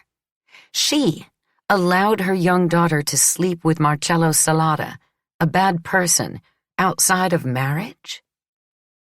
I had thoughts of that sort as I went up to Elisa's, and a rage that I felt was justified. But my mind, my disciplined mind, was confused. I didn't know what arguments I would resort to. Those my mother would have asserted until a few years before, if I had made such a choice? Would I therefore regress to a level that she had left behind? Or should I say, go and live with whoever you like, but not with Marcello Salata? Should I say that? But what girl today, in Florence, in Milan, would I ever force to leave a man, whoever he was, if she was in love with him? When Elisa opened the door, I hugged her so hard that she said, laughing, "You're hurting me." I felt her alarm as she invited me to sit down in the living room, a showy room full of flowered sofas and chairs with gilded backs, and began to speak quickly, but of other things. How well I looked, what pretty earrings I was wearing, what a nice necklace, how chic I was. She was so eager to meet Day and Elsa. I described her nieces in detail. I took off my earrings, made her try them at the mirror, gave them to her. I saw her brighten. She laughed and said, "I was afraid you'd come to scold me, to say you were opposed to my relationship with Marcello." I stared at her for a long moment. I said, "Elisa, I am opposed to it, and I made this trip purposely to tell you, Mama, Papa, and our brothers." Her expression changed. Her eyes filled with tears. "Now you're upsetting me. Why are you against it? The Salatas are terrible people. Not Marcello." She began to tell me about him. She said it had started when I was pregnant with Elsa. Our mother had left to stay with me, and she had found all the weight of the family on her. Once, when she had gone to do the shopping at the Salata's supermarket, Reno, Lila's brother, had said that if she left the list of what she needed, he would have it delivered. And while Reno was talking, she noticed that Marcello gave her a nod of greeting, as if to let her know that that order had been given by him. From then on, he had begun to hang around, doing kind things for her. Elisa had said to herself, He's old. I don't like him." But he had become increasingly present in her life, always courteous. There hadn't been a word or a gesture that recalled the hateful side of these Soladas. Marcello was really a respectable person. With him, she felt safe. He had a strength, an authority, that made him seem 10 meters tall. Not only that, from the moment it became clear that he was interested in her, Elisa's life had changed. Everyone, in the neighborhood and outside it, had begun to treat her like a queen. Everyone had begun to consider her important. It was a wonderful feeling. She wasn't yet used to it. Before, she said, "You're nobody." And right afterward, even the mice in the sewer grates know you. "Of course, you've written a book. You're famous. You're used to it. But I'm not." I was astonished. It had been thrilling to discover that she didn't have to worry about anything. Marcello took care of it all. Every desire of hers was a command for him. So as time passed, she fell in love. In the end, she had said yes. And now, if a day went by and she didn't see or hear from him, she was awake all night, crying. Elisa was convinced that she had had an unimaginable stroke of luck, and I knew that I wouldn't have the strength to spoil all that happiness, especially since she didn't offer me any opportunity. Marcello was capable. Marcello was responsible. Marcello was handsome. Marcello was perfect. With every word she uttered, she was careful either to keep him separate from the Solata family, or to speak with cautious liking for his mother, or his father, who had a stomach disease and almost never left the house, or of the deceased grandfather, sometimes even of Michele, who, if you spent time with him, almost seemed different from the way people judged him. He was very affectionate. "So, believe me," she said, "I've never been so happy since I was born. And even Mama, and you know what she's like, is on my side. Even Papa, and Gianni and Pepe, who until a short time ago spent their days doing nothing. Now Marcello employs them, paying them really well." "If that's really the way things are, get married," I said. "We will, but now isn't a good time. Marcello says he has to settle some complicated business affairs. And then there's the mourning for his grandfather. Poor man, he lost his mind. He couldn't remember how to walk, or even how to speak. By taking him, God set him free. But as soon as things calm down, we'll get married. Don't worry. And then, before you get married, it's better to see if you get along, isn't it?" She began to speak in words that weren't hers, the words of a modern girl picked up from the comic books she read. I compared them with the ones I would have uttered on those same subjects, and I realized that they weren't very different. Elisa's words only seemed a little coarser. How to respond? I didn't know at the start of that visit, and I don't know now. I could have said, "There's not much to say, Elisa. It's all clear. Marcello will consume you. He'll get used to your body. He'll leave you." But they were words that sounded old. Not even my mother had dared to say them. So I resigned myself. I had gone away. Elisa had stayed. What would I have been if I too had stayed? What choices would I have made? Hadn't I, too, liked the Solata boys when I was a girl? And besides, what had I gained by leaving? Not even the capacity to find words of wisdom to persuade my sister not to ruin herself. Elisa had a pretty face with delicate features, an unremarkable body, a caressing voice. Marcello I remembered as tall, handsome, muscular. He had a square face with a healthy complexion, and was capable of intense feelings of love. He had demonstrated that when he was in love with Lila. It didn't seem that he'd had other loves since. What to say then? In the end, she went to get a box and showed me all the jewelry Marcello had given her. Objects compared to which the earrings I had given her were what they were, small things. "Be careful," I said. "Don't lose yourself. And if you need to, call me." I was about to get up, but she stopped me, laughing. "Where are you going? Didn't Mama tell you? They're all coming here for dinner. I've made a huge amount of food." I showed my annoyance. "All who?" "Everyone. It's a surprise." 91. The first to arrive were my father and mother, with the two little girls and Pietro.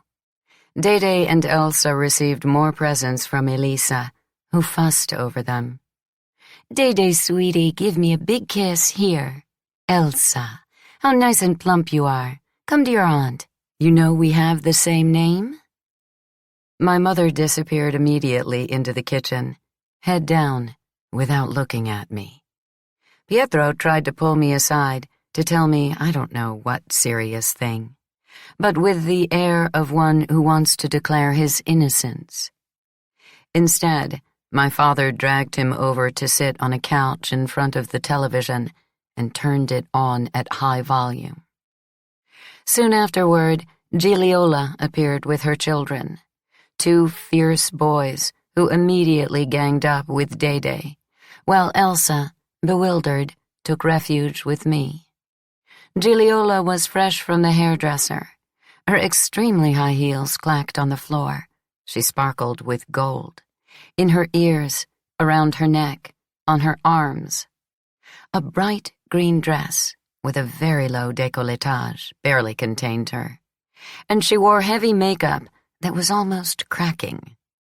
She turned to me and said, without preamble, sarcastically, "Here we are. You've come to honor your professors. Everything good, Lenu? Is that the genius of the university? My goodness, what nice hair your husband has." Pietro freed himself from my father, who had an arm around his shoulders, jumped up with a timid smile, and couldn't restrain himself. His gaze instinctively rested on the large wave of Gigliola's breasts. She noted it with satisfaction. "Easy, easy," she said to him, "or I'll be embarrassed. Here no one ever gets up to greet a lady." My father pulled my husband back, worried that someone would take him away, and started talking to him again about something or other, in spite of the booming television. I asked Gigliola how she was, trying to convey to her, with my gaze, my tone of voice, that I hadn't forgotten her confidences and was close to her. The idea must not have pleased her. She said, "Listen, sweetheart, I'm fine. You're fine. We're all fine. But if my husband hadn't ordered me to come here and bore my ass off, I'd be much better off at my house, just to be clear." I couldn't answer. Someone was ringing the doorbell. My sister moved lightly. She seemed to glide on a breath of wind. She hurried to open the door. I heard her exclaim, "How happy I am! Come, Mama, come in." And she reappeared, holding by the hand her future mother-in-law, Manuela Solada, who was dressed for a party, a fake flower in her dyed reddish hair, sorrowful eyes set in deep sockets, even thinner than the last time I'd seen her, almost skin and bone. Behind her was Michele, well-dressed, carefully shaved, with a brusque power in his gaze and in his calm movements. And a moment afterward appeared a big man I had trouble recognizing. Everything about him was enormous. He was tall, with big feet, long, large, powerful legs, his stomach and chest and shoulders inflated by some heavy, compact material. He had a large head with a broad forehead. His long brown hair was combed back. His beard was coal black. It was Marcello.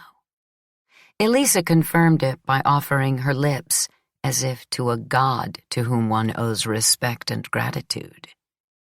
He bent over, brushing hers with his, while my father rose, pulling up Pietro too, with an embarrassed air, and my mother hurried, limping from the kitchen. I realized that the presence of Signora Salata was considered exceptional, a thing to be proud of. Elisa whispered to me with emotion, "Today my mother-in-law is 60. "Ah," I said. And meanwhile, I was surprised to see Marcello, as soon as he came in, turn directly to my husband as if they already knew each other. He gave him a bright smile, shouting, "Everything's taken care of, Prof." What everything was taken care of? Pietro responded with an uncertain smile. Then he looked at me, shaking his head in distress, as if to say, "I did everything I could." I would have liked him to explain, but already Marcello was introducing Manuela. "Come, Mama, this is the professor husband of Linuccia. Sit down here next to him." Pietro made a half bow, and I, too, felt compelled to greet Signora Salata, who said, "How pretty you are, Lenu. You're pretty like your sister." And then she asked me with some anxiety, "It's warm in here. Don't you feel it?" I didn't answer. Dede was whining, calling me.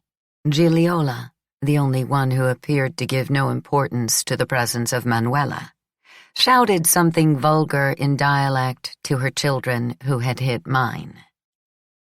I realized that Michele was studying me silently, without even saying hello.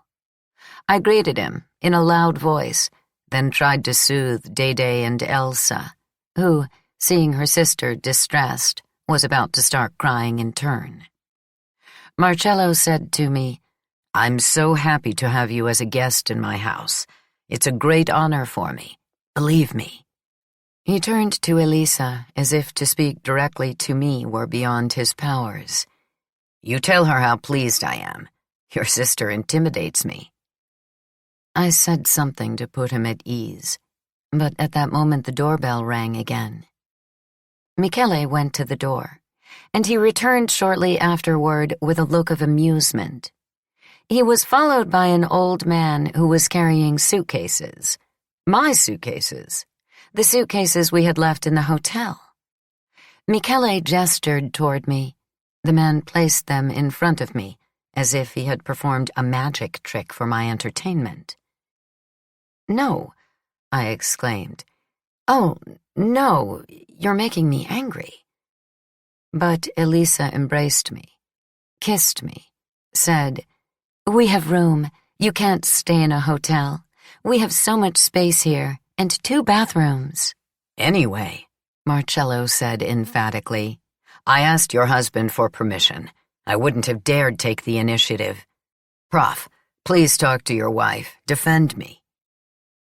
I gasped, furious but smiling. "Good Lord, what a mess. Thank you, Marche. You're very kind. But we really can't accept." And I tried to send the suitcases back to the hotel. But I also had to attend to Dede. I said to her, "Let me see what the boys did. It's nothing. A little kiss will make it go away. Go play. Take Elsa." And I called Pietro, already caught in the coils of Manuela Solada. "Pietro, come here, please. What did you say to Marcello? We can't sleep here." And I realized that my voice was taking on the tones of the dialect, out of nervousness, that words were coming to me in the Neapolitan of the neighborhood, that the neighborhood, from the courtyard to the stradone and the tunnel, was imposing its language on me, its mode of acting and reacting, its figures, those which in Florence seemed faded images, and here were flesh and blood. There was another ring at the door. Elisa went to open it. Who else was still to arrive? A few seconds passed, and Gennaro rushed into the room. He saw Dede. Dede saw him, incredulous. She immediately stopped whining, and they stared at each other, overwhelmed by that unexpected reunion. Right afterward, Enzo appeared, the only blonde among so many dark-haired people and bright colors, and yet he was grim. Finally, Lila entered. 92. A long period of words without body, of voice alone that ran in waves over an electric sea, suddenly shattered. Lila wore a knee-length blue dress. She was thin, all sinews, which made her seem taller than usual in spite of her low heels. She had deep wrinkles at the side of her mouth and her eyes. Otherwise, the pale skin of her face was stretched over the forehead, the cheekbones. Her hair, combed into a ponytail, showed threads of white over the ears, which were almost without lobes. As soon as she saw me, she smiled. She narrowed her eyes. I didn't smile, and was so surprised I said nothing, not even hello. Although we were both 30 years old, she seemed older, more worn than I imagined I was. Gigliola shouted, "Finally, the other little queen is here. The children are hungry. I can't control them anymore." We ate. I felt as if I were being squeezed in an uncomfortable device. I couldn't swallow.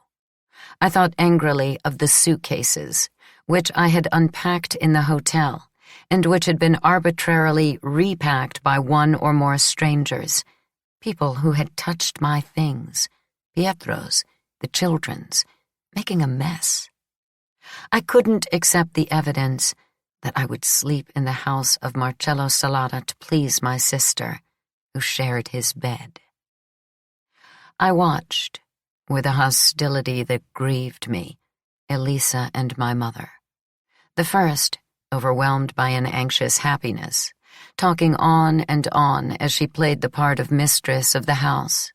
The second, appearing content, so content that she even filled Lila's plate politely.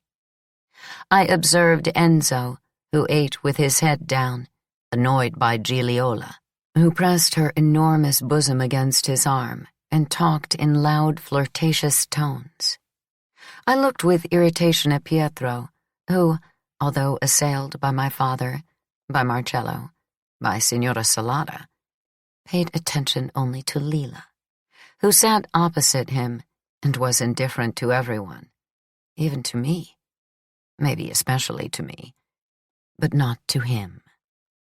And the children got on my nerves, the 5 new lives who had arranged themselves into 2 groups, Gennaro and Dede, well-behaved and devious, against Gigliola's children, who, drinking wine from their distracted mother's glass, were becoming intolerable, and now appealing to Elsa, who had joined them, even if they took no notice of her.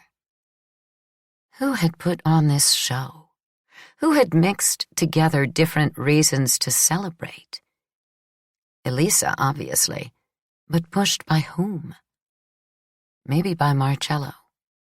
But Marcello had surely been directed by Michele, who was sitting next to me, and who, at his ease, ate, drank, pretended to ignore the behavior of his wife and children, but stared ironically at my husband, who seemed fascinated by Lila.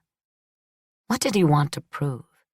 That this was the territory of the Salatas? That even if I had escaped, I belonged to that place, and therefore to them? That they could force on me anything by mobilizing affections, vocabulary, rituals, but also by destroying them, by making at their convenience the ugly beautiful and the beautiful ugly? He spoke to me for the first time since he had arrived. "Did you see Mama?" he said. "Imagine, she's 60. But who would ever say so? Look how pretty she is. She carries it well, no?" He raised his voice on purpose so that everyone could hear not so much his question as the answer that I was now obliged to give. I had to speak in praise of Mamma. Here she was, sitting next to Pietro, an old woman who was a little vague, polite, apparently innocuous, with a long, bony face, a massive nose, that crazy flower in her thinning hair. And yet, she was the loan shark who had founded the family fortunes, the caretaker and guardian of the Red Book, in which were the names of so many in the neighborhood, the city, and the province. The woman of the crime without punishment, a ruthless and dangerous woman, according to the telephonic fantasy I had indulged in, along with Lila, and according to the pages of my aborted novel. Mamma, who had killed Don Achille, to replace him and gain a monopoly on loan sharking, and who had brought up her two sons to seize everything, trampling on every one. And now I had the obligation to say to Michele, "Yes, it's true. How pretty your mother looks. How well she carries her years. Congratulations." And I saw out of the corner of my eye that Lila had stopped talking to Pietro and expected nothing else. Already she was turning to look at me, her full lips parted, her eyes cracks, her brow furrowed. I read the sarcasm in her face. It occurred to me that maybe she had suggested to Michele that he put me in that cage. "Mama's just turned 60, Lenu. The mama of your brother-in-law, your sister's mother-in-law. Let's see what you say now. Let's see if you continue to play the schoolmistress." I responded, turning to Manuela. "Happy birthday." Nothing else. And immediately Marcello broke in, as if to help me. He exclaimed, with emotion, Thank you, Lenu." Then he turned to his mother. Her face was pained, sweaty, and red blotches had appeared on her skinny neck. "Lenuccia has congratulated you, Mamma." And immediately Pietro said to the woman who was sitting next to him, "Happy birthday also from me, Signora." And so everyone except Gigliola and Lila, paid respects to Signora Salata, even the children, in chorus. "Many happy returns, Manuela. Many happy returns, Grandma." And she shied away, saying, "I'm old." And taking out of her purse a blue fan with the image of the Gulf and a smoking Vesuvio, she began to fan herself, slowly at first, then more energetically. Michele, although he had turned to me, seemed to give my husband's good wishes more importance. He spoke to him politely. "Too kind, Prof. You aren't from here, and you can't know the good qualities of our mother." He assumed a confidential tone. "We're good folk here. My late grandfather, rest his soul, started out with the bar here on the corner, started from nothing, and my father expanded it.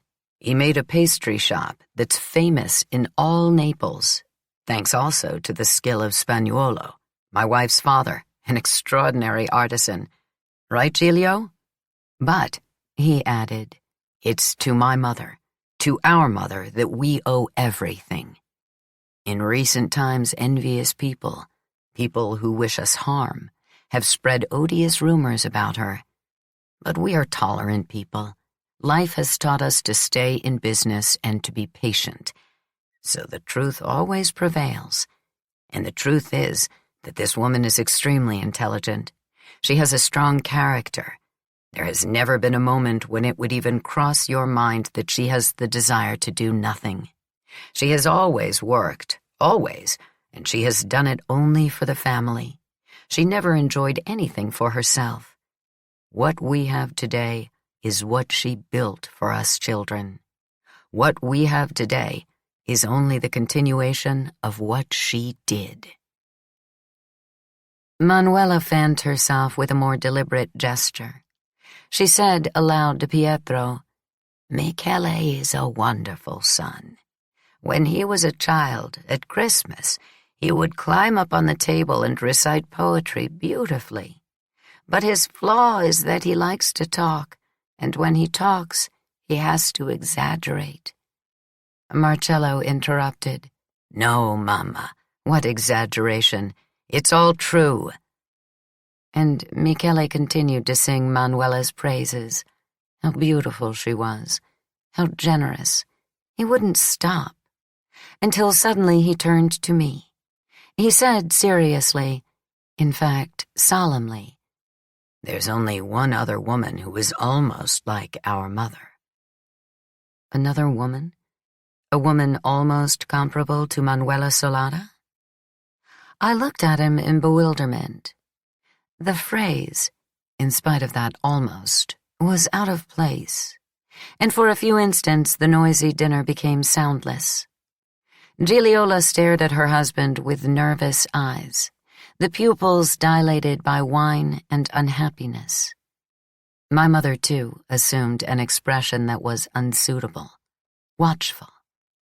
Maybe she hoped that that woman was Elisa, that Michele was about to assign to her daughter a sort of right of succession to the most elevated seat among the Solanas. And Manuela stopped fanning herself for a moment. She dried with her index finger the sweat on her lips. She waited for her son to upend those words in a mocking remark. But, with the audacity that had always distinguished him, not giving a damn about his wife, or Enzo, or even his mother, he stared at Lila while his face turned a greenish color, and his gestures became more agitated, and his words served as a rope, dragging her attention away from Pietro. "Tonight," he said, "we're all here at my brother's house, first to welcome as they deserve these two esteemed professors and their beautiful children. Second, to celebrate my mother, the most blessed woman. Third, to wish Elisa great happiness and soon a fine marriage. Fourth, if you will allow me, to toast an agreement that I was afraid would never be made. Lena, please, come here." Lena. Lila. I sought her gaze, and she looked back for a fraction of a second, a look that said, "Now do you understand the game? You remember how it works?" Then, to my great surprise, while Enzo stared at an indeterminate point on the tablecloth, she rose meekly and came over to Michele. He didn't touch her. He didn't touch a hand, an arm, nothing, as if between them hung a blade that could wound him. Instead, he placed his fingers for several seconds on my shoulder and turned to me again. "You mustn't be offended, Lenu. You're smart. You've gone so far. You've been in the newspapers. You're the pride of us all who have known you since you were a child.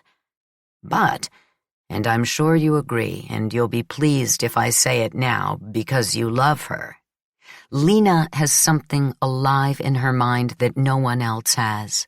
Something strong, that jumps here and there and nothing can stop it. A thing that not even the doctors can see, and that I think not even she knows, even though it's been there since she was born. She doesn't know it, and doesn't want to recognize it. Look what a mean face she's making right now. A thing that, if it doesn't like you, can cause you a lot of problems, but if it does, leaves everyone astonished. Well, for a long time I've wanted to buy this distinctive aspect of her. Yes, buy. There's nothing wrong. Buy, the way you buy pearls, diamonds. But until now, unfortunately, it was impossible. We've made just a small step forward, and it's this small step that I wish to celebrate tonight.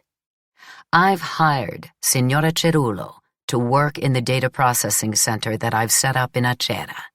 A very modern thing that if it interests you, Lenu, if it interests the professor, I'll take you to visit tomorrow, or anyway before you leave. What do you say, Lina? Lila made an expression of disgust.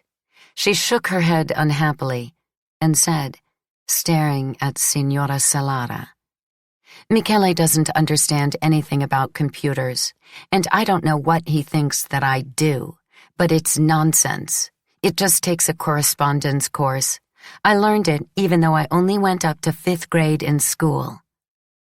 And she said nothing else.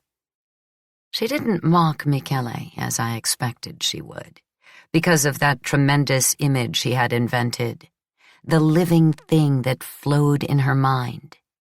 She didn't mock him for the pearls, the diamonds. Above all, she didn't evade the compliments. In fact, she allowed us to toast her hiring as if she really had been assumed into heaven. She allowed Michele to continue to praise her, justifying with his praise the salary he was paying her. And all while Pietro, with that capacity of his for feeling at ease with people he considered inferior, was already saying, without consulting me, that he would very much like to visit the center in Acera, and he wanted to hear about it from Lila, who had sat down again. I thought for a moment that if I gave her time, she would take away my husband as she had taken Nino from me. But I didn't feel jealous. If it happened, it would happen only out of a desire to dig a deeper furrow between us. I took it for granted that she couldn't like Pietro, and that Pietro would never be capable of betraying me out of desire for someone else. Another feeling, however, came over me, a more tangled one. I was in the place where I was born. I had always been considered the girl who had been most successful. I was convinced that it was, at least in that place, an indisputable fact. Instead, Michele, as if he had deliberately organized my demotion in the neighborhood, and in particular in the midst of the family I came from, had contrived to make Lila overshadow me. He had even wanted me to comply with my overshadowing by publicly recognizing the incomparable power of my friend. And she had willingly agreed to it. In fact, maybe she had even had a hand in the result, planning and organizing it. If a few years earlier, when I had had my little success as a writer, the thing wouldn't have wounded me, in fact would have pleased me, now that that was over, I realized that I was suffering. I exchanged a look with my mother. She was frowning. She had the expression she assumed when she was struggling not to hit me. She wanted me not to pretend my usual meekness. She wanted me to react, to show how much I knew.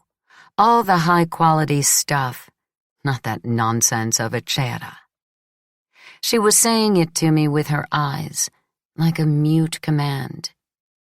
But I said nothing. Suddenly, Manuela Solada, darting glances of impatience, exclaimed, "I feel hot. Don't you all too?" 93. Elisa, like my mother, could not tolerate my loss of prestige. But while my mother remained silent, she turned to me, radiant, affectionate, to let me know that I remained her extraordinary older sister, whom she would always be proud of. "I have something to give you," she said, and added, jumping light-heartedly, as was her way, from one subject to another, "Have you ever been in an airplane?" I said no. Possible? Possible. It turned out that of those present only Pietro had flown, several times, but he spoke of it as if it were nothing much. Instead, for Elisa, it had been a wonderful experience, and also for Marcello. They had gone to Germany, a long flight, for reasons of work and pleasure. Elisa had been afraid at first, because of the jolting and shaking, and a jet of cold air struck her right in the head, as if it were going to drill a hole. Then, through the window, she had seen white clouds below and blue sky above. So she had discovered that above the clouds there was always fine weather, and from high up the earth was all green and blue and violet and shining with snow when they flew over the mountains. She asked me, "Guess who we met in Dusseldorf?" I said, unhappy with everything, "I don't know, Elisa. Tell me." "Antonio." "Ah. He was very eager for me to send his greetings." "Is he well?" "Very well. He gave me a gift for you." So that was the thing she had for me, a gift from Antonio. She got up and went to get it. Marcello looked at me with a smile. Pietro asked, "Who is Antonio?" "An employee of ours," said Marcello. "A boyfriend of your wife," said Michele, laughing. "Times have changed, professor. Today women have a lot of boyfriends, and they boast about it much more than men. How many girlfriends have you had?" Pietro said seriously, "None. I've loved only my wife." "Liar," Michele exclaimed in great amusement. "Can I whisper to you how many girlfriends I've had?" He got up, and followed by Gigliola's look of disgust, stood behind my husband, whispered to him. "Incredible," Pietro exclaimed, cautiously ironic. They laughed together. Meanwhile, Elisa returned. She handed me a package wrapped in packing paper. "Open it." "Do you know what's in it?" I asked, puzzled. "We both know," said Marcello, "but we hope you don't." I unwrapped the package. I realized as I did that they were all watching me. Lila looked at me sideways, intent, as if she expected a snake to dart out. When they saw that Antonio, the son of crazy Melina, the illiterate and violent servant of the Saladas, my boyfriend in adolescence, had sent me as a gift nothing wonderful, nothing moving, nothing that alluded to times past, but only a book, they seemed disappointed. Then they noticed that I had changed color, that I was looking at the cover with a joy I couldn't control. It wasn't just any book. It was my book. It was the German translation of my novel, 6 years after its publication in Italy.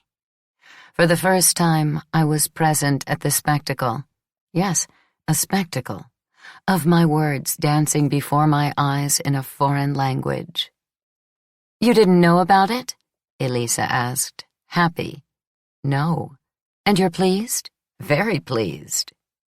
My sister announced to everyone, proudly, "It's the novel Lenuccia wrote, but with German words." And my mother, reddening in return, said, "See how famous she is?"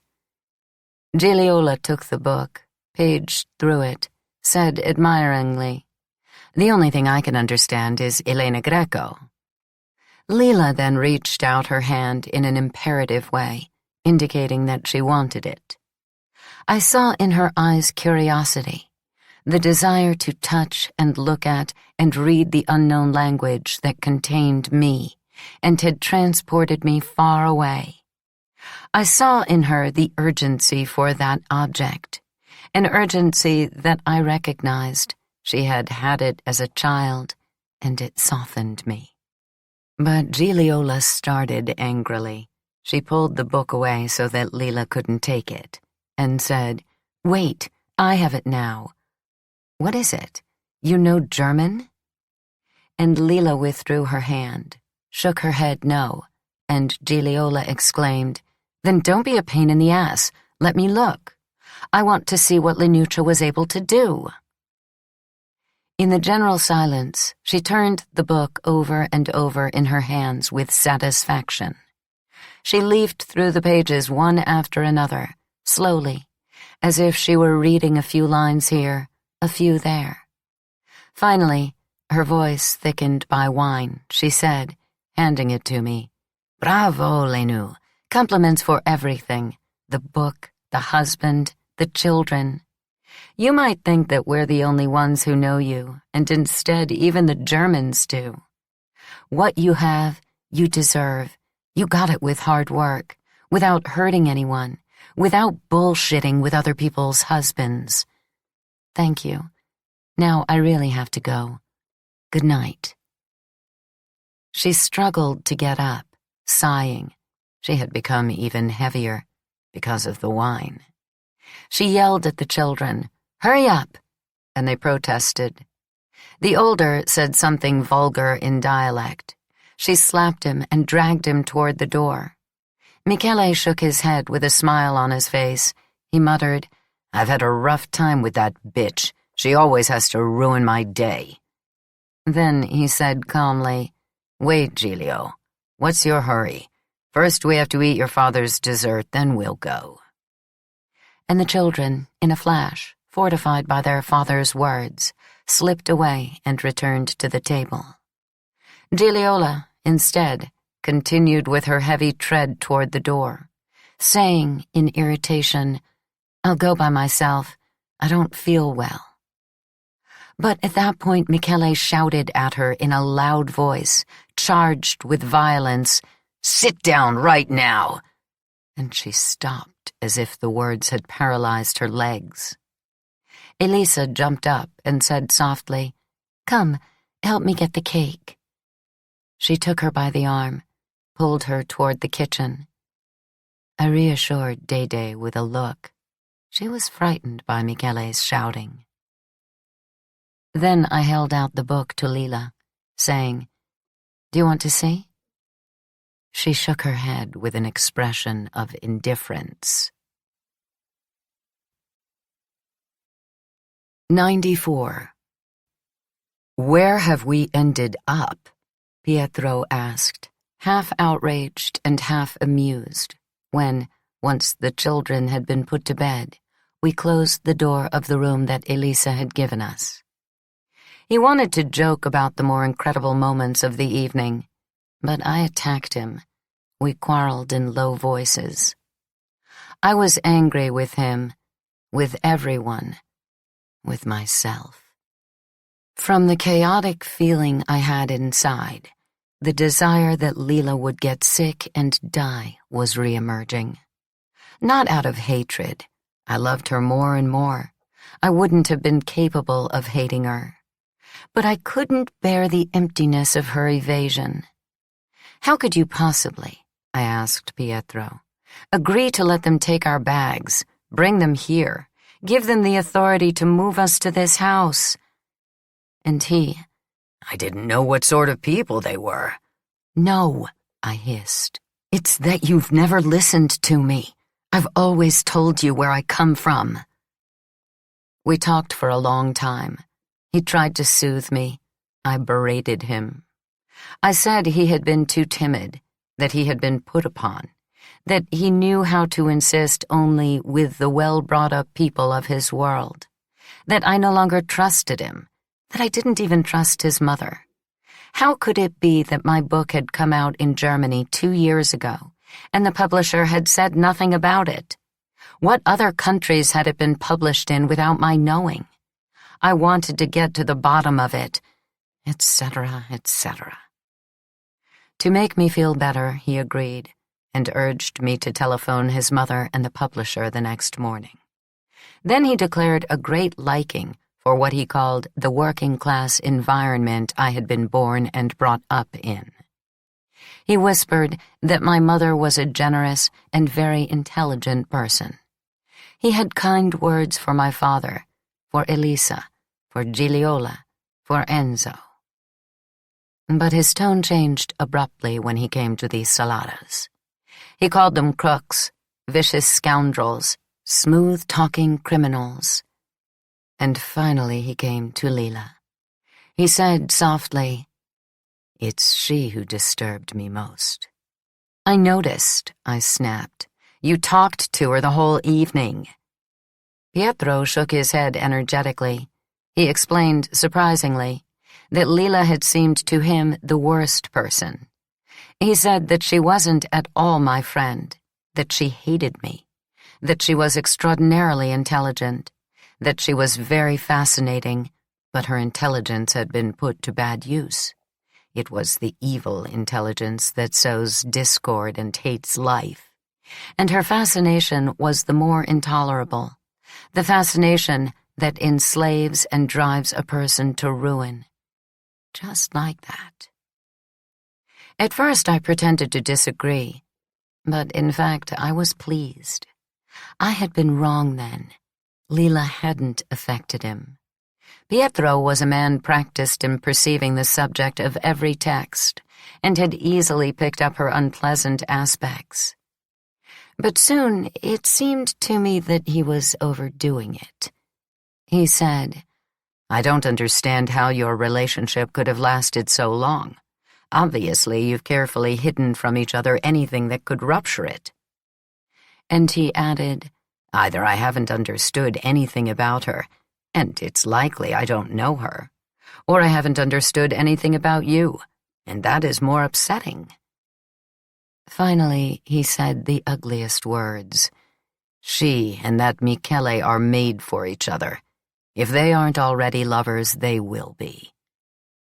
Then I revolted. I hissed that I couldn't bear his pedantic, over-educated bourgeois tone, that he must never again speak of my friend in that way, that he hadn't understood anything. And as I was speaking, I seemed to perceive something that at that moment not even he knew. Lila had affected him, seriously. Pietro had grasped her exceptionality so well that he was frightened by it, and now felt the need to vilify her. He was afraid, not for himself, I think, but for me, and for our relationship. He was afraid that, even at a distance, she would tear me away from him, destroy us. And to protect me, he overdid it. He slandered her. In a confused way, he wanted me to be disgusted by her and expel her from my life. I whispered good night and turned the other way. 95. The next day, I got up very early and packed the suitcases. I wanted to return to Florence right away, but I couldn't. Marcello said he had promised his brother to take us to Acerra, and since Pietro, although I let him know in every possible way that I wanted to leave, was willing, we left the children with Elisa, and agreed to let that big man drive us to a long, low, yellow building, a large shoe warehouse. The whole way I was silent, while Pietro asked questions about the Solara's business in Germany, and Marcello equivocated with disjointed phrases like, "Italy, Germany, the world, professor. I'm more communist than the communists, more revolutionary than the revolutionaries. For me, if you could flatten everything and build it all again from the beginning, I'd be in the first row. Anyway," he added, looking at me in the rearview mirror in search of agreement, "love for me comes before everything." When we got there, he led us into a low-ceilinged room, illuminated by neon lights. There was a strong odor of ink, of dust, of overheated insulators, mixed with that of uppers and shoe polish. "Look," Marcello said, "here's the contraption Michele rented." I looked around. There was no one at the machine. The System 3 was completely unremarkable. An uninteresting piece of furniture backed up to a wall. Metal panels, control knobs, a red switch, a wooden shelf, keyboards. "I don't understand anything about it," said Marcello. "This is stuff that Lena knows. but she doesn't have a schedule. She's always in and out. Pietro carefully examined the panels, the control knobs, everything. But it was clear that modernity was disappointing him. All the more since Marcello answered every question with, "This is my brother's business. I have other problems on my mind." Lila showed up when we were about to leave. She was with two young women who were carrying metal containers. She seemed irritated and ordered them around. As soon as she noticed us, she changed her tone. She became polite, but in a forced way, as if a part of her brain had broken free and were reaching toward urgent things to do with the job. She ignored Marcello and addressed Pietro, but as if she were also speaking to me. "What do you care about this stuff?" she said, teasing. "If you're really interested in it, let's make a deal. You work here, and I'll take up your things, novels, paintings, antiquities." Again, I had the impression that she had aged before me, not only in her appearance, but in her movements, her voice, her choice of a dull, vaguely bored manner in which to explain to us not only how the System 3 and the various machines worked, but also the magnetic cards, the tapes, the 5-inch discs, and other innovations that were on the way, like desktop computers that one could have at home for one's personal use. She was no longer the Lila who on the telephone talked about the new job in childish tones, and she seemed far removed from Enzo's enthusiasm. She acted like a super-competent employee on whom the boss has dumped one of the many headaches, the tourist visit. She wasn't friendly toward me. She never joked with Pietro. Finally, she ordered the girls to show my husband how the punch card machine worked. Then she pushed me into the hall and said, "So, did you congratulate Elisa? Does one sleep well in Marcello's house? Are you glad the old witch is 60? I replied nervously, "If my sister wants it, what can I do? Beat her over the head? You see, in the fairy tales one does as one wants, and in reality one does what one can." "That's not true. Who forced you to be used by Michele? I'm using him, not him me. You're deceiving yourself. Wait, and you'll see." "What do you want me to see, Lila? Forget it. I repeat, I don't like it when you act like that. You don't know anything about us anymore, so it's better if you say nothing." "You mean I can criticize you only if I live in Naples?" "Naples, Florence, you aren't doing anything anywhere, Lenu." "Who says so?" "The facts." "I know my facts, not you." I was tense. She realized it. She gave me a conciliatory look. "You make me mad, and I say things I don't like. You did well to leave Naples. You did very well. But you know who's back?" "Who?" "Nino." The news burned my chest. "How do you know?" "Marisa told me. He got a professorship at the university." "He didn't like Milan?" Lila narrowed her eyes. "He married someone from Via Tasso who is related to half the Banco di Napoli. They have a child a year old." I don't know if I suffered. Certainly I had trouble believing it. "He's really married?" "Yes." I looked at her to see what she had in mind. "Do you intend to see him?" "No, but if I happen to run into him, I want to tell him that Gennaro isn't his." 96. She said to me this and some other fragmented things. "Congratulations. You have an intelligent and handsome husband. He speaks as if he were religious, even if he's not a believer. He knows ancient and modern facts, In particular, he knows a lot of things about Naples. I'm ashamed. I'm Neapolitan, but I don't know anything. Gennaro is growing up. My mother takes care of him more than I do. He's smart in school. With Enzo, things are good. We work a lot. We rarely see each other. Stefano has ruined himself with his own hands. The carabinieri found stolen goods in the back of the shop. I don't know what. He was arrested. Now he's out, but he has to be careful. He has nothing anymore. I give him money, not the other way around. You see how things change? If I had remained Signora Carracci, I would be ruined. I would have ended up with my ass on the ground like all the Carraccis. Instead, I am Raffaella Cerullo, and I'm the technical director for Michele Salata at 420,000 lire a month. The result is that my mother treats me like a queen.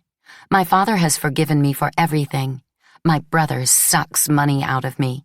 Pinuccia says she loves me so much. Their children call me auntie. But it's a boring job, completely the opposite of what it seemed at first. Still too slow. You waste a lot of time. Let's hope that the new machines get here soon. They're a lot faster. Or no. Speed consumes everything, as when photographs come out blurry. Alfonso used that expression. He used it in fun. He said that he came out blurry, without clear outlines. Lately, he's been talking to me constantly about friendship. He wants to be my friend. He would like to copy me on copying paper. He swears that he would like to be a girl like me. What sort of girl? I said to him. You're a male, Alfo. You don't know anything about what I'm like. And even if we're friends, and you study me, and spy on me, and copy me, you'll never know anything. So, he was having a good time. What do? I suffer being the way I am. And he confessed to me that he has always loved Michele. Yes, Michele Salata. And he wishes Michele would like him the way he thinks Michele likes me. You understand, Lenu, what happens to people. We have too much stuff inside, and it swells us, breaks us. All right, I said, we're friends. But get out of your mind that you can be a woman like me. All you'd succeed in being is what a woman is according to you men. You can copy me, make a portrait as precise as an artist. But my shit will always remain mine, and yours will be yours. Ah, Lenu, what happens to us all? We're like pipes when the water freezes. What a terrible thing a dissatisfied mind is. You remember what we did with my wedding picture? I want to continue on that path. The day will come when I reduce myself to diagrams. I'll become a perforated tape, and you won't find me anymore. Nonsense. That's all. That talk in the hall confirmed to me that our relationship no longer had any intimacy. It had been reduced to succinct information, scant details, mean remarks, hot air, no revelation of facts and thoughts for me alone. Lila's life was now hers, and that was all. It seemed that she didn't want to share it with anyone. Pointless to persist with questions like, what do you know about Pasquale? Where did he end up? What do you have to do with Soccavo's death, the kneecapping of Filippo? What led you to accept Michele's offer? What do you make of his dependence on you? Lila had retreated into the unconfessable. Any questions of mine could not become conversation. She would say, what are you thinking? You're crazy. Michele, dependent, Soccavo. What are you talking about? Even now, as I write, I realize that I don't have enough information to move on to Lila went, Lila did, Lila met, Lila planned. And yet, as I was returning in the car to Florence, I had the impression that there, in the neighborhood, between backwardness and modernity. She had more history than I did. How much I had lost by leaving, believing I was destined for who knows what life. Lila, who had remained, had a very new job. She earned a lot of money. She acted in absolute freedom and according to schemes that were indecipherable. She was very attached to her son. She had been extremely devoted to him in the first years of his life, and she still kept an eye on him. But she seemed capable of being free of him as and when she wanted. He didn't cause her the anxieties my daughters caused me. She had broken with her family, and yet she took on their burden and the responsibility for them whenever she could. She took care of Stefano, who was in trouble, but without getting close to him. She hated the Saladas, and yet she submitted to them. She was ironic about Alfonso and was his friend. She said she didn't want to see Nino again, but I knew it wasn't so, that she would see him. Hers was a life in motion. Mine was stopped. While Pietro drove in silence and the children quarreled, I thought a lot about her and Nino, about what might happen. Lila will take him back, I fantasized. She'll manage to see him again. She'll influence him the way she knows how. She'll get him away from his wife and son. She'll use him in her war I no longer know against whom. She'll induce him to get divorced. And meanwhile, she'll escape from Michele after taking a lot of money from him. And she'll leave Enzo. And finally, she'll make up her mind to divorce Stefano. And maybe she'll marry Nino. Maybe not. But certainly they'll put their intelligences together. And who can say what they will become? Become. It was a verb that had always obsessed me. But I realized it for the first time only in that situation. I wanted to become, even though I had never known what. And I had become, that was certain, but without an object, without a real passion, without a determined ambition. I had wanted to become something, here was the point, only because I was afraid that Lila would become someone, and I would stay behind. My becoming was a becoming in her wake. I had to start again to become, but for myself, as an adult, outside of her. 97. I telephoned Adele as soon as I got home to find out about the German translation that Antonio had sent me. It had come out of the blue. She didn't know anything about it either. She called the publisher. She called me back after a while to tell me that the book had been published not only in Germany, but in France and Spain. So, I asked, what should I do? Adele answered in bewilderment, nothing. Be satisfied. Of course, I said, I'm very pleased. But from the practical point of view, I don't know. Should I go promote it abroad? She said affectionately, you don't have to do anything, Elena. The book, unfortunately, didn't sell anywhere. My mood got worse. I nagged the publisher. I asked for precise information about the translations. I was angry because no one cared to keep me informed. I ended up saying to an indifferent secretary, I found out about the German edition not from you, but from a semi-literate friend. Can you do your job or not? Then I apologized. I felt stupid. One after the other, the French copy and the Spanish arrived. A copy in German, without the crumpled look of the one sent by Antonio. They were ugly books.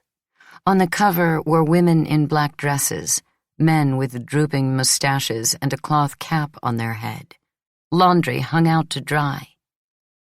I leafed through them, I showed them to Pietro. I placed them on a bookshelf among other novels. Mute paper. Useless paper. A time of weary discontent began. I called Elisa every day to find out if Marcello was still kind, if they had decided to get married.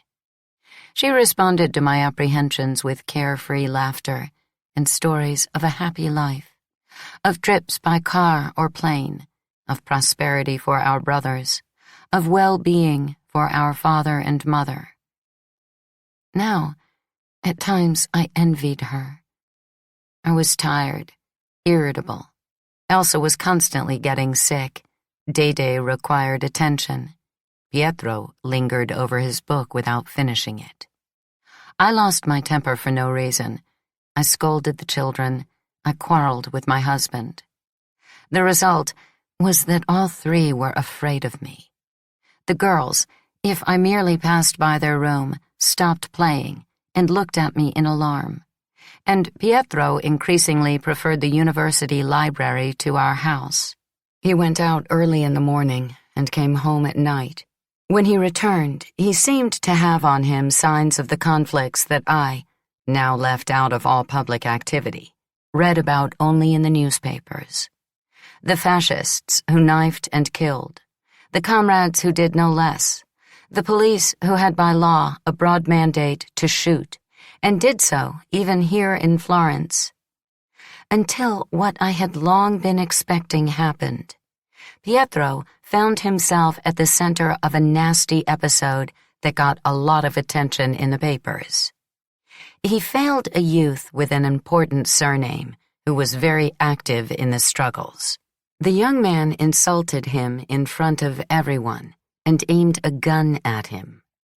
Pietro, according to the story that an acquaintance told me, not him, nor was it a first-hand version, she wasn't present, calmly recorded the failure, handed the exam book to the boy, and said, more or less, either be serious and shoot, or you'd best get rid of that weapon immediately, because in a moment I'm going to go and report you.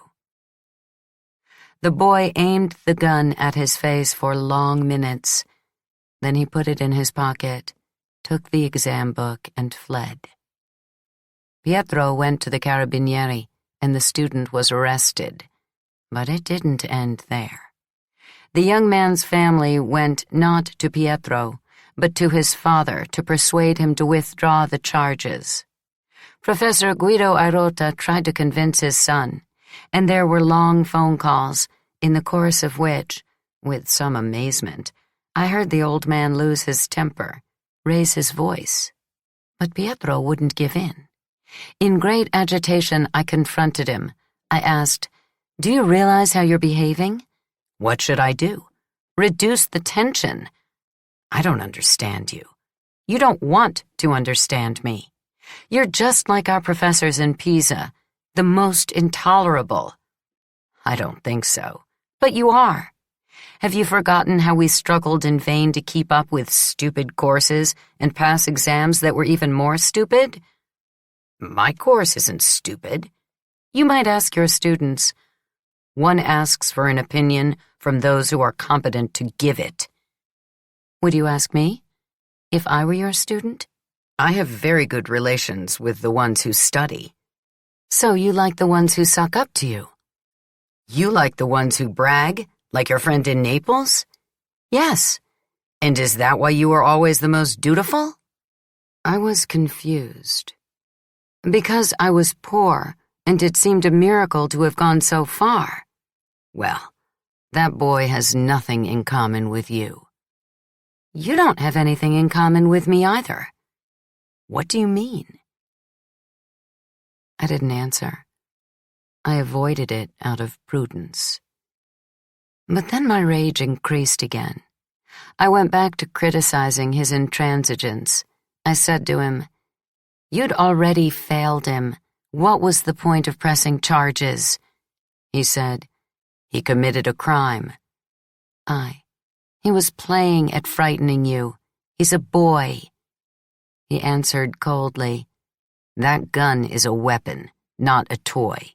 and it was stolen with other weapons 7 years ago from a carabinieri barracks in Rovezzano. I said, "The boy didn't shoot." He muttered, "The weapon was loaded. What if he had?" "He didn't," I cried. He too raised his voice.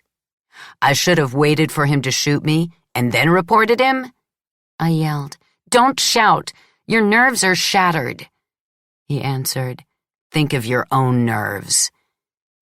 And it was pointless to explain to him, anxiously, that even if my words and tone were argumentative, the situation actually seemed very dangerous, and I was worried. "I'm afraid for you," I said, "for the children, for me." But he didn't console me. He went to his study and tried to work on his book. Only weeks later he told me that 2 plainclothes policemen had come to see him and asked for information about certain students, had showed him some photographs. The first time he had greeted them politely and politely sent them away without giving them any information. The second time he had asked, "Have these youths committed crimes?" "No. For now, no." "Then what do you want from me?" He had seen them to the door with all the contemptuous courtesy he was capable of. 98. For months, Lila never called. She must have been very busy. Nor did I seek her out, although I felt the need. To diminish the feeling of emptiness, I tried to strengthen my connection with Maria Rosa, but there were many obstacles. Franco now lived permanently at my sister-in-law's house, and Pietro didn't like me getting too close to his sister or seeing my former boyfriend. If I stayed in Milan for more than a day, his mood darkened, imaginary illnesses multiplied, tension increased. Also, Franco himself, who in general never went out except for the medical treatments he constantly needed, didn't welcome my presence. He was impatient with the children's voices, which he found too loud, and at times he disappeared, alarming both Maria Rosa and me. My sister-in-law, besides, had endless engagements and was permanently surrounded by women. Her apartment was a gathering place. She welcomed everyone: intellectuals, middle-class women, working-class women, fleeing abusive companions, runaway girls. So that she had little time for me. And anyway, she was too much a friend to all for me to feel sure of our bond. And yet, in her house, the desire to study was rekindled, and even to write, or rather, it seemed to me that I would be capable of it. We discussed ourselves a lot, but although we were all women, Franco, if he hadn't fled, stayed shut in his room. We struggled to understand what a woman was. Our every move or thought or conversation or dream, once analyzed in depth, seemed not to belong to us. And this excavation seemed to exasperate those who were weaker, who couldn't tolerate such an excess of self-reflection, and believed that to embark on the road of freedom it was enough simply to cut off men. These were unstable times, arcing in waves. Many of us feared a return to the flat calm and stayed on the crest, holding on to extreme formulations and looking down with fear and rage. When we learned that the security force of Lotta Continua had attacked a separatist women's demonstration, we grew bitter to the point where, if one of the more rigid participants discovered that Maria Rosa had a man in the house, which she didn't declare but didn't hide either, the discussion became fierce, the ruptures dramatic. I hated those moments. I was looking for inspiration, not conflict, subjects for research, not dogmas. Or at least so I said to myself, and sometimes also to Maria Rosa, who listened to me in silence. On one of those occasions, I told her about my relationship with Franco in the days of the Normale and what he had meant to me. "I'm grateful to him," I said. "I learned so much from him, and I'm sorry that he now treats me and the children coldly." I thought about it for a moment and continued. "Maybe there's something mistaken in this desire men have to instruct us. I was young at the time, and I didn't realize that in his wish to transform me was the proof that he didn't like me as I was. He wanted me to be different. Or rather, he didn't want just a woman. He wanted the woman he imagined he himself would be if he were a woman.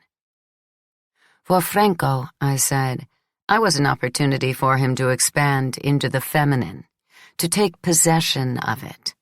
I constituted the proof of his omnipotence, the demonstration that he knew how to be not only a man in the right way, but also a woman.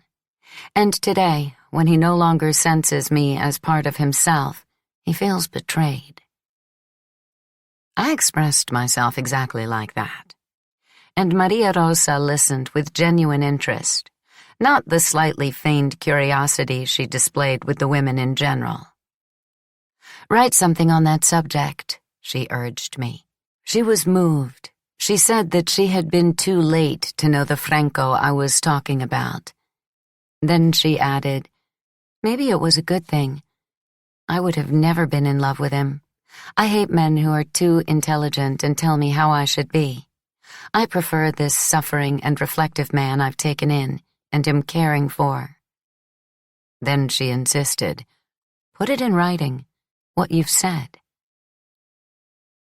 I nodded somewhat nervously, pleased with the praise, but also embarrassed. I said something about my relationship with Pietro, about how he tried to impose his views on me. This time Maria Rosa burst out laughing, and the almost solemn tone of our conversation changed. "Franco associated with Pietro? You're joking," she said. "Pietro has trouble keeping together his own virility. Imagine if he has the energy to impose on you his feeling for what a woman is. You want to know something? I would have sworn that you wouldn't marry him. I would have sworn that, if you had, you would leave him in a year. I would have sworn that you would be careful not to have children. The fact that you're still together seems to me a miracle. You're really a good girl. Poor you." 99. We were, therefore, at this point. My husband's sister considered my marriage a mistake and said it to me frankly. I didn't know whether to laugh or cry. It seemed to me the ultimate and unbiased confirmation of my conjugal unease.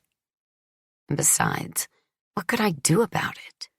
I said to myself that maturity consisted in accepting the turn that existence had taken without getting too upset, following a path between daily practices and theoretical achievements, learning to see oneself, know oneself, in expectation of great changes. Day by day, I grew calmer. My daughter Day went to first grade early, already knowing how to read and write. My daughter Elsa was happy to stay alone with me all morning in the still house. My husband, although he was the dullest of academics, seemed finally close to finishing a second book that promised to be even more important than the first. And I was Signora Airota, Elena Airota, a woman depressed by submissiveness who, nevertheless, urged by her sister-in-law, but also in order to fight discouragement, had begun to study, almost in secret, the invention of women by men, mixing the ancient and modern worlds. I didn't have an objective, only to be able to say to Maria Rosa, to my mother-in-law, to this or that acquaintance, "I'm working." And so I pushed on, in my speculations, from the first and second biblical creations to Defoe Flanders, Flaubert Bovary, Tolstoy Karenina, La Dernière Mode, Rose C'est la Vie, and beyond, and still further in a frenzy of revelation. Slowly, I began to feel some satisfaction. I discovered everywhere female automatons created by men. There was nothing of ourselves, and the little there was that rose up in protest immediately became material for their manufacturing. When Pietro was at work and Dede was at school, and Elsa was playing next to my desk, and I, at last, felt alive, digging into words and among words, I sometimes imagined what my life and Lila's would have been if we had both taken the test for admission to middle school and then high school. If together we had studied to get our degree, elbow to elbow, allied, a perfect couple, the sum of intellectual energies, of the pleasures of understanding and the imagination.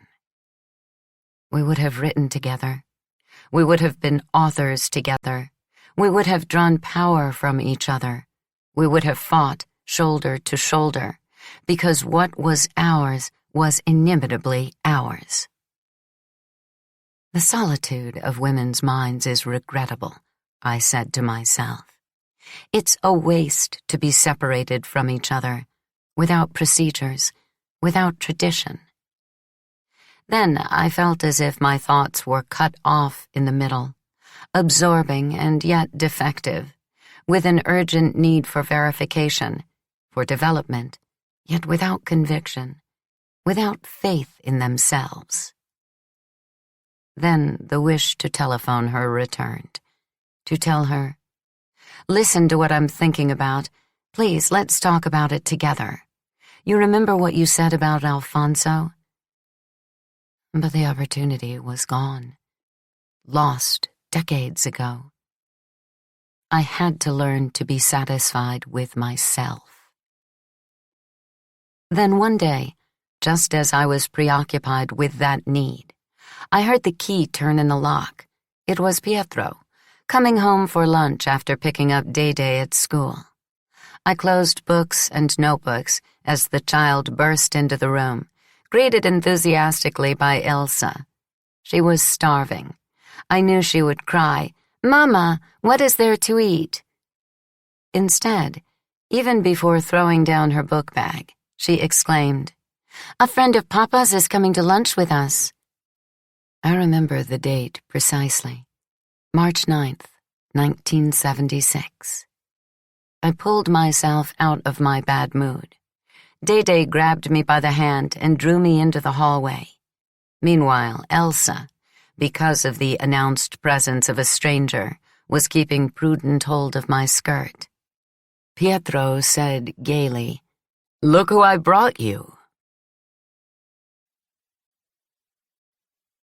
100.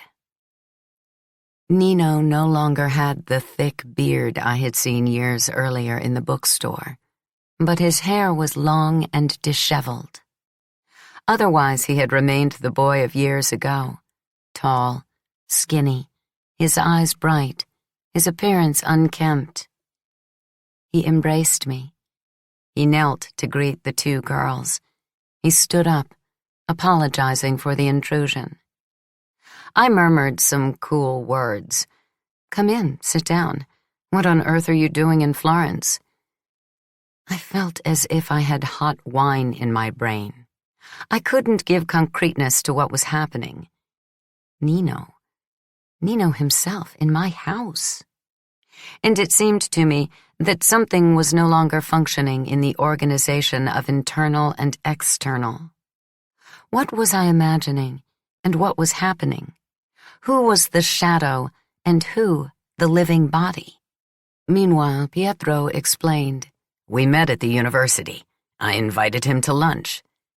And I smiled. I said, "Yes, it's all ready. Where there's enough for 4, there's enough for 5. Keep me company while I set the table." I seemed tranquil, but I was extremely agitated. My face hurt with the effort of smiling. How is it that Nino is here? And what is here? What is? I surprised you, Pietro said, with some apprehension, as when he was afraid of having been wrong about something. And Nino, laughing, I told him 100 times to call you, I swear, but he didn't want to. Then he explained that it was my father-in-law who had told him to introduce himself. He had met Professor Airota in Rome at the Socialist Party Congress, and there, one thing leading to another, he had said that he had work to do in Florence, and the professor had mentioned Pietro, the new book his son was writing, a volume that he had just obtained for him and that he needed urgently. Nino had offered to take it in person, and now here we were at lunch, the girls fighting for his attention, he, who was charming to both of them, obliging to Pietro, and had a few serious words for me. Think, he said to me, I've come so often to this city for work, but I didn't know you were living here, that you had 2 lovely young ladies. Luckily, there was this opportunity. Are you still teaching in Milan? I asked, knowing perfectly well that he no longer lived in Milan. No, I'm teaching now in Naples. What subject? He made a grimace of displeasure. Geography. Meaning? Urban geography. How in the world did you decide to go back? My mother's not well. I'm sorry. What's wrong? Her heart. And your brothers and sisters? Fine. Your father? The usual. But time passes. One grows up, and recently we've reconciled. Like everyone, he has his flaws and his virtues. He turned to Pietro. How much trouble we've made for fathers and for the family. Now that it's our turn, how are we doing? I'm doing well, my husband said, with a touch of irony. I have no doubt. You married an extraordinary woman, and these 2 little princesses are perfect, very well brought up, very stylish. What a pretty dress, Day-Day. It looks very nice on you.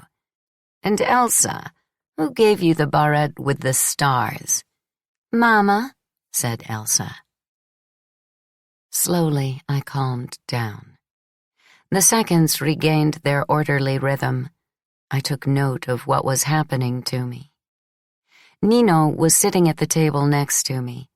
He ate the pasta I had prepared, carefully cut Elsa's meat into small pieces, ate his with a good appetite, mentioned with disgust the bribes that Lockheed had paid to Tanasi and to Gui, praised my cooking, discussed with Pietro the socialist option, peeled an apple in a single coil that sent Day-Day into ecstasies. Meanwhile, a fluid benevolence spread through the apartment that I hadn't felt for a long time. How nice it was that the 2 men agreed with one another, liked one another. I began to clear the table in silence. Nino jumped up and offered to do the dishes, provided the girls helped him. Sit down, he said, and I sat, while he got Day-Day and Elsa busy, eager. Every so often he asked where he should put something or other, and continued to chat with Pietro. It was really him. After so long, and he was there. I looked, without wanting to, at the ring he wore on his ring finger. He never mentioned his marriage, I thought. He spoke of his mother, his father, but not of his wife and child. Maybe it wasn't a marriage of love. Maybe he had married for convenience. Maybe he was forced to get married. Then the flutter of hypotheses ceased. Nino, out of the blue, began to tell the girls about his son, Albertino, and he did it as if the child were a character in a fable, in tones that were comical and tender by turns. Finally, he dried his hands, took out of his wallet a picture, showed it to Elsa, then Day, then Pietro, who handed it to me. Albertino was very cute. He was 2, and sat in his mother's arms with a sulky expression. I looked at the child for a few seconds and immediately went on to examine her. She seemed magnificent, with big eyes and long black hair. She could hardly be more than 20. She was smiling. Her teeth were sparkling. Even her gaze seemed to me that of someone in love. I gave him back the photograph. I said, "I'll make coffee." I stayed alone in the kitchen. The 4 of them went into the living room. Nino had an appointment for work, and with profuse apologies left immediately after coffee and a cigarette. "I'm leaving tomorrow," he said, "but I'll be back soon. Next week." Pietro urged him repeatedly to let him know.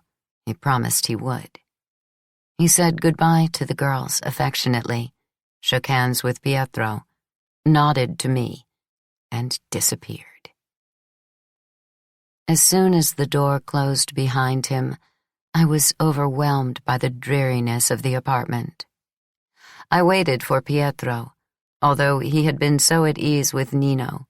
To find something hateful about his guest, he almost always did. Instead, he said contentedly, "Finally, a person it's worthwhile spending time with." That remark, I don't know why, hurt me. I turned on the television and watched it with the girls for the rest of the afternoon. 101. I hoped that Nino would call right away, the next day. I started every time the phone rang. Instead, an entire week slipped by without news from him. I felt as if I had a terrible cold. I became idle. I stopped my reading and my notes. I got angry at myself for that senseless expectation. Then, one afternoon, Pietro returned home in an especially good mood. He said that Nino had come by the department, that they had spent some time together, that there was no way to persuade him to come to dinner. "He invited us to go out tomorrow night," he said. "The children, too. He doesn't want you to go to the trouble of cooking." The blood began to flow more quickly. I felt an anxious tenderness for Pietro. As soon as the girls went to their room, I embraced him. I kissed him. I whispered words of love. I hardly slept that night, or rather, I slept with the impression of being awake. The next day, as soon as Day came home from school, I put her in the bathtub with Elsa and washed them thoroughly. Then I moved on to myself. I took a long, pleasant bath. I shaved my legs. I washed my hair and dried it carefully. I tried on every dress I owned, but I was getting more and more nervous. Nothing looked right, and I didn't like the way my hair had turned out. Day and Elsa were right there, pretending to be me. They posed in front of the mirror. They expressed dissatisfaction with clothes and hairdos. They shuffled around in my shoes. I resigned myself to being what I was. After I scolded Elsa too harshly for getting her dress dirty at the last minute, we got in the car and drove to pick up Pietro and Nino, who were at the university.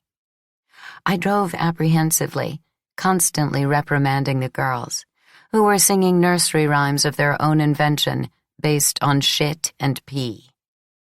The closer I got to the place where we were to meet, the more I hoped that some last-minute engagement would keep Nino from coming. Instead, I saw the 2 men right away, talking. Nino had enveloping gestures, as if he were inviting his interlocutor to enter into a space designed just for him. Pietro seemed as usual clumsy. The skin of his face flushed.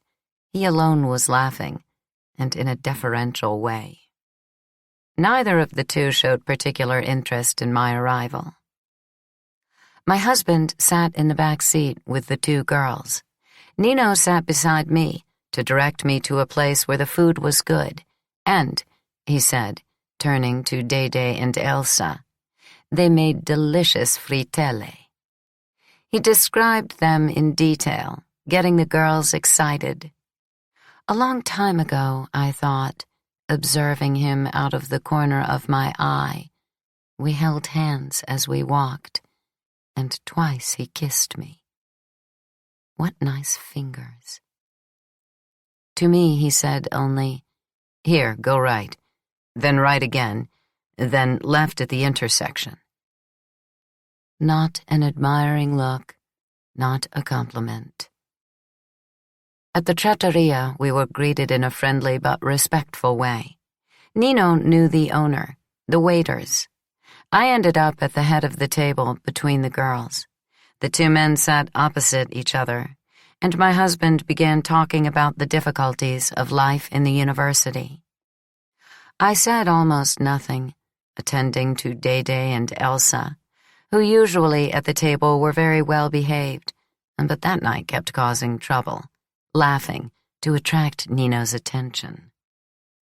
I thought, uneasily, Pietro talks too much. He's boring him. He doesn't leave him space. I thought, we've lived in this city for 7 years, and we have no place of our own where we could take him in return. A restaurant where the food is good, as it is here, where we're recognized as soon as we enter. I liked the owner's courtesy. He came to our table often, and even went so far as to say to Nino, "Tonight I won't give you that. It's not fit for you and your guests." And he advised something else. When the famous frittelle arrived, the girls were elated, and so was Pietro. They fought over them. Only then, Nino turned to me. "Why haven't you had anything else published?" he asked, without the frivolity of dinner conversation, and an interest that seemed genuine. I blushed. I said, indicating the children, "I did something else." "That book was really good." "Thank you." "It's not a compliment. You've always known how to write. You remember the article about the religion teacher?" "Your friends didn't publish it." "There was a misunderstanding." "I lost faith." "I'm sorry. Are you writing now?" "In my spare time." "A novel?" "I don't know what it is." "But the subject?" "Men who fabricate women." "Nice. We'll see. Get busy. I'd like to read you soon." And to my surprise, he turned out to be very familiar with the works by women I was concerned with. I had been sure that men didn't read them. Not only that, he cited a book by Starobinsky that he had read recently, and said there was something that might be useful to me. He knew so much. He had been like that since he was a boy, curious about everything. Now he was quoting Rousseau and Bernard Shaw. I broke in. He listened attentively. And when the children, nerve-wrackingly, began tugging at me to order more frittelle, he signaled to the owner to make us some more. Then, turning to Pietro, he said, "You should leave your wife more time. She has all day available." "I'm not kidding. If you don't, you're guilty not only on a human level, but also on a political one." "What's the crime?" "The waste of intelligence. A community that finds it natural to suffocate with the care of home and children so many women's intellectual energies is its own enemy and doesn't realize it." I waited in silence for Pietro to respond. My husband reacted with sarcasm. "Elena can cultivate her intelligence when and how she likes. The essential thing is that she not take time from me." "If she doesn't take it from you, then who can she take it from?" Pietro frowned. "When the task we give ourselves has the urgency of passion, there's nothing that can keep us from completing it." I felt wounded, I whispered with a false smile, "My husband is saying that I have no true interest." Silence. Nino asked, "And is that true?" I answered in a rush that I didn't know. I didn't know anything. But while I was speaking, with embarrassment, with rage, I realized that my eyes were filled with tears. I lowered my gaze. "That's enough, Fritelle," I said to the children in a scarcely controlled voice, and Nino came to my aid. He exclaimed, "I'll eat just one more. Mama also, Papa too, and you can have two, but then that's it." He called over the owner and said solemnly, "I'll be back here with these two young ladies in exactly 30 days, and you'll make us a mountain of these exquisite fritelle, all right?" Elsa asked, "When is a month? When is 30 days? And I, having managed to repress my tears, stared at Nino and said, "Yes, when is a month? When is 30 days? We laughed, Day more than us adults, at Elsa's vague idea of time. Then Pietro tried to pay, but he discovered that Nino had already done it. He protested. He drove. I sat in the back between the two girls who were half asleep. We took Nino to the hotel, and all the way I listened to their slightly tipsy conversation. Once we were there, Pietro, euphoric, said, "It doesn't make sense to throw away money. We have a guest room. Next time you can come and stay with us. Don't stand on ceremony." Nino smiled. "Less than an hour ago we said that Elena needs time, and now you want to burden her with my presence?" I interrupted wearily. It would be a pleasure for me, and also for Day and Elsa. But as soon as we were alone, I said to my husband, "Before making certain invitations, you might at least consult me." He started the car, looked at me in the rearview mirror, stammered, "I thought it would please you." 102. Oh, of course it pleased me. It pleased me greatly. But I also felt as if my body had the consistency of eggshell, and a slight pressure on my arm, on my forehead, on my stomach, would be enough to break it and dig out all my secrets, in particular those which were secrets even to me. I avoided counting the days. I concentrated on the texts I was studying, but I did it as if Nino had commissioned that work, and on his return would expect first-rate results. I wanted to tell him, "I followed your advice. I kept going. Here's a draft. Tell me what you think." It was a good expedient. The 30 days of waiting went by too quickly. I forgot about Elisa. I never thought of Lila. I didn't telephone Maria Rosa. And I didn't read the newspapers or watch television. I neglected the children and the house. Of arrests and clashes and assassinations and wars, in the permanent agon of Italy and the planet, only an echo reached me. I was scarcely aware of the heavy tensions of the electoral campaign. All I did was write, with great absorption. I racked my brains over a pile of old questions, until I had the impression that I had found, at least in writing, a definitive order. At times I was tempted to turn to Pietro. He was much smarter than me. He would surely save me from writing hasty or crude or stupid things. But I didn't do it. I hated the moments when he intimidated me with his encyclopedic knowledge. I worked hard, I remember, especially on the first and second biblical creations. I put them in order, taking the first as a sort of synthesis of the divine creative act, The second as a sort of more expansive account. I made up a lively story, without ever feeling imprudent. God, I wrote, more or less, creates man, Ish, in his image. He creates a masculine and a feminine version. How? First, with the dust of the earth, he forms Ish, and blows into his nostrils the breath of life. Then he makes Isha, the woman, from the already formed male material no longer raw, but living, which he takes from Ish's side and immediately closes up the flesh. The result is that Ish can say, "This thing is not, like the army of all that has been created, other than me, but is flesh of my flesh, bone of my bones. God produced it from me.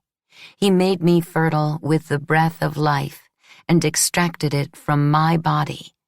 I am Ish, and she is Isha. In the word above all, in the word that names her, she derives from me. I am in the image of the divine spirit. I carry within me his word. She is therefore a pure suffix applied to my verbal root. She can express herself only within my word." And I went on like that, and lived for days and days in a state of pleasurable intellectual overexcitement. My only pressure was to have a readable text in time. Every so often I was surprised at myself. I had the impression that striving for Nino's approval made the writing easier, freed me. But the month passed, and he didn't appear. At first it helped me. I had more time and managed to complete my work. Then I was alarmed. I asked Pietro. I discovered that they often talked in the office, but that he hadn't heard from him for several days. "You often talk?" I said, annoyed. "Yes." "Why didn't you tell me?" "What?" "That you often talked." "They were calls about work." "Well, since you become so friendly, call and see if he'll deign to tell us when he's coming." "Is that necessary?" "Not for you, but the effort is mine. I'm the one who has to take care of everything, and I'd like to be warned in time." He didn't call him. I responded by saying to myself, "All right, let's wait. Nino promised the girls he'd be back. I don't think he'll disappoint them." And it was true. He called a week late, in the evening. I answered. He seemed embarrassed. He uttered a few generalities, then asked, "Is Pietro not there?" I was embarrassed in turn. I gave the phone to Pietro. They talked for a long time. I felt, with increasing uneasiness, that my husband was using unfamiliar tones, exclamations, laughter, his voice too loud.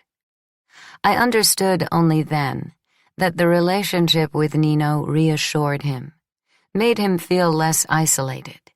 He forgot his troubles and worked more eagerly. I went into my study, where Dede was reading and Elsa playing, both waiting for dinner. But even there his voice reached me. He seemed drunk. Then he was silent. I heard his steps in the house. He peeked in and said gaily to his daughters, "Girls, tomorrow night we're going to eat frittelle with Uncle Nino." Dede and Elsa shouted with excitement. I asked, "What's he doing? Is he coming to stay here?" "No," he answered. "He's with his wife and son. They're at the hotel." 103. It took me a long time to absorb the meaning of those words. I burst out, "He could have warned us." They decided at the last minute. He's a bore. "Elena, what is the problem?" So Nino had come with his wife. I was terrified by the comparison. I know what I was like. I knew the crude physicality of my body. But for a good part of my life, I had given it little importance. I had grown up with one pair of shoes at a time, ugly dresses sewed by my mother, makeup only on rare occasions. In recent years, I had begun to be interested in fashion, to educate my taste under Adele's guidance, and now I enjoyed dressing up. But sometimes, especially when I had dressed not only to make a good impression in general, but for a man, preparing myself, this was the word, seemed to me to have something ridiculous about it. All that struggle, all that time spent camouflaging myself when I could be doing something else. The colors that suited me, the ones that didn't, the styles that made me look thinner, those that made me fatter, the cut that flattered me, the one that didn't. A lengthy, costly preparation. Reducing myself to a table set for the sexual appetite of the male, to a well-cooked dish to make his mouth water. And then the anguish of not succeeding, of not seeming pretty, of not managing to conceal with skill the vulgarity of the flesh with its moods and odors and imperfections. But I had done it. I had done it also for Nino recently.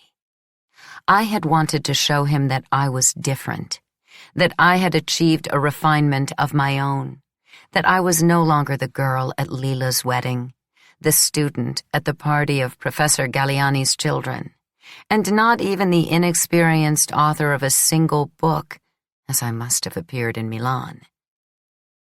But now, enough. He had brought his wife, and I was angry. It seemed to me a mean thing. I hated competing in looks with another woman, especially under the gaze of a man, and I suffered at the thought of finding myself in the same place with the beautiful girl I had seen in the photograph. It made me sick to my stomach. She would size me up, study every detail, with the pride of a woman of via tasso taught since birth to attend to her body. Then, at the end of the evening, alone with her husband, she would criticize me with cruel lucidity. I hesitated for hours and finally decided that I would invent an excuse. My husband would go alone with the children. But the next day I couldn't resist. I dressed, I undressed, I combed my hair, I uncombed it, I nagged Pietro. I went to his room constantly, now with one dress, now another, now with one hairdo, now another, and I asked him, tensely, "How do I look?" He gave me a distracted glance. He said, "You look nice." I answered, "And if I put on the blue dress?" He agreed. But I put on the blue dress and I didn't like it. It was tight across the hips. I went back to him. I said, "It's too tight." Pietro replied patiently, "Yes, the green one with the flowers looks better." But I didn't want the green one with the flowers to simply look better. I wanted it to look great, and my earrings to look great, and my hair to look great, and my shoes to look great. In other words, I couldn't rely on Pietro. He looked at me without seeing me. And I felt more and more ungainly. Too much bosom, too much ass, wide hips, and that dirty blonde hair, that big nose. I had the body of my mother, a graceless body. All I needed was for the sciatica to return and start limping. Nino's wife, instead, was very young, beautiful, rich, and surely knew how to be in the world, as I would never manage to learn. So I returned 1,000 times to my first decision. I won't go. I'll send Pietro with the children. I'll have him say I don't feel well. I did go. I put on a white shirt over a cheerful flowered skirt. The only jewel I wore was my mother's old bracelet. In my purse, I put the text I had written. I said, "Who gives a damn about her? Him. All of them." 104. Because of all my hesitations, we arrived late at the restaurant. The Sarratore family was already at the table. Nino introduced his wife, Eleonora, and my mood changed. Oh yes, she had a pretty face and beautiful black hair, just as in the photograph. But she was shorter than I, and I wasn't very tall. She had no bosom, though she was plump, and she wore a bright red dress that didn't suit her at all, and she was wearing too much jewelry. And from the first words she spoke, she revealed a shrill voice with the accent of a Neapolitan brought up by canasta players in a house with a picture window on the Gulf.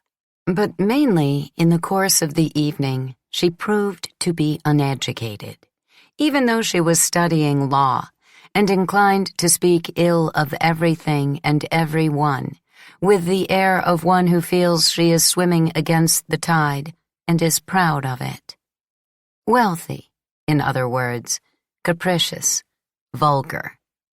Even her pleasing features were constantly spoiled by an expression of irritation, followed by a nervous laugh, which broke up her conversation, even the individual sentences. She was irritated by Florence. What does it have that Naples doesn't? By the restaurant. Terrible. By the owner. Rude. By whatever Pietro said. What nonsense. By the girls. My goodness, you talk so much. Let's have a little quiet, please. And, naturally, me. You studied in Pisa, but why? Literature in Naples is much better. I've never heard of that novel of yours. When did it come out? 8 years ago, I was 14. She was sweet only with her son and with Nino.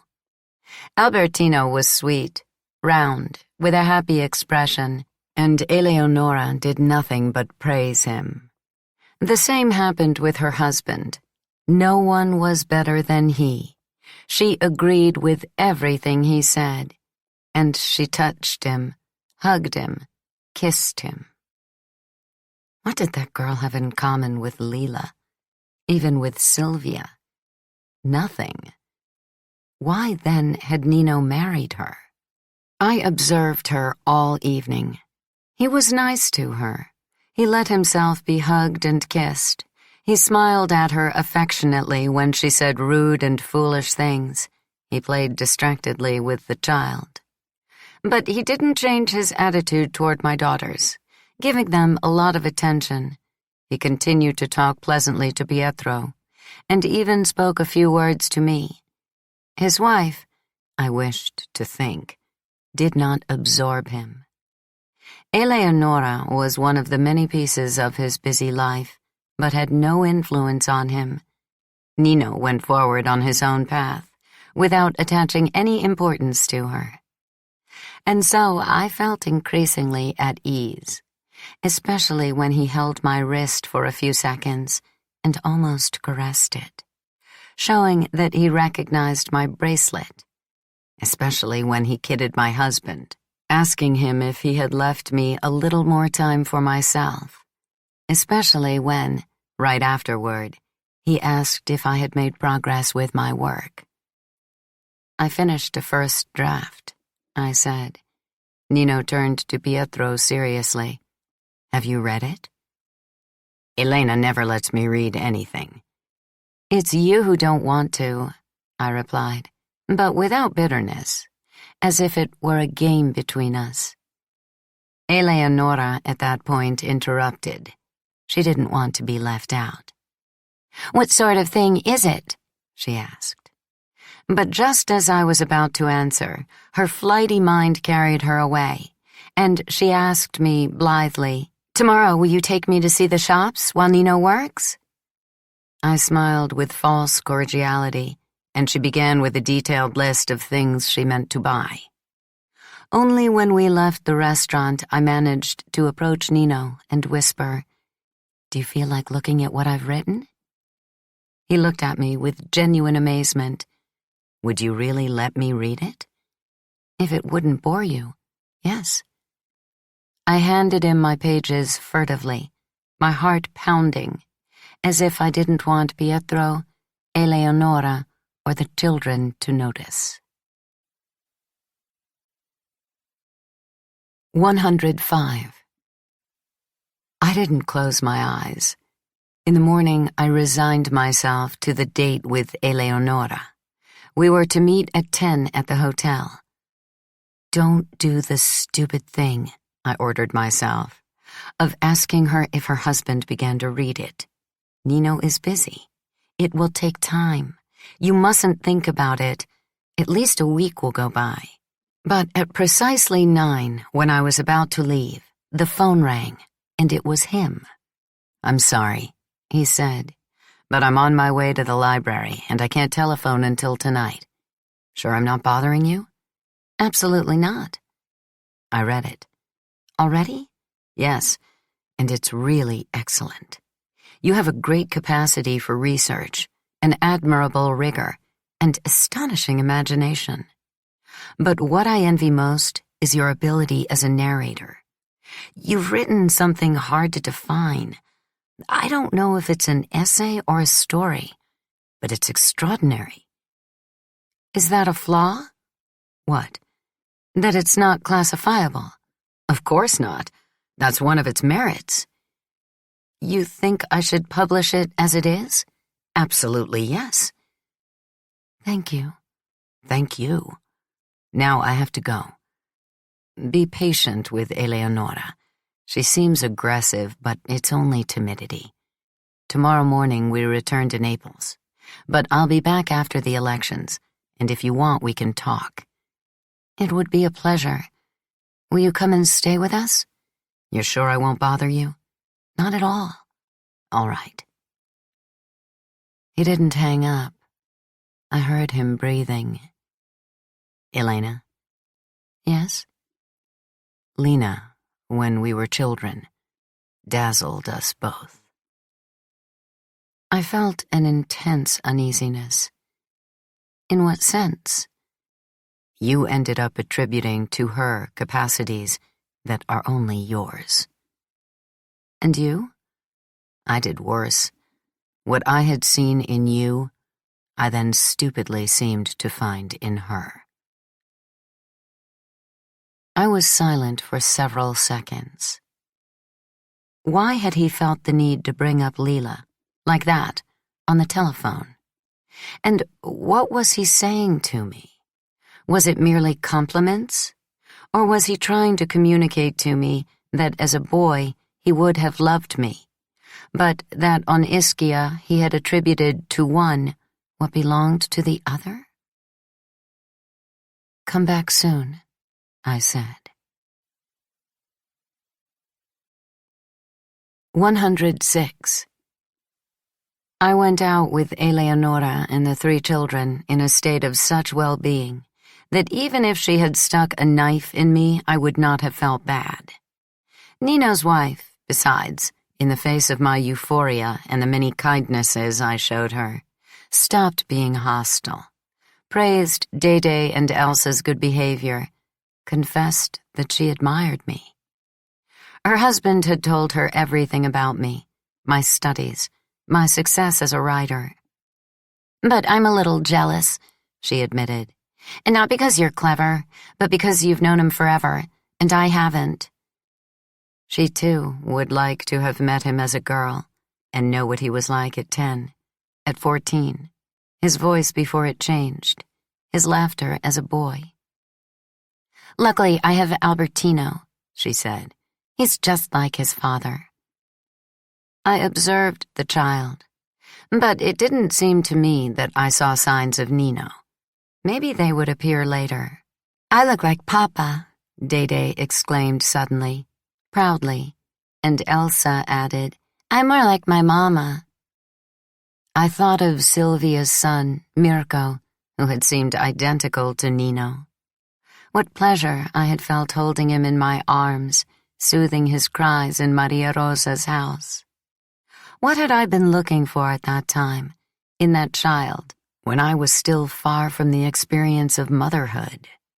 What had I sought in Gennaro before I knew that his father was Stefano? What was I looking for in Albertino, now that I was the mother of Dede and Elsa? And why did I examine him so closely? I dismissed the idea that Nino remembered Mirko from time to time, nor did I think he had ever demonstrated any interest in Gennaro. Men, dazed by pleasure, absent-mindedly sow their seed. Overcome by their orgasm, they fertilize us. They show up inside us and withdraw, leaving, concealed in our flesh, their ghost, like a lost object. Was Albertino the child of will, of attention? Or did he, too, exist in the arms of this woman-mother without Nino's feeling that he had had anything to do with it? I roused myself. I said to Eleonora that her son was the image of his father, and was content with that lie. Then I told her in detail, with affection, with tenderness, about Nino at the time of elementary school, at the time of the contests organized by Maestra Oliviero and the principal to see who was smartest, Nino at the time of high school, about Professor Galliani and the vacation we had had on Ischia with other friends. I stopped there, even though she kept childishly asking, "And then?" The more we talked, the more she liked me. She became attached to me. If we went into a shop and I liked something, tried it on but then decided against it, I discovered on leaving that Eleonora had bought it as a present for me. She also wanted to buy clothes for Dede and Elsa. At the restaurant, she paid. And she paid for the taxi in which she took me home with the children, and then had herself driven to the hotel, loaded with packages. We said goodbye. The children and I waved until the car turned the corner. She's another piece of my city, I thought, outside my field of experience. She used money as if it had no value. I ruled out that it was Nino's money. Her father was a lawyer, also her grandfather. Her mother was from a banking family. I wondered what difference there was between their bourgeois wealth and that of the Solanas. I thought of how many hidden turns money takes before becoming high salaries and lavish fees. I remembered the boys from the neighborhood who were paid by the day unloading smuggled goods, cutting trees in the parks, working at the construction sites. I thought of Antonio, Pasquale, Enzo. Ever since they were boys, they had been scrambling for a few lire here, a few there to survive. Engineers, architects, lawyers, banks were another thing. But their money came, if through 1,000 filters, from the same shady business, the same destruction. A few crumbs had even mutated into tips for my father and had contributed to allowing me an education. What, therefore, was the threshold beyond which bad money became good, and vice versa? How clean was the money that Eleonora had heedlessly spent in the heat of a Florentine day, and the checks with which the gifts that I was taking home had been bought? How different were they from those with which Michele paid Lila for her work? All afternoon, the girls and I paraded in front of the mirror in the clothes we had been given as presents. They were nice things, pretty and cheerful. There was a pale red 40s-style dress that looked especially good on me. I would have liked Nino to see me in it. But the Sarratore family returned to Naples without our having a chance to see them again. Unpredictably, Time didn't collapse. Rather, it began to flow lightly. Nino would return, that was certain, and he would talk about my writing. To avoid unnecessary friction, I put a copy of my work on Pietro's desk.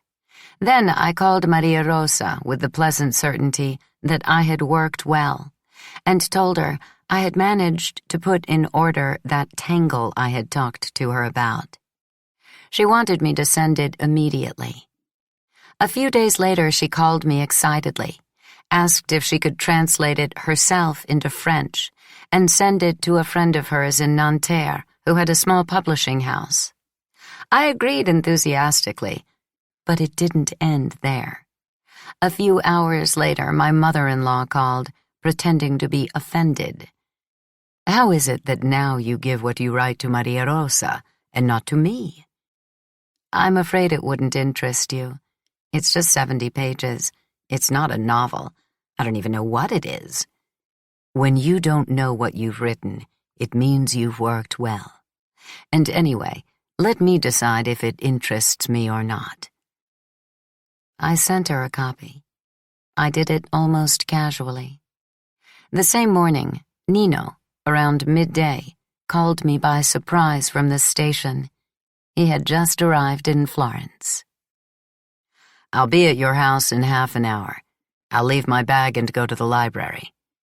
"You won't eat something?" I asked with naturalness. It seemed to me normal that he, arriving after a long journey, should come to sleep at my house, that I should prepare something for him to eat while he took a shower in my bathroom, that we would have lunch together, he and I and the children, while Pietro was giving exams at the university. 107. Nino stayed for 10 days. Nothing of what happened in that time had anything to do with the yearning for seduction I had experienced years earlier. I didn't joke with him. I didn't act flirtatious. I didn't assail him with all sorts of favors. I didn't play the part of the liberated woman, modeling myself on my sister-in-law. I didn't tenderly seek his gaze. I didn't contrive to sit next to him at the table or on the couch in front of the television. I didn't go around the house half-dressed. I didn't try to be alone with him. I didn't graze his elbow with mine, his arm with my arm or breast, his leg with my leg.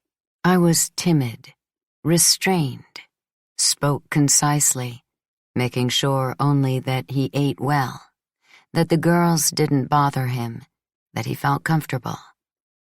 And it wasn't a choice. I couldn't have behaved differently. He joked a lot with Pietro, with Dede, with Elsa, but as soon as he spoke to me, he became serious. He seemed to measure his words as if there were not an old friendship between us. And it seemed right to me to do the same. I was very happy to have him in the house, and yet I felt no need for confidential tones and gestures. In fact, I liked staying on the edge and avoiding contact between us.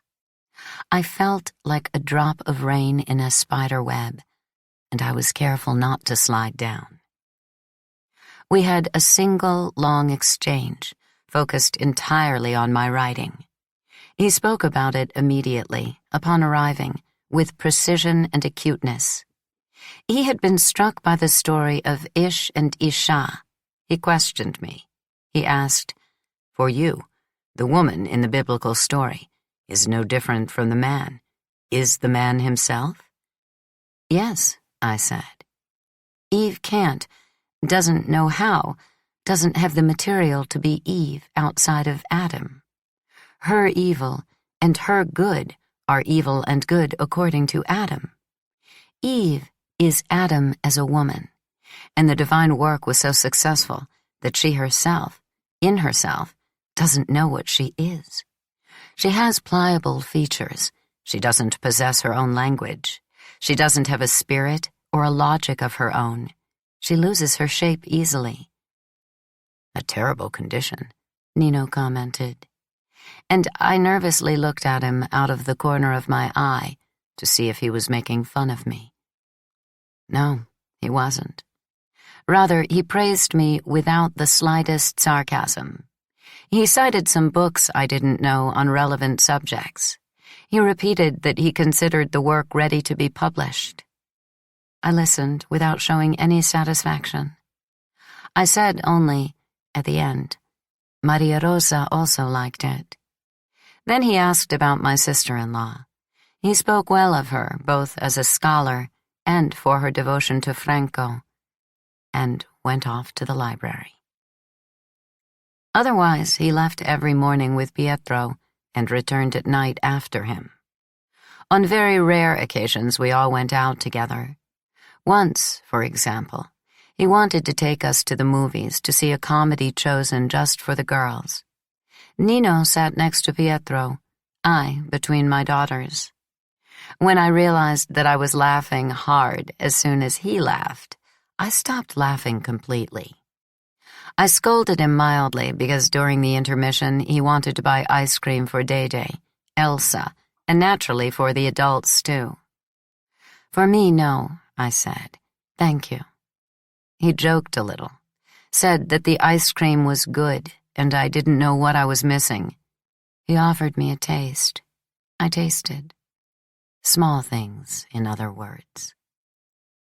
One afternoon, we took a long walk. Day, Elsa, he and I. We didn't say much. Nino let the children talk.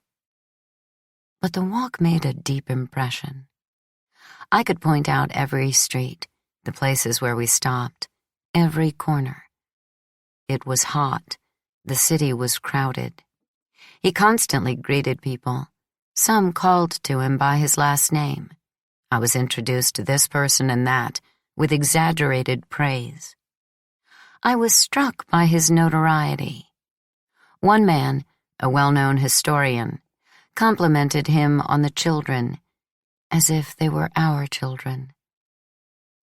Nothing else happened, apart from a sudden, inexplicable change in the relations between him and Pietro.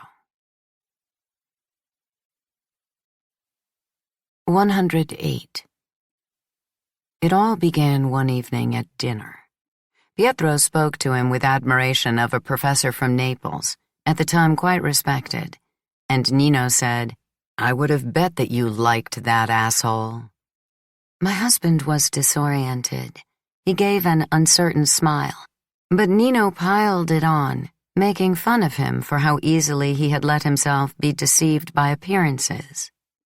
The next morning after breakfast, there was another incident. I don't remember in relation to what. Nino referred to my old clash with the religion professor about the Holy Spirit. Pietro, who didn't know about that episode, wanted to know. And Nino, addressing not him but the girls, immediately began to tell the story, as if it were some grandiose undertaking of their mother as a child. My husband praised me. He said, "You're very courageous." But then he explained to Day, in the tone he took when stupid things were being said on television, and he felt it his duty to explain to his daughter how matters really stood, what had happened to the 12 apostles on the morning of Pentecost. A noise as of wind, flames like fire, the gift of being understood by anyone, in any language.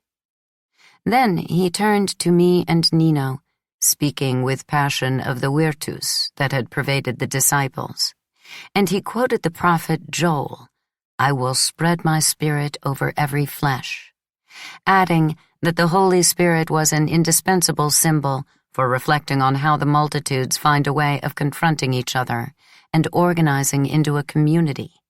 Nino let him speak, but with an increasingly ironic expression.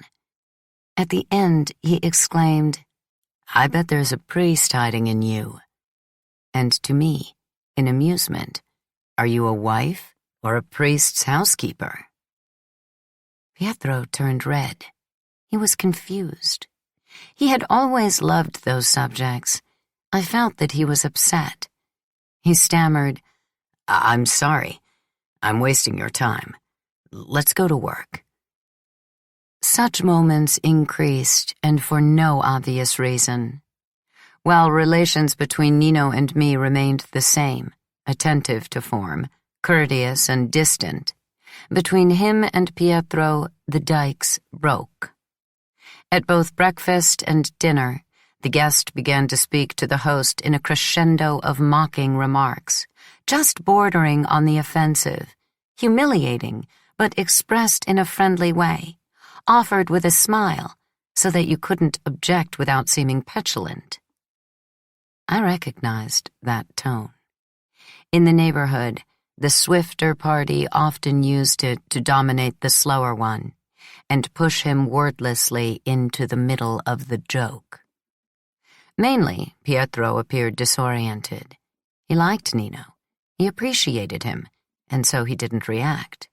He shook his head, pretending to be amused, while at times he seemed to wonder where he had gone wrong, and waited for him to return to the old, affectionate tone. But Nino continued, implacable. He turned to me, to the children. He exaggerated in order to receive our approval. And the girls approved, laughing, and I too, a little.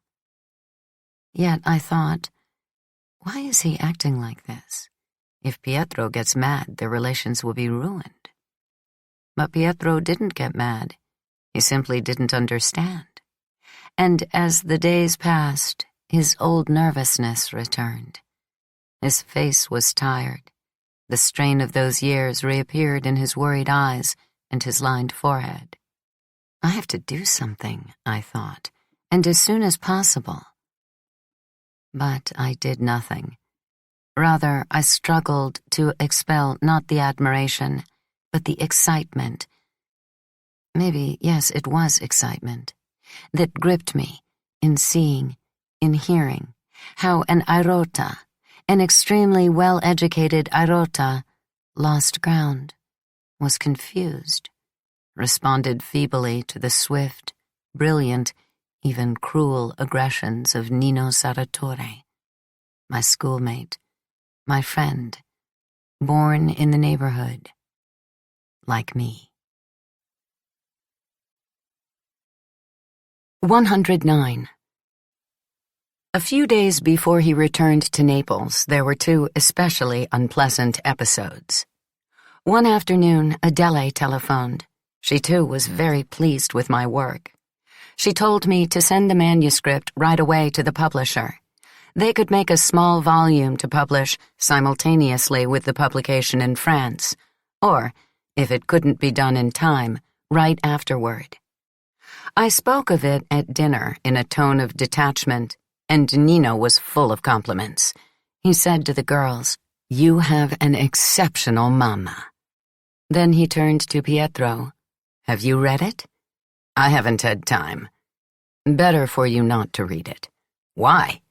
"It's not stuff for you." "That is, it's too intelligent." "What do you mean?" "That you're less intelligent than Elena." And he laughed. Pietro said nothing. Nino pressed him. "Are you offended?" He wanted him to react in order to humiliate him again. But Pietro got up from the table. He said, "Excuse me, I have work to do." I murmured, "Finish eating." He didn't answer. We were eating in the living room. It was a big room. For a few seconds, it seemed that he wished to cross it and go to his study. Instead, he made a half-turn, sat down on the couch, and turned on the television, raising the volume. The atmosphere was intolerable.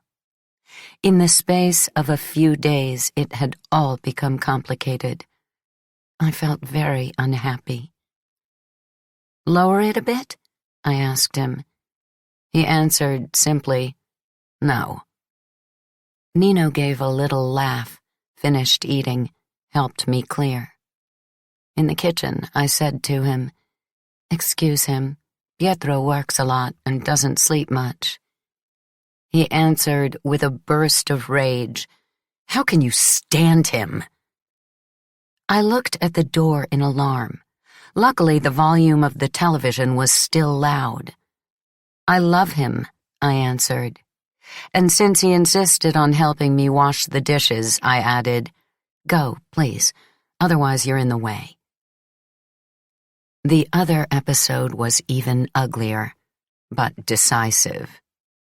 I no longer knew what I truly wanted. Now I hoped that this period would be over quickly. I wished to return to familiar habits, watch over my little book. Yet I liked going into Nino's room in the morning, tidying up the mess he left, making the bed, thinking as I cooked that he would have dinner with us that evening. And it distressed me that it was all about to end. At certain hours of the afternoon, I felt mad. I had the impression that the house was empty in spite of the girls. I myself was emptied. I felt no interest in what I had written. I perceived its superficiality. I lost faith in the enthusiasm of Maria Rosa, of Adele, of the French publisher, the Italian.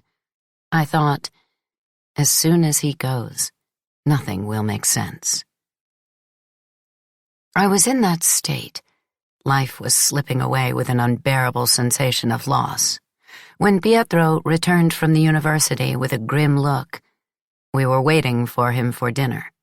Nino had been back for half an hour, but had immediately been kidnapped by the children. I asked him kindly, "Did something happen?" He muttered, "Don't ever again bring to this house people from your home." I froze. I thought he was referring to Nino. And Nino, too, who had come in trailed by Dede and Elsa, must have thought the same thing, because he looked at him with a provocative smile, as if he expected a scene. But Pietro had something else in mind. He said in his contemptuous tone, the tone he used well when he was convinced that basic principles were at stake and he was called to defend them. "Today the police returned, and they named some names. They showed me some photographs." I breathed a sigh of relief. I knew that, after he refused to withdraw the charges against the student who had pointed a gun at him, the visits of the police, even more than the scorn of many militant youths and not a few professors, weighed on him, as they treated him as an informer. I was sure that was why he was angry, and I interrupted him bitterly. "Your fault. You shouldn't have acted like that. I told you. Now you'll never get rid of them." Nino intervened. He asked Pietro, mockingly, "Who did you report?" Pietro didn't even turn to look at him. He was angry with me. It was with me he wanted to quarrel. He said, "I did what was necessary then, and I should have done what was necessary today. But I was silent because you were in the middle of it." At that point, I realized that the problem was not the police, but what he had learned from them. I said, "What do I have to do with it?" His voice changed. "Aren't Pasquale and Nadia your friends?" I repeated obtusely, "Pasquale and Nadia?" "The police showed me photographs of terrorists, and they were among them." I didn't react. Words failed. What I had imagined was true then. Pietro, in fact, was confirming it. For a few seconds, the images returned, of Pasquale firing the gun at Gino, kneecapping Filippo, while Nadia, not Lila, went up the stairs, knocked on Bruno's door, went in, and shot him in the face. Terrible. And yet, at that moment, Pietro's tone seemed out of place, as if he were using the information to make trouble for me in Nino's eyes, to start a discussion that I had no wish to have. In fact, Nino immediately interrupted again, continuing to make fun of him. "So, are you an informer for the police? What are you doing? Informing on comrades? Does your father know? Your mother? Your sister?" I said weakly, "Let's go and eat."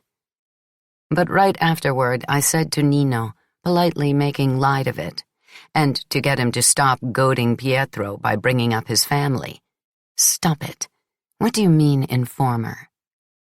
Then I alluded vaguely to the fact that some time ago, Pasquale Peluso, maybe he remembered him, from the neighborhood, a good kid who had ended up getting together with Nadia. He remembered her, naturally, Professor Galliani's daughter. And there I stopped, because Nino was already laughing. He exclaimed, "Nadia! Oh, good Lord, Nadia!" And he turned again to Pietro, even more mockingly. "Only you and a couple of idiot police could think that Nadia Galliani is part of the armed struggle. It's madness. Nadia, the best and nicest person I've ever known. What have we come to in Italy? Let's go and eat. Come on. The defense of the established order can do without you for now." And he went to the table, calling Dede and Elsa, as I began to serve, sure that Pietro was about to join us. But he didn't. I thought he had gone to wash his hands, that he was delaying in order to calm down, and I sat in my place. I was agitated. I would have liked a nice, calm evening, a quiet ending to that shared life. But he didn't come. The children were already eating. Now even Nino seemed bewildered. "Start," I said. "It's getting cold. Only if you eat too." I hesitated. Maybe I should go and see how my husband was, what he was doing, if he had calmed down. But I didn't want to. I was annoyed by his behavior. Why hadn't he kept to himself that visit from the police? Usually he did with everything of his. He never told me anything. Why had he spoken like that in Nino's presence? "Don't ever again bring to this house people from your home." What urgency was there to make that subject public? He could wait. He could have an outburst later, once we were in the bedroom. He was angry with me. That was the point. He wanted to ruin the evening for me. He didn't care what I did or what I wanted. I began to eat. The four of us ate, first course, second, and even the dessert I had made. Pietro didn't appear. At that point, I became furious. Pietro didn't want to eat. All right, he didn't have to eat. Evidently, he wasn't hungry.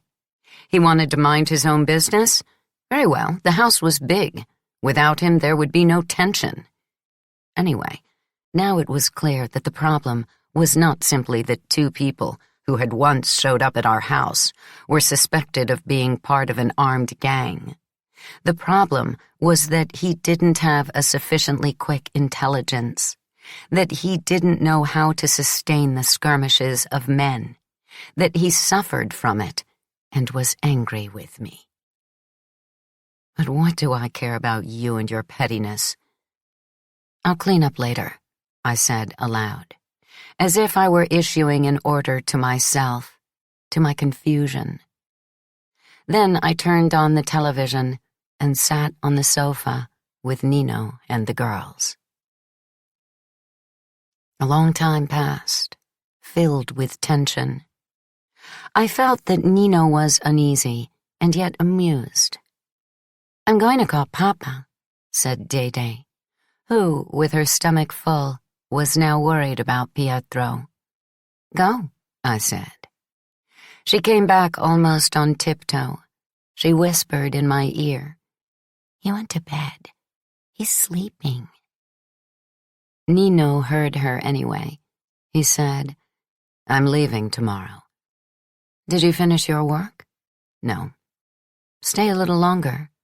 "I can't." "Pietro is a good person. You defend him? Defend him from what? From whom? I didn't understand. I was on the point of getting mad at him, too. 110. The children fell asleep in front of the television. I put them to bed. When I came back, Nino wasn't there.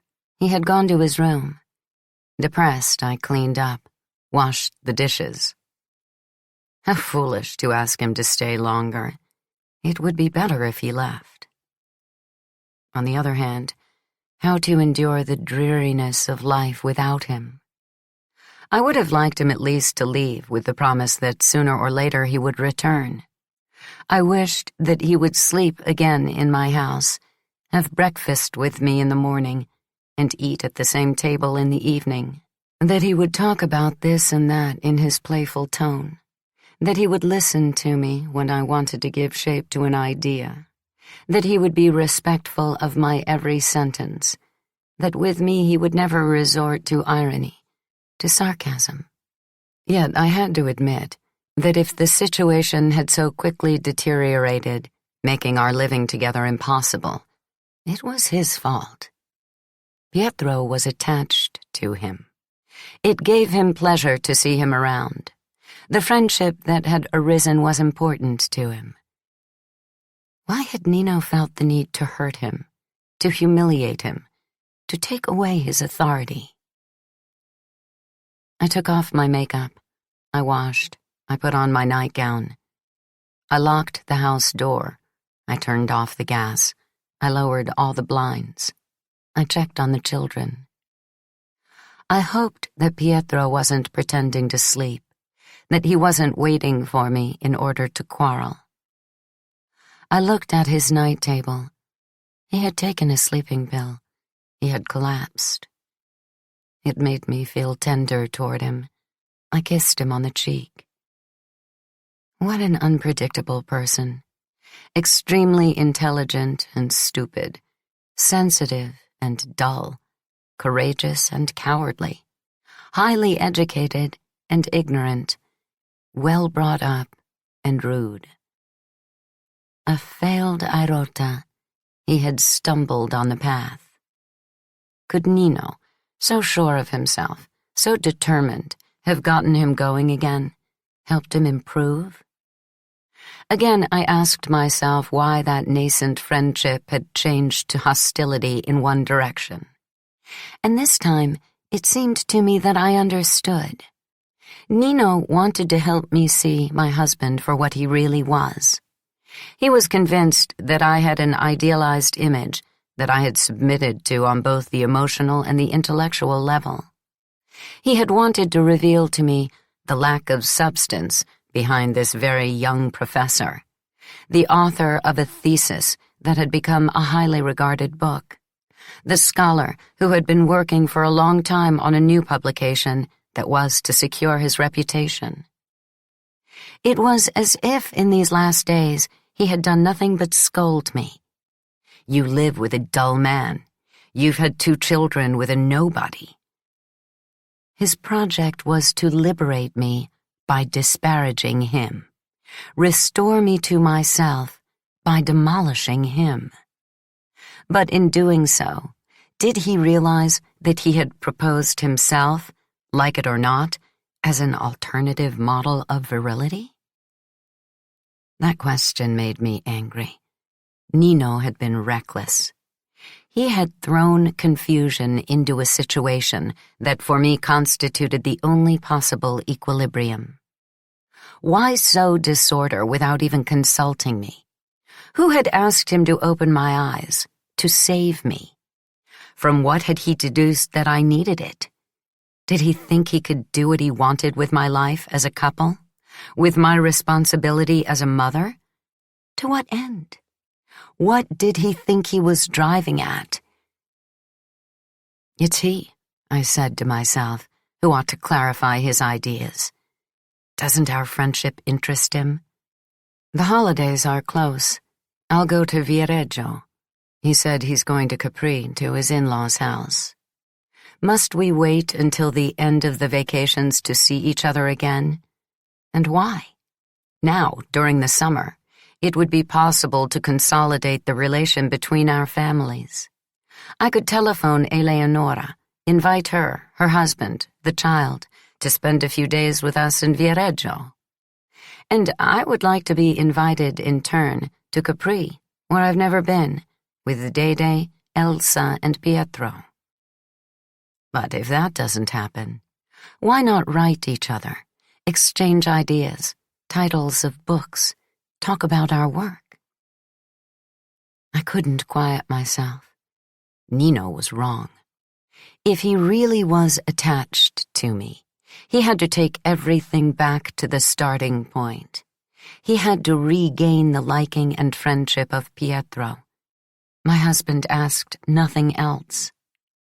Did he really think he was doing me good by causing those tensions? No, I had to talk to him. Tell him it was foolish to treat Pietro that way. I got out of bed cautiously.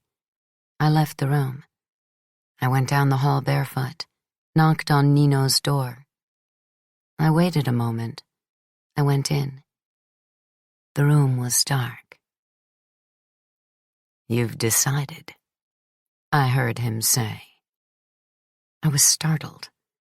I didn't ask, decided what. I knew only that he was right. I had decided. I quickly took off my nightgown. I lay down beside him, in spite of the heat. 111. I returned to my bed around 4 a.m. My husband started. He murmured in his sleep, "What's happening?" I said in a peremptory way, "Sleep," and he became quiet. I was stunned. I was happy about what had happened, but no matter how great an effort I made, I couldn't comprehend it inside of my situation, inside of what I was in that house, in Florence. It seemed to me that everything between Nino and me had been sealed in the neighborhood, when his parents were moving and Melina was throwing things out the window and yelling, racked by suffering, or on Ischia, when we went for a walk and held hands, or the night in Milan, after the meeting in the bookstore, when he had defended me against the fierce critic. That for a while gave me a sense of irresponsibility, maybe even of innocence, as if the friend of Lila, the wife of Pietro, the mother of Dede and Elsa, had nothing to do with the child, girl, woman who loved Nino and finally had made love with him. I felt the trace of his hands and his kisses in every part of my body. The craving for pleasure wouldn't be soothed. The thoughts were, the day is far off. What am I doing here? I'll go back to him again. Then I fell asleep. I opened my eyes suddenly. The room was light. What had I done? Here, in my own house, how foolish. Now Pietro would wake up. Now the children would wake up. I had to make breakfast. Nino would say goodbye. He would return to Naples to his wife and child. I would become myself again. I got up, took a long shower, dried my hair, carefully put on my makeup, chose a nice dress, as if I were going out. Oh, of course, Nino and I had sworn in the middle of the night that we would never lose each other, that we would find a way to continue to love each other. But how and when? Why should he have to look for me again? Everything that could happen between us had happened. The rest was only complications. Enough. I set the table carefully for breakfast. I wanted to leave him with a beautiful image of that permanence, the house, the customary objects, me. Pietro appeared disheveled, in his pajamas. "Where are you going?" "Nowhere." He looked at me in bewilderment. I never dressed that carefully as soon as I got up. You look nice. No thanks to you. He went to the window, looked out, then muttered, I was very tired last night. Also very rude. I'll apologize to him. You should apologize to me. I'm sorry. He's leaving today. Day appeared, barefoot. I went to get her slippers and woke Elsa, who, as usual, her eyes still closed, covered me with kisses. What a good smell she had. How soft she was. Yes, I said to myself, it happened. Fortunately, it could never happen. But now I had to discipline myself. Telephone Maria Rosa to find out about France. Talk to Adele. Go in person to the publishers to find out what they intend to do with my book, if they are thinking about it seriously, or just want to please my mother-in-law. Then I heard noises in the hall. It was Nino. I was overwhelmed by the signs of his presence. He was here, for a short time still. I disentangled myself from the child's hug. I said, Sorry, Elsa. Mama will be right back. And I hurried out. Nino was coming sleepily out of his room. I pushed him into the bathroom. I closed the door. We kissed each other. Again, I lost awareness of place and time. I was amazed at how much I wanted him. I was good at hiding things from myself. We embraced with a fury that I had never known, as if our bodies were crashing against each other with the intention of breaking. So pleasure was this. Breaking, mixing, no longer knowing what was mine and what was his. Even if Pietro had appeared, if the children had looked in, they would have been unable to recognize us. I whispered in his mouth, Stay longer. I can't. Then come back. Swear you'll come back. Yes. And call me. Yes. Tell me you won't forget me. Tell me you won't leave me. Tell me you love me. I love you. Say it again. I love you. Swear that it's not a lie. I swear. 112. He left an hour later, even though Pietro sullenly insisted that he stay, even though Dede burst into tears. My husband went to wash and reappeared soon afterward, ready to go out. Looking down, he said, I did not tell the police that Pasquale and Nadia were in our house, and I did it not to protect you, but because I think dissent now is being confused with crime. I didn't understand right away what he was talking about. Pasquale and Nadia had completely vanished from my mind, and they had a hard time re-entering. Pietro waited for a few seconds in silence. Maybe he wanted me to show that I agreed with his observation, and wished to face this day of heat and exams knowing that we were close again, that for once, at least, we thought in the same way. But I merely gave him a distracted nod. What did I care any more about his political opinions, about Pasquale and Nadia, about the death of Ulrike Meinhof, the birth of the Socialist Republic of Vietnam, the electoral advances of the Communist Party? The world had retreated. I felt sunk inside myself, inside my flesh, which seemed to me not only the sole dwelling possible, but also the only material for which it was worthwhile to struggle. It was a relief when he, the witness to order and disorder, closed the door behind him. I couldn't bear to be under his gaze.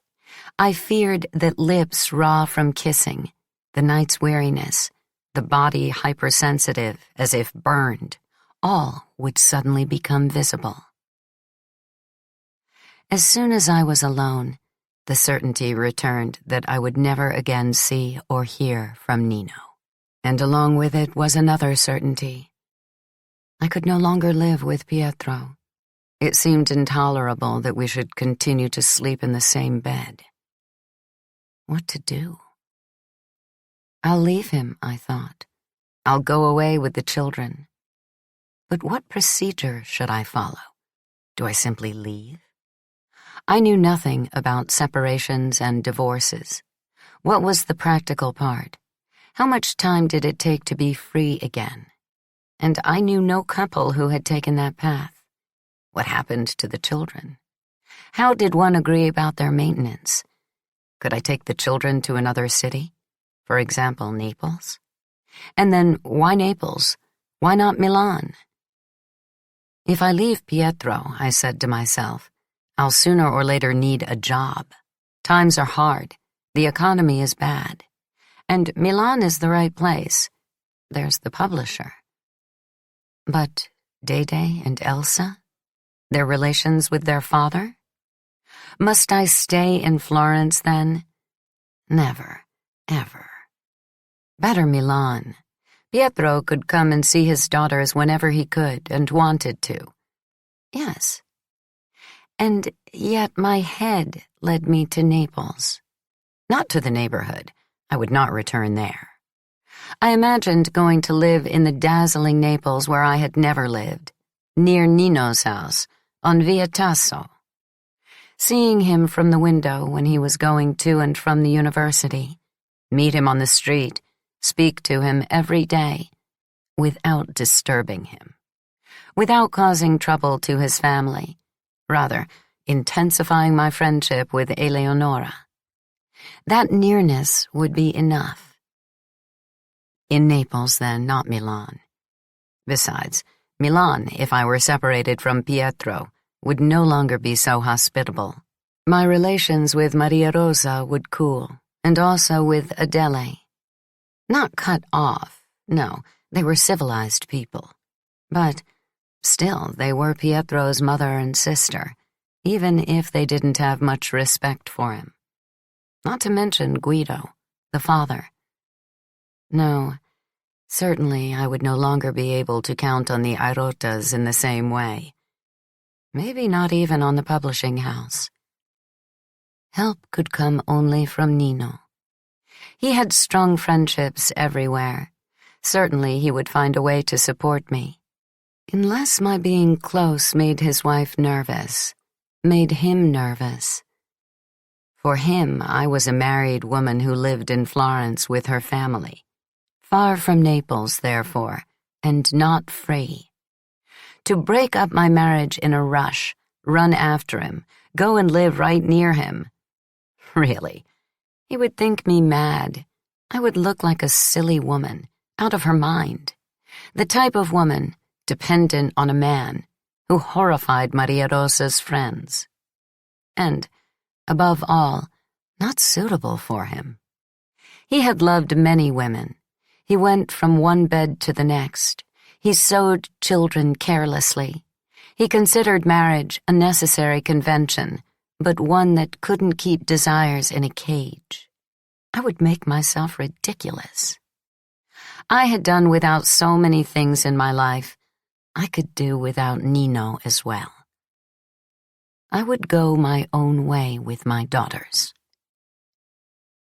But the telephone rang and I hurried to answer. It was him. In the background I could hear a loudspeaker. Noise, confusion. It was hard to hear the voice. He had just arrived in Naples. He was calling from the station. Only a hello, he said. I wanted to know how you are. Fine, I said. What are you doing? I'm about to eat with the children. Is Pietro there? No. Did you like making love with me? Yes. A lot? Really, a lot. I don't have any more phone tokens. Go. Goodbye. Thanks for calling. We'll talk again. Whenever you like. I was pleased with myself, with my self-control. I kept him at a proper distance, I said to myself. To a polite phone call, I responded politely. But 3 hours later, he called again from a public telephone. He was nervous. "Why are you so cold?" "I'm not cold." "This morning you insisted that I say I loved you, and I said it. Even if on principle, I don't say it to anyone, not even to my wife." "I'm glad." "And do you love me?" "Yes." "Tonight you'll sleep with him?" "Who should I sleep with?" "I can't bear it." "Don't you sleep with your wife?" "It's not the same thing." "Why?" "I don't care about Eleonora." "Then come back here." "How can I?" "Leave her." "And then?" He began to call obsessively. I loved those phone calls, especially when we said goodbye, and I had no idea when we would talk again. But then he called back half an hour later, sometimes even 10 minutes later, and began to rave. He asked if I had made love with Pietro since we had been together. I said no. He made me swear. I swore. I asked if he had made love to his wife. He shouted no. I insisted that he swear. And oath followed oath, and so many promises. Above all, the solemn promise to stay home, to be findable. He wanted me to wait for his phone calls, so that if by chance I went out, I had to do the shopping. He let the telephone ring and ring in the emptiness. He let it ring until I returned and dropped the children, dropped the bags, didn't even close the door to the stairs, ran to answer. I found him desperate at the other end. "I thought you would never answer me again." Then he added, relieved, "But I would have telephoned forever. In your absence, I would have loved the sound of the telephone, that sound in the void. It seemed the only thing that remained to me." And he recalled our night in detail. "Do you remember this? Do you remember that?" He recalled it constantly. He listed everything he wanted to do with me. Not only sex. A walk, a journey, go to the movies, a restaurant, talk to me about the work he was doing, listen to how it was going with my book. Then I lost control. I whispered, "Yes, yes, yes, everything. Everything you want." And I cried to him, "I'm about to go on vacation. In a week I'll be at the sea with the children and Pietro, as if it were a deportation." And he, "Eleonora is going to Capri in 3 days. As soon as she leaves, I'll come to Florence, even just for an hour." Meanwhile, Elsa looked at me. She asked, "Mama, who are you talking to all the time? Come and play." One day, Dede said, "Leave her alone. She's talking to her boyfriend." 113. Nino traveled at night. He reached Florence around 9 in the morning. He called. Pietro answered. He hung up. He called again. I went to answer. He had parked downstairs. "Come down." "I can't." "Come down immediately or I'll come up." "We are leaving in a few days for Viareggio." Pietro by now was on vacation. I left the children with him. I said I had some urgent shopping to do for the beach. I rushed to Nino. Seeing each other was a terrible idea. We discovered that, instead of waning, desire had flared up and made 1,000 demands with brazen urgency. If at a distance, on the telephone, words allowed us to fantasize, constructing glorious prospects but also imposing on us an order, containing us, frightening us, finding ourselves together in the tiny space of the car, careless of the terrible heat, gave concreteness to our delirium, gave it the cloak of inevitability, made it a tile in the great subversive season underway, made it consistent with the forms of realism of that era, those which asked for the impossible. Don't go home. And the children? Pietro? And us? Before he left again for Naples, he said he didn't know if he could tolerate not seeing me for all of August. We were desperate as we said goodbye. I didn't have a telephone in the house we had rented in Viareggio. He gave me the number of the house in Capri. He made me promise to call every day. If your wife answers, hang up.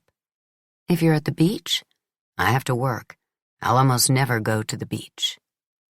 In our fantasy, telephoning was to serve also to set a date, sometime in August, and find a way of seeing each other at least once.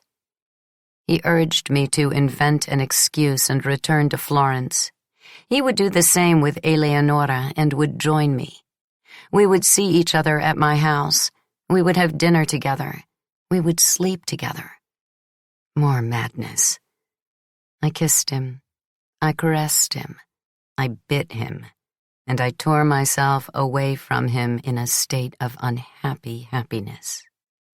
I went to buy, at random, towels, a couple of bathing suits for Pietro, a shovel and pail for Elsa, a blue bathing suit for Day-Day. At the time, blue was her favorite color. 114. We went on vacation. I paid little attention to the children. I left them with their father most of the time. I was constantly running around to find a telephone, if only to tell Nino that I loved him. Eleonora answered a couple of times, and I hung up. But her voice was enough to irritate me. I found it unjust that she should be beside him day and night. What did she have to do with him, with us? That annoyance helped me overcome my fear. The plan of seeing each other in Florence seemed increasingly feasible. I said to Pietro, and it was true, that while the Italian publisher, with all the will in the world, couldn't bring out my book before January, it would come out in France at the end of October. I therefore had to clarify some urgent questions. A couple of books would be helpful. I needed to go home. I'll go get them for you, he offered. Stay with the girls. You're never with them. I like to drive. You don't. Leave me alone. Can't I have a day off? Maids get one. Why not me? I left early in the morning in the car. The sky was streaked with white, and through the window came a cool breeze that carried the odors of summer. I went into the empty house with my heart pounding. I undressed. I washed. I looked at myself in the mirror, dismayed by the white stain of stomach and breasts. I got dressed. I undressed. I dressed again until I felt pretty. Nino arrived around 3 in the afternoon. I don't know what nonsense he had told his wife. We made love until evening. For the first time, he had the luxury of dedicating himself to my body with a devotion, an idolatry that I wasn't prepared for. I tried to be his equal. I wanted at all costs to seem good to him. But when I saw him exhausted and happy, something suddenly went bad in my mind. For me, that was a unique experience. For him, a repetition. He loved women. He adored their bodies as if they were fetishes. I didn't think so much of the other women of his I knew about, Nadia, Silvia, Maria Rosa, or his wife Eleonora. I thought instead of what I knew well, the crazy things he had done for Lila, the frenzy that had brought him close to destroying himself. I recalled how she had believed in that passion and had clung to him, to the complicated books he read, his thoughts, his ambitions, to affirm herself and give herself the chance for change. I remembered how she had collapsed when Nino abandoned her. Did he know how to love and induce one to love only in that excessive way? Did he not know others? Was this mad love of ours the repeat of other mad loves? Was he exploiting a prototype, wanting me in this way, without caring about anything? Was it the same way he had wanted Lila? Didn't even his coming to Maya and Pietro's house resemble Lila's taking him to the house where she and Stefano lived? Were we not doing, but redoing? I pulled back. He asked, "What's wrong?" "Nothing." I didn't know what to say. They weren't thoughts that could be spoken. I pressed against him. I kissed him, and I tried to get out of my heart the feeling of his love for Lila. But Nino insisted, and finally I couldn't escape. I seized a relatively recent echo. "Here, maybe this I can say to you," and asked him in a tone of feigned amusement, "Do I have something wrong when it comes to sex, like Lila?" His expression changed. In his eyes, in his face, a different person appeared, a stranger who frightened me. Even before he answered, I quickly whispered, "I was joking. If you don't want to answer, forget it." "I don't understand what you said." "I was only quoting your words." "I've never said anything like that." "Liar. You did in Milan, when we were going to the restaurant." "It's not true. And anyway, I don't want to talk about Lena." "Why?" He didn't answer. I felt bitter. I turned away. When he touched my back with his fingers, I whispered coldly, "Leave me alone." We were motionless for a while, without speaking. Then he began to caress me again. He kissed me lightly on the shoulder. I gave in. Yes, I admitted to myself. He's right. I should never ask him about Lila. In the evening, the telephone rang. It must be Pietro with the girls. I nodded to Nino not to breathe. I left the bed and went to answer. I prepared in my throat an affectionate, reassuring tone. But without realizing it, I kept my voice too low, an unnatural murmur. I didn't want Nino to hear and later make fun of me, or even get angry. "Why are you whispering like that?" Pietro asked. "Everything all right?" I raised my voice immediately, and now it was excessively loud. I sought loving words. I made much of Elsa. I urged Day not to make her father's life difficult and to brush her teeth before going to bed. Nino said, when I came back to bed, "What a good wife. What a good mama." I answered, "You are no less."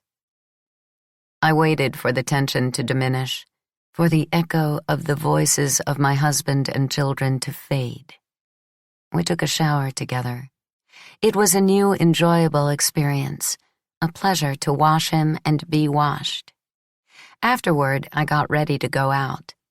Again, I was trying to look nice for him, but this time I was doing it in front of him, and suddenly without anxiety. He watched, fascinated, as I tried on dresses in search of the right one, as I put on my makeup, and from time to time, even though I said, joking, "Don't you dare, you're tickling me. You'll ruin the makeup and I'll have to start over. Careful of the dress, it will tear. Leave me alone." He came up behind me, kissed me on the neck, put his hands down the front and under the dress. I made him go out alone. I told him to wait for me in the car. Although people were on vacation and the building was half deserted, I was afraid that someone would see us together. We went to dinner. We ate a lot, talked a lot, drank a lot. When we got back, we went to bed, but didn't sleep. He said, "In October, I'll be in Montpellier for 5 days. I have a conference." "Have fun. You'll go with your wife?" "I want to go with you." "Impossible." "Why?" "Day is 6, Elsa 3. I have to think of them." We began to discuss our situation. For the first time, we uttered words like married, children. We went from despair to sex, from sex to despair. Finally, I whispered, "We shouldn't see each other anymore." "If for you it's possible, fine. For me, it's not." "Nonsense. You've known me for decades, and yet you've had a full life without me. You'll forget about me before you know it." "Promise that you'll keep calling me every day." "No, I won't call you anymore. If you don't, I'll go mad. I'll go mad if I go on thinking of you." We explored with a sort of masochistic pleasure the dead end we felt ourselves in, and, exasperated by the obstacles we ourselves were piling up, we ended by quarreling. He left, anxiously, at 6 in the morning. I cleaned up the house, had a cry, drove all the way to Viareggio, hoping never to arrive. Halfway there, I realized I hadn't taken a single book capable of justifying that trip. I thought, better this way. 115. When I returned, I was warmly welcomed by Elsa, who said sulkily, "Papa isn't good at playing." Dede defended Pietro. She exclaimed that her sister was small and stupid and ruined every game. Pietro examined me, in a bad mood. "You didn't sleep?" "I slept badly." "Did you find the books?" "Yes." "Where are they?" "Where do you think they are?" "At home. I checked what I had to check and that was it." "Why are you angry?" "Because you make me angry." "We called you again last night. Elsa wanted to say goodnight, but you weren't there." "It was hot. I took a walk." "Alone?" "With whom?" "Dede says you have a boyfriend." "Dede has a strong bond with you, and she's dying to replace me." "Or she sees and hears things that I don't see or hear." "What do you mean?" "What I said." "Pietro, let's try to be clear. To your many maladies, do you want to add jealousy too?" "I'm not jealous." "Let's hope not. Because if it weren't so, I'm telling you right away, jealousy is too much. I can't bear it." In the following days, clashes like that became more frequent. I kept him at bay. I reproached him. And at the same time, I despised myself. But I was also enraged. What did he want from me? What should I do? I loved Nino. I had always loved him. How could I tear him out of my breast, my head, my belly, now that he wanted me too? Ever since I was a child, I had constructed for myself a perfect self-repressive mechanism. Not one of my true desires had ever prevailed. I had always found a way of channeling every yearning. Now, enough, I said to myself. Let it all explode. Me first of all. But I wavered. For several days I didn't call Nino, as I had sagely declared in Florence. Then suddenly I started calling 3 or 4 times a day, heedless. I didn't even care about Dede, standing a few steps from the phone booth. I talked to him in the unbearable heat of that sun-struck cage, and occasionally, soaked with sweat, exasperated by my daughter's spying look, I opened the glass door and shouted, "What are you doing standing there like that? I told you to look after your sister." At the center of my thoughts now was the conference in Montpellier. Nino harassed me. He made it into a sort of definitive proof of the genuineness of my feelings. so that we went from violent quarrels to declarations of how indispensable we were to each other, from long, costly complaints to the urgent spilling of our desire into a river of incandescent words. One afternoon, exhausted, as Dede and Elsa, outside the phone booth, were chanting, "Mama, hurry up, we're getting bored," I said to him, "There's only one way I could go with you to Montpellier." "What?" "Tell Pietro everything." There was a long silence. "You're really ready to do that?" "Yes, but on one condition. You tell Eleonora everything." Another long silence. Nino murmured, "You want me to hurt Eleonora and the child?" "Yes. Won't I be hurting Pietro and my daughters? To decide means to do harm." "Albertino is very small." "So is Elsa, and for Dede it will be intolerable." "Let's do it after Montpellier." "Nino, don't play with me." "I'm not playing." "Then if you're not playing, behave accordingly. You speak to your wife, and I'll speak to my husband. Now. Tonight." "Give me some time. It's not easy." "For me it is?" He hesitated, tried to explain. He said that Eleonora was a very fragile woman. He said she had organized her life around him and the child. He said that as a girl, she had twice tried to kill herself. But he didn't stop there. I felt that he was forcing himself to the most absolute honesty. Step by step, with the lucidity that was customary with him, he reached the point of admitting that breaking up his marriage meant not only hurting his wife and child, but also saying goodbye to many comforts. Only living comfortably makes life in Naples acceptable. And to a network of relationships that guaranteed he could do what he wanted at the university. Then, overwhelmed by his own decision to be silent about nothing, he concluded, "Remember that your father-in-law has great respect for me, and that to make our relationship public would cause both for me and for you an irremediable breach with the Irotas." It was this last point of his, I don't know why, that hurt me. "All right," I said. "Let's end it here." "Wait." "I've already waited long enough. I should have made up my mind earlier." "What do you want to do?" "Understand that my marriage no longer makes sense and go my way." "You're sure?" "Yes." "And you'll come to Montpellier?" "I said my way, not yours. Between you and me, it's over." 116.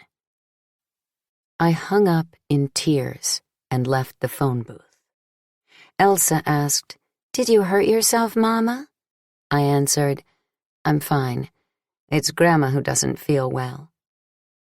I went on sobbing under the worried gaze of Dede and Elsa.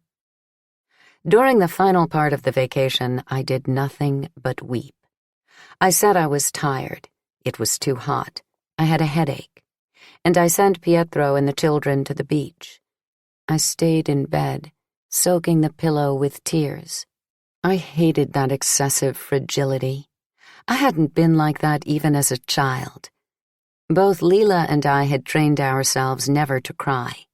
And if we did, it was in exceptional moments and for a short time. The shame was tremendous. We stifled our sobs.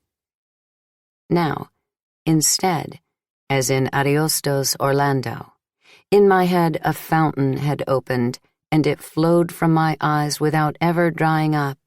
It seemed to me that even when Pietro, Dede, Elsa were about to return, and with an effort I repressed the tears and hurried to wash my face under the tap, the fountain continued to drip, waiting for the right moment to return to the egress of my eyes. Nino didn't really want me. Nino pretended a lot and loved little. He had wanted to fuck me. Yes, fuck me, as he had done with who knows how many others. But to have me forever by breaking the ties with his wife, well, that was not in his plans. Probably he was still in love with Lila. Probably in the course of his life he would love only her, like so many who had known her, and as a result he would remain with Eleonora forever. Love for Lila was the guarantee that no woman, no matter how much he wanted her, in his passionate way, would ever put that fragile marriage in trouble, I least of all. That was how things stood. Sometimes I got up in the middle of lunch or dinner and went to cry in the bathroom. Pietro treated me cautiously, sensing that I might explode at any moment. At first, a few hours after the break with Nino, I had thoughts of telling him everything, as if he were not only a husband to whom I had to explain myself, but also a confessor. I felt the need of it, and especially when he approached me in bed and I put him off, whispering, "No, the children will wake up." I was on the point of pouring out to him every detail. But I always managed to stop myself in time. It wasn't necessary to tell him about Nino. Now that I no longer called the person I loved, now that I felt truly lost, it seemed to me useless to be cruel to Pietro. It was better to close the subject with a few clear words. I can't live with you anymore. And yet I was unable to do even that. Just when, in the shadowy light of the bedroom, I felt ready to take that step, I pitied him. I feared for the future of the children. I caressed his shoulder, his cheek. I whispered, "Sleep." On the last day of vacation, things changed. It was almost midnight. Dede and Elsa were sleeping. For at least 10 days I hadn't called Nino. I had packed the bags. I was worn out by sadness, by effort, by the heat, and I was sitting with Pietro on the balcony, each in our own lounge chair, in silence. There, humidity was debilitating, soaking our hair and clothes, and our smell of the sea and of resin. Pietro suddenly said, "How's your mother?" "My mother? Fine." "Dede told me she's ill." "She recovered." "I called her this afternoon. Your mother has always been in good health." I said nothing. How inopportune that man was. Here, already the tears were returning. Oh, good God. I was fed up. Fed up. I heard him say calmly, "You think I'm blind and deaf. You think I didn't realize it when you flirted with those imbeciles who came to the house before Elsa was born." "I don't know what you're talking about." "You know perfectly well." "No, I don't know. What are you talking about? People who came to dinner a few times years ago, and I flirted with them? Are you crazy?" Pietro shook his head, smiling to himself. He waited a few seconds, then he asked me, staring at the railing, "You didn't even flirt with the one who played the drums?" I was alarmed. He wasn't retreating. He wasn't giving in. I snorted. "Mario?" "See, you remember." "Of course I remember. Why shouldn't I? He's one of the few interesting people you brought home in 7 years of marriage." "Did you find him interesting?" "Yes, and so what? What's got into you tonight?" "I want to know. Can't I know?" "What do you want to know? All that I know you do too. It must be at least 4 years since we saw that man, and you come out now with this foolishness?" He stopped staring at the railing. He turned to look at me, serious. "Then let's talk about more recent events. What is there between you and Nino? 117. It was a blow as violent as it was unexpected. He wanted to know what there was between Nino and me. That question, that name, were enough to make the fountain flow again in my head. I was blinded by tears. I shouted at him, beside myself, forgetting we were outside, that people tired out by a day of sun and sea were sleeping. Why did you ask that question? You should have kept it to yourself. Now you've spoiled everything, and there's nothing to do. It would have been enough for you to keep silent. Instead, you couldn't. And now I have to go. Now I have no choice but to go. I don't know what happened to him. Maybe he was convinced he had made a mistake that now, for obscure reasons, risked ruining our relationship forever. Or he saw me suddenly as a crude organism that cracked the fragile surface of discourse and appeared in a pre-logical way, a woman in her most alarming manifestation. Certainly I must have seemed to him an intolerable spectacle. He jumped up and went inside. But I ran after him and continued shouting all manner of things, my love for Nino since I was a child, the new possibilities of life that he revealed to me, the unused energy I felt inside me, and the dreariness in which he, Pietro, had plunged me for years, his responsibility for having kept me from living fully. When I had exhausted my strength and collapsed in a corner, I found him in front of me with hollow cheeks, his eyes sunk into violet stains, his tan a crust of mud. I understood only then that I had shocked him. The questions he had asked didn't admit even hypothetical affirmative answers like, yes, I flirted with the drummer and even more. Yes, Nino and I have been lovers. Pietro had formulated them only to be denied, to silence the doubts that had come to him, to go to bed more serene. Instead, I had imprisoned him in a nightmare from which, now, he no longer knew how to escape. He asked, almost whispering, in search of safety, "Have you made love?" Again, I felt pity for him. If I had answered affirmatively, I would have started shouting again. I would have said, yes, once while you were sleeping, a second time in his car, a third in our bed in Florence. And I would have uttered those sentences with the pleasure that that list provoked in me. Instead, I shook my head no. 118. We returned to Florence. We reduced the communication between us to what was indispensable and to friendly tones in the presence of the children. Pietro went to sleep in his study, as he had in the time when Day-Day never closed her eyes, I in the bedroom. I thought and thought about what to do. The way Lila and Stefano's marriage had ended didn't constitute a model. It was something from other times, managed without the law. I counted on a civil procedure, according to the law, suited to the times and to our situation. But in fact, I continued not to know what to do, and so I did nothing. Especially since I had just returned, and already Maria Rosa was telephoning me to tell me that the French volume was progressing.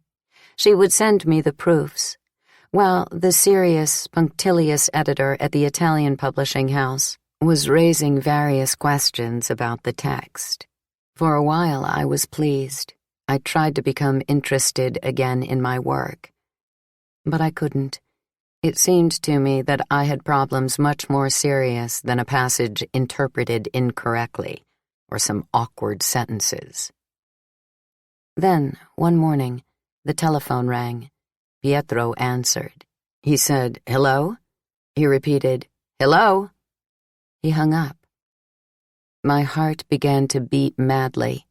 I got ready to rush to the phone ahead of my husband. It didn't ring again. Hours passed. I tried to distract myself by rereading my book. It was a terrible idea. It seemed to me utter nonsense, and made me so weary that I fell asleep with my head on the desk. But then the phone rang again. My husband answered again. He shouted, frightening Day, "Hello!" and slammed down the receiver as if he wanted to break it. It was Nino. I knew it. Pietro knew it. The date of the conference was approaching. Surely he wanted to insist again that I come with him. He would aim at pulling me inside the materiality of desires. He would show me that our only chance was a secret relationship lived to exhaustion, amid evil actions and pleasures. The way was to betray, invent lies, leave together.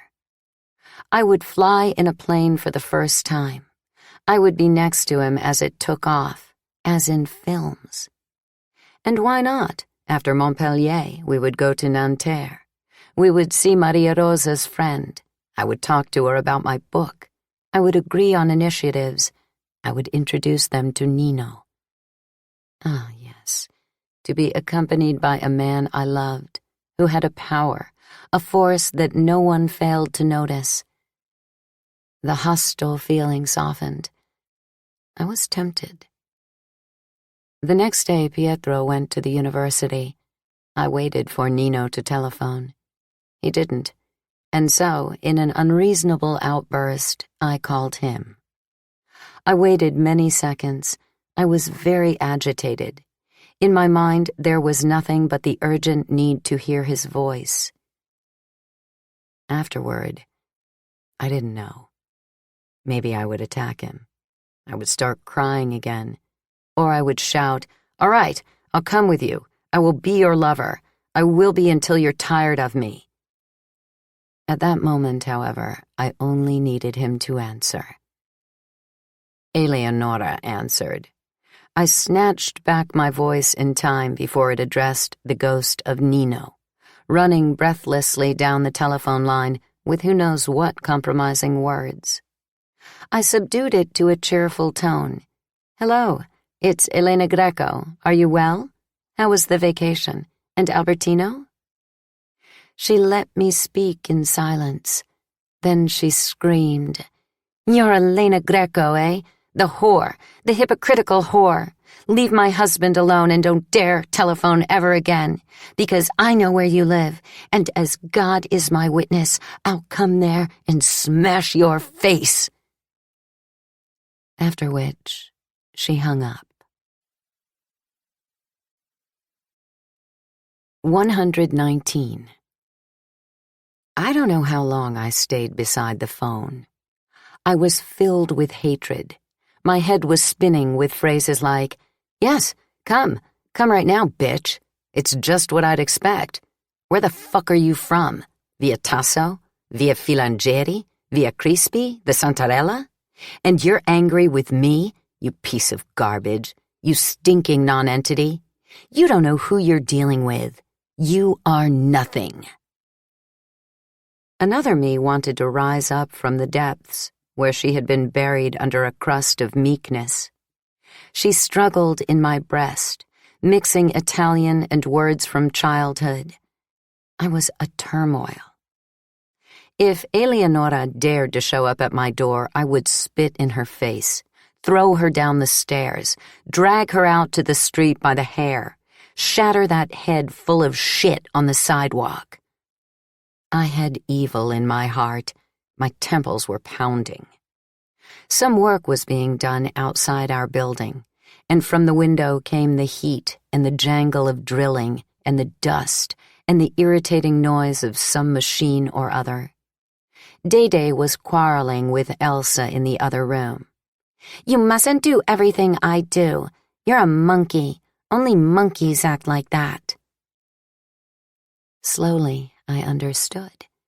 Nino had decided to speak to his wife, and that was why she had attacked me.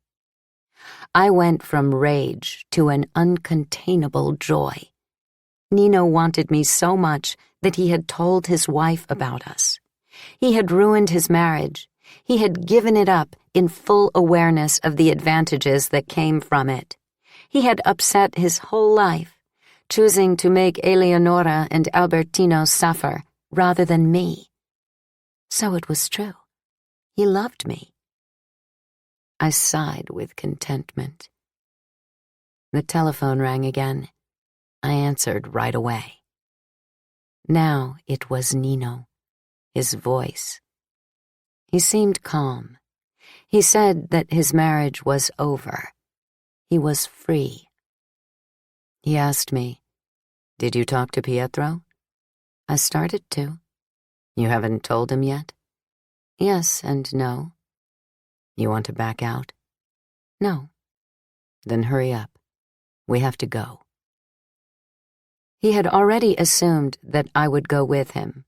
We would meet in Rome. It was all arranged. Hotel, tickets. "I have the problem of the children," I said, but softly, without conviction. "Send them to your mother." "Don't even say that." "Then take them with you." "Are you serious?" "Yes." "You would take me with you anyway, even with my daughters?" "Of course." "You really love me," I whispered. "Yes." 120. I discovered that I was suddenly invulnerable and invincible, as in a past stage of my life when it had seemed to me that I could do anything. I had been born lucky.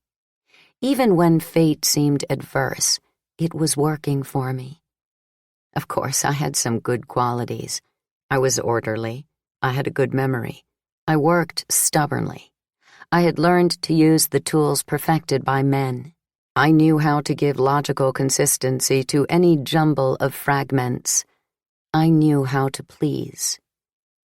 But luck counted more than anything, and I was proud of feeling it next to me like a trusted friend. To have it again on my side reassured me. I had married a respectable man, not a person like Stefano Carracci, or, worse, Michele Solada. I would fight with him. He would suffer, but in the end we would come to an agreement. Certainly, breaking up the marriage, the family, would be traumatic. And since, for different reasons, we had no wish to tell our relatives, and would, in fact, keep it hidden as long as possible, we couldn't even count, at first, on Pietro's family, which in every situation knew what to do and whom to turn to in handling complex situations. But I felt at peace, finally. We were two reasonable adults. We would confront each other. We would discuss. We would explain ourselves. In the chaos of those hours, one single thing now appeared irrevocable. I would go to Montpellier. I talked to my husband that evening. I confessed to him that Nino was my lover. He did everything possible not to believe it. When I convinced him that it was the truth, he wept. He entreated. He got angry. He lifted up the glass top of the coffee table and hurled it against the wall under the terrified gaze of the children, who had been awakened by the shouts and stood in disbelief in the living room doorway. I put Dede and Elsa back to bed. I soothed them. I waited for them to go to sleep. Then I returned to confront my husband. Every minute became a wound. Meanwhile, Eleonora began to batter us with phone calls day and night, insulting me, insulting Pietro because he didn't know how to act like a man, telling me that her relatives would find a way of leaving us and our daughters with nothing, not even eyes to cry with. But I didn't get discouraged. I was in a state of such exaltation that I couldn't feel that I was wrong. In fact, it seemed to me that even the pain I caused, the humiliation and attacks I endured, were working in my favor. That unbearable experience not only would help me to become something I would be satisfied with, but in the end, by inscrutable means, would also be useful to those who were now suffering. Eleonora would understand that with love, there is nothing to be done, that it's senseless to say to a person who wants to go away, "No, you must stay." And Pietro, who surely, in theory, already knew that precept, would only need time to assimilate it and change it to wisdom, to the practice of tolerance. Only with the children did I feel that everything was difficult. My husband insisted that we tell them the reason we were quarreling. I was against it. "They're small," I said. "What can they understand?" But at a certain point he reproached me. "If you have decided to go, you have to give your daughters an explanation. And if you don't have the courage, then stay. It means you yourself don't believe in what you want to do." I said, "Let's talk to a lawyer." He answered, "There's time for lawyers." And treacherously he summoned Dede and Elsa, who as soon as they heard us shouting would shut themselves in their room, in a close alliance. "Your mother has something to tell you," Pietro began. "Sit down and listen." The two girls sat quietly on the sofa and waited. I started, "Your father and I love each other, but we no longer get along, and we have decided to separate." "That's not true," Pietro interrupted calmly. "It's your mother who has decided to leave. And it's not true either that we love each other. She doesn't love me anymore." I became agitated. "Girls, it's not so simple. People can continue to love one another even though they no longer live together." He interrupted again. "That's also not true. Either we love each other, and then we live together and are a family, or we don't love each other, and so we leave each other and are no longer a family. If you tell lies, what can they understand?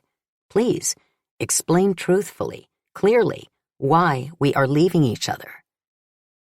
I said, "I am not leaving you. You are the most important thing I have. I couldn't live without you. I only have problems with your father." "What?" He pressed me. "Explain what those problems are." I sighed. I said softly, "I love someone else, and I wish to live with him." Elsa glanced at Dede to understand how she should react to that news.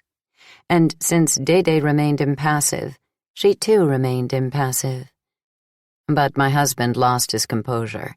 He shouted, "The name! Say what this other person is called. You don't want to? Are you ashamed? I'll say it. You know that other person. It's Nino. You remember him? Your mother wants to go and live with him."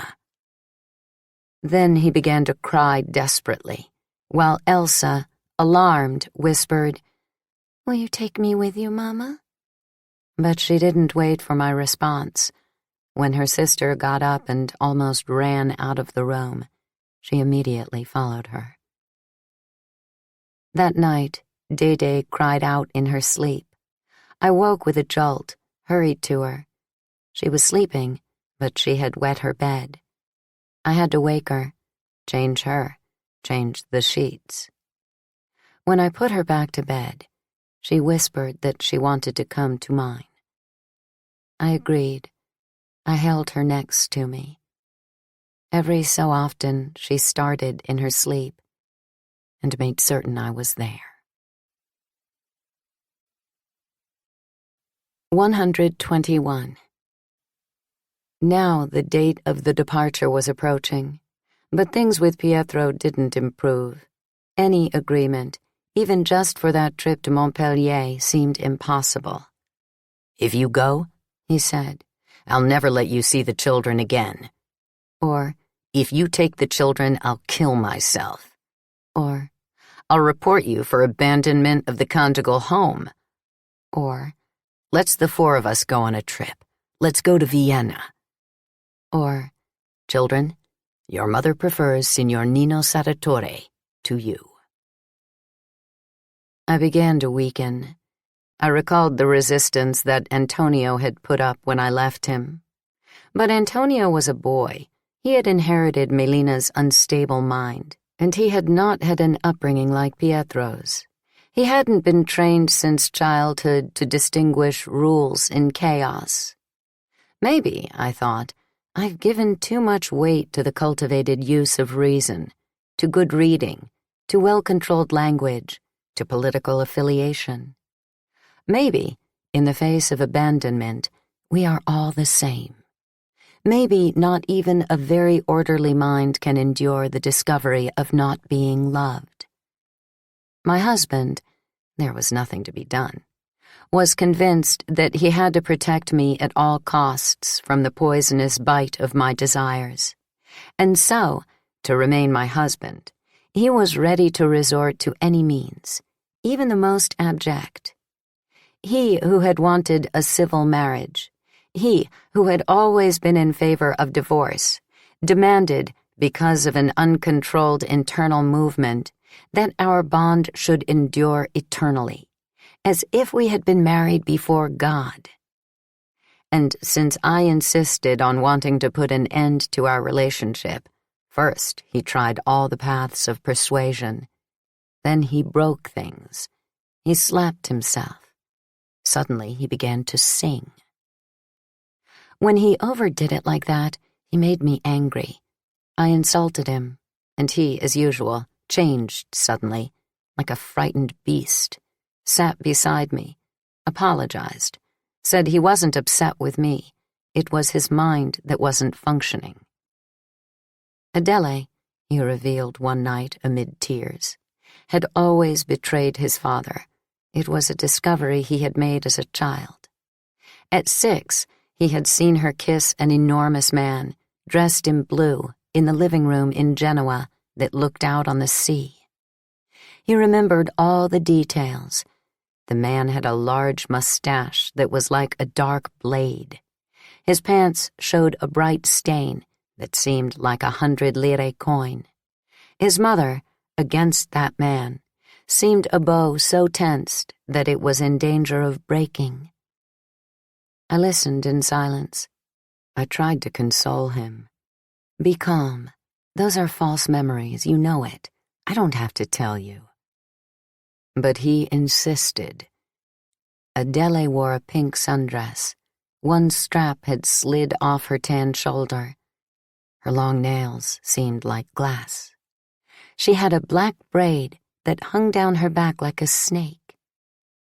He said, finally, moving from suffering to anger, "Do you understand what you've done to me? Do you understand the horror you've plunged me into?" And I thought, Dede too will remember. Dede too will cry out something similar as an adult. But then I pulled away. I convinced myself that Pietro was telling me about his mother only now, after so many years, deliberately to lead me to that thought and wound me and hold me back. I kept going, exhausted, day and night. I no longer slept. If my husband tormented me, Nino in his way did no less. When he heard me worn out by tension and worries, instead of consoling me, he became irritable. He said, "You think it's easier for me? But it's an inferno here, just as much as for you. I'm afraid for Eleonora. I'm afraid for what she could do. So don't think that I'm not in as much trouble as you, maybe even worse." And he exclaimed, "But you and I together are stronger than anyone else. Our union is an inevitable necessity." Is that clear? Tell me. I want to hear it. Is it clear? It was clear to me. But those words weren't much help. I drew all my strength, rather, from imagining the moment when I would finally see him again and we would fly to France. I had to hold out until then, I said to myself. Afterward, we'll see. For now, I aspired only to a suspension of the torture. I couldn't stand it anymore. I said to Pietro, at the end of a violent quarrel in front of Dede and Elsa, "That's enough. I'm leaving for 5 days. Just 5 days. Then I'll return and we'll see what to do. All right?" He turned to the children. "Your mother says she will be absent for 5 days. But do you believe it?" Dede shook her head no, and so did Elsa. "They don't believe you either," Pietro said then. "We all know that you will leave us and never return."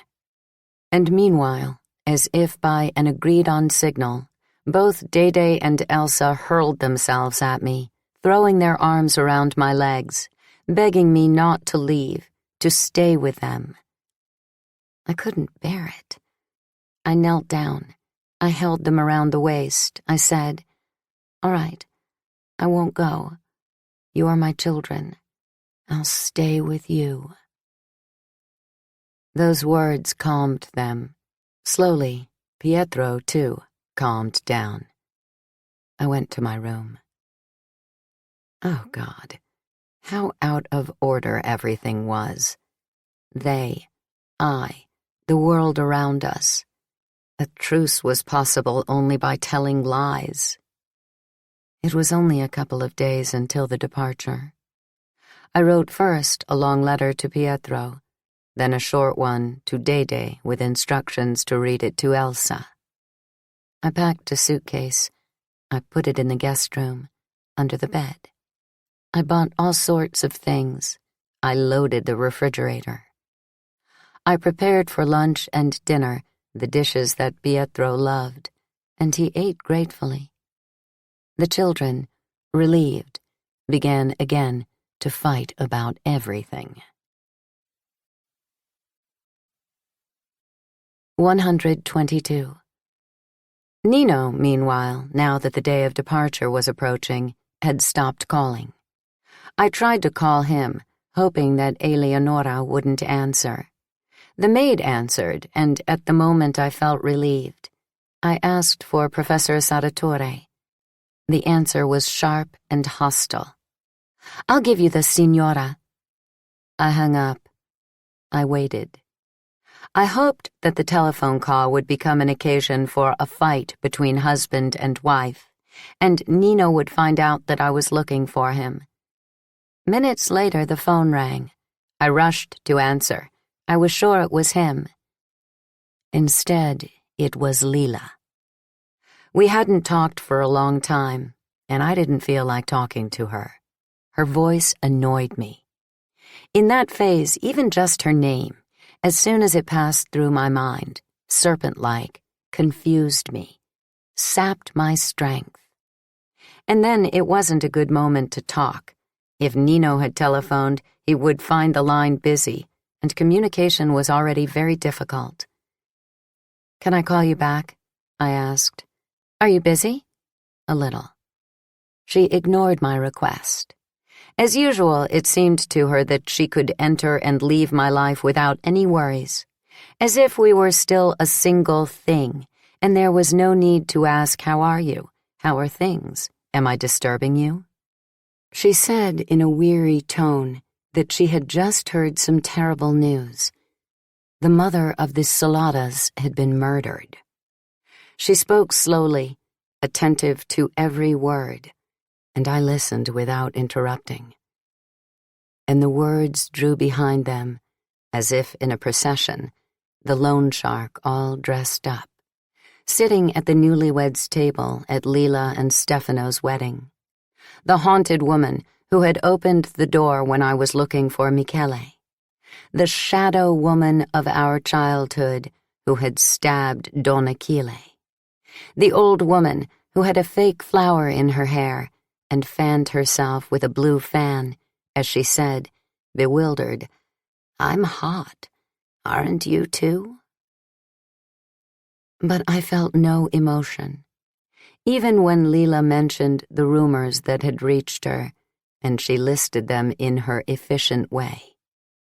They had killed Manuela by slitting her throat with a knife, or she had been shot 5 times with a pistol, 4 in the chest and once in the neck, or they had beaten and kicked her, dragged her through the apartment, or the killers, she called them that, hadn't even entered the house. They had shot her as soon as she opened the door. Manuela had fallen face down on the landing, and her husband, who was watching television, hadn't even realized it. What is certain, Lila said, is that the Saladas have gone crazy. They are competing with the police to find the killer. They've called people from Naples and outside. All their activities have stopped. I myself today am not working, and it's frightening here. You can't even breathe. How intensely she was able to give importance and depth to what was happening to her and around her. The murdered loan shark, the children undone, their henchmen ready to spill more blood, and her watchful person amid the surging tide of events. Finally, she came to the real reason for her phone call. Tomorrow, I'm sending you Gennaro. I know I'm taking advantage. You have your daughters, your things, but here, now, I can't and don't want to keep him. He'll miss a little school. Too bad. He's attached to you. He's fine with you. You're the only person I trust. I thought for a few seconds about that last phrase. You're the only person I trust. I felt like smiling. She still didn't know that I had become untrustworthy. So that, faced with her request, which took for granted the immobility of my existence amid the most serene reasonableness, which seemed to assign to me the life of a red berry on the leafy branch of a butcher's broom, I had no hesitation. I said to her, I'm about to go. I'm leaving my husband. I don't understand. My marriage is over, Lila. I saw Nino again, and we discovered that we have always loved each other, ever since we were young, without realizing it. So I'm leaving. I'm starting a new life. There was a long silence. Then she asked me, Are you kidding? No. It must have seemed impossible to her that I was inserting disorder into my house, my well-organized mind, and now she was pressing me by mechanically grasping at my husband. Pietro, she said, is an extraordinary man, good, extremely intelligent. You're crazy to leave him. Think of the harm you're doing to your children. She talked, making no mention of Nino, as if that name had stopped in her eardrum without reaching her brain. It must have been I who uttered it again, saying, No, Lila, I can't live with Pietro anymore, because I can't do without Nino. Whatever happens, I'll go with him. And other phrases like that, displayed as if they were badges of honor. Then she began to shout, You're throwing away everything you are for Nino? You're ruining your family for him? You know what will happen to you? He'll use you. He'll suck your blood. He'll take away your will to live and abandon you. Why did you study so much? What fucking use has it been for me to imagine that you would enjoy a wonderful life for me too? I was wrong. You're a fool. 123. I put down the receiver as if it were burning hot. She's jealous, I said to myself. She's envious. She hates me. Yes, that was the truth. A long procession of seconds passed. The mother of the Saladas didn't return to my mind. Her body marked by death vanished. Instead, I wondered anxiously, why doesn't Nino call? Is it possible that now that I've told everything to Lila, he'll retreat and make me ridiculous? For an instant, I saw myself exposed to her in all my possible pettiness, as a person who had ruined herself for nothing. Then the telephone rang again. When I grabbed the receiver, I had words on my tongue ready for Lila. "Don't ever concern yourself with me again. You have no right to Nino. Let me make my own mistakes." But it wasn't her.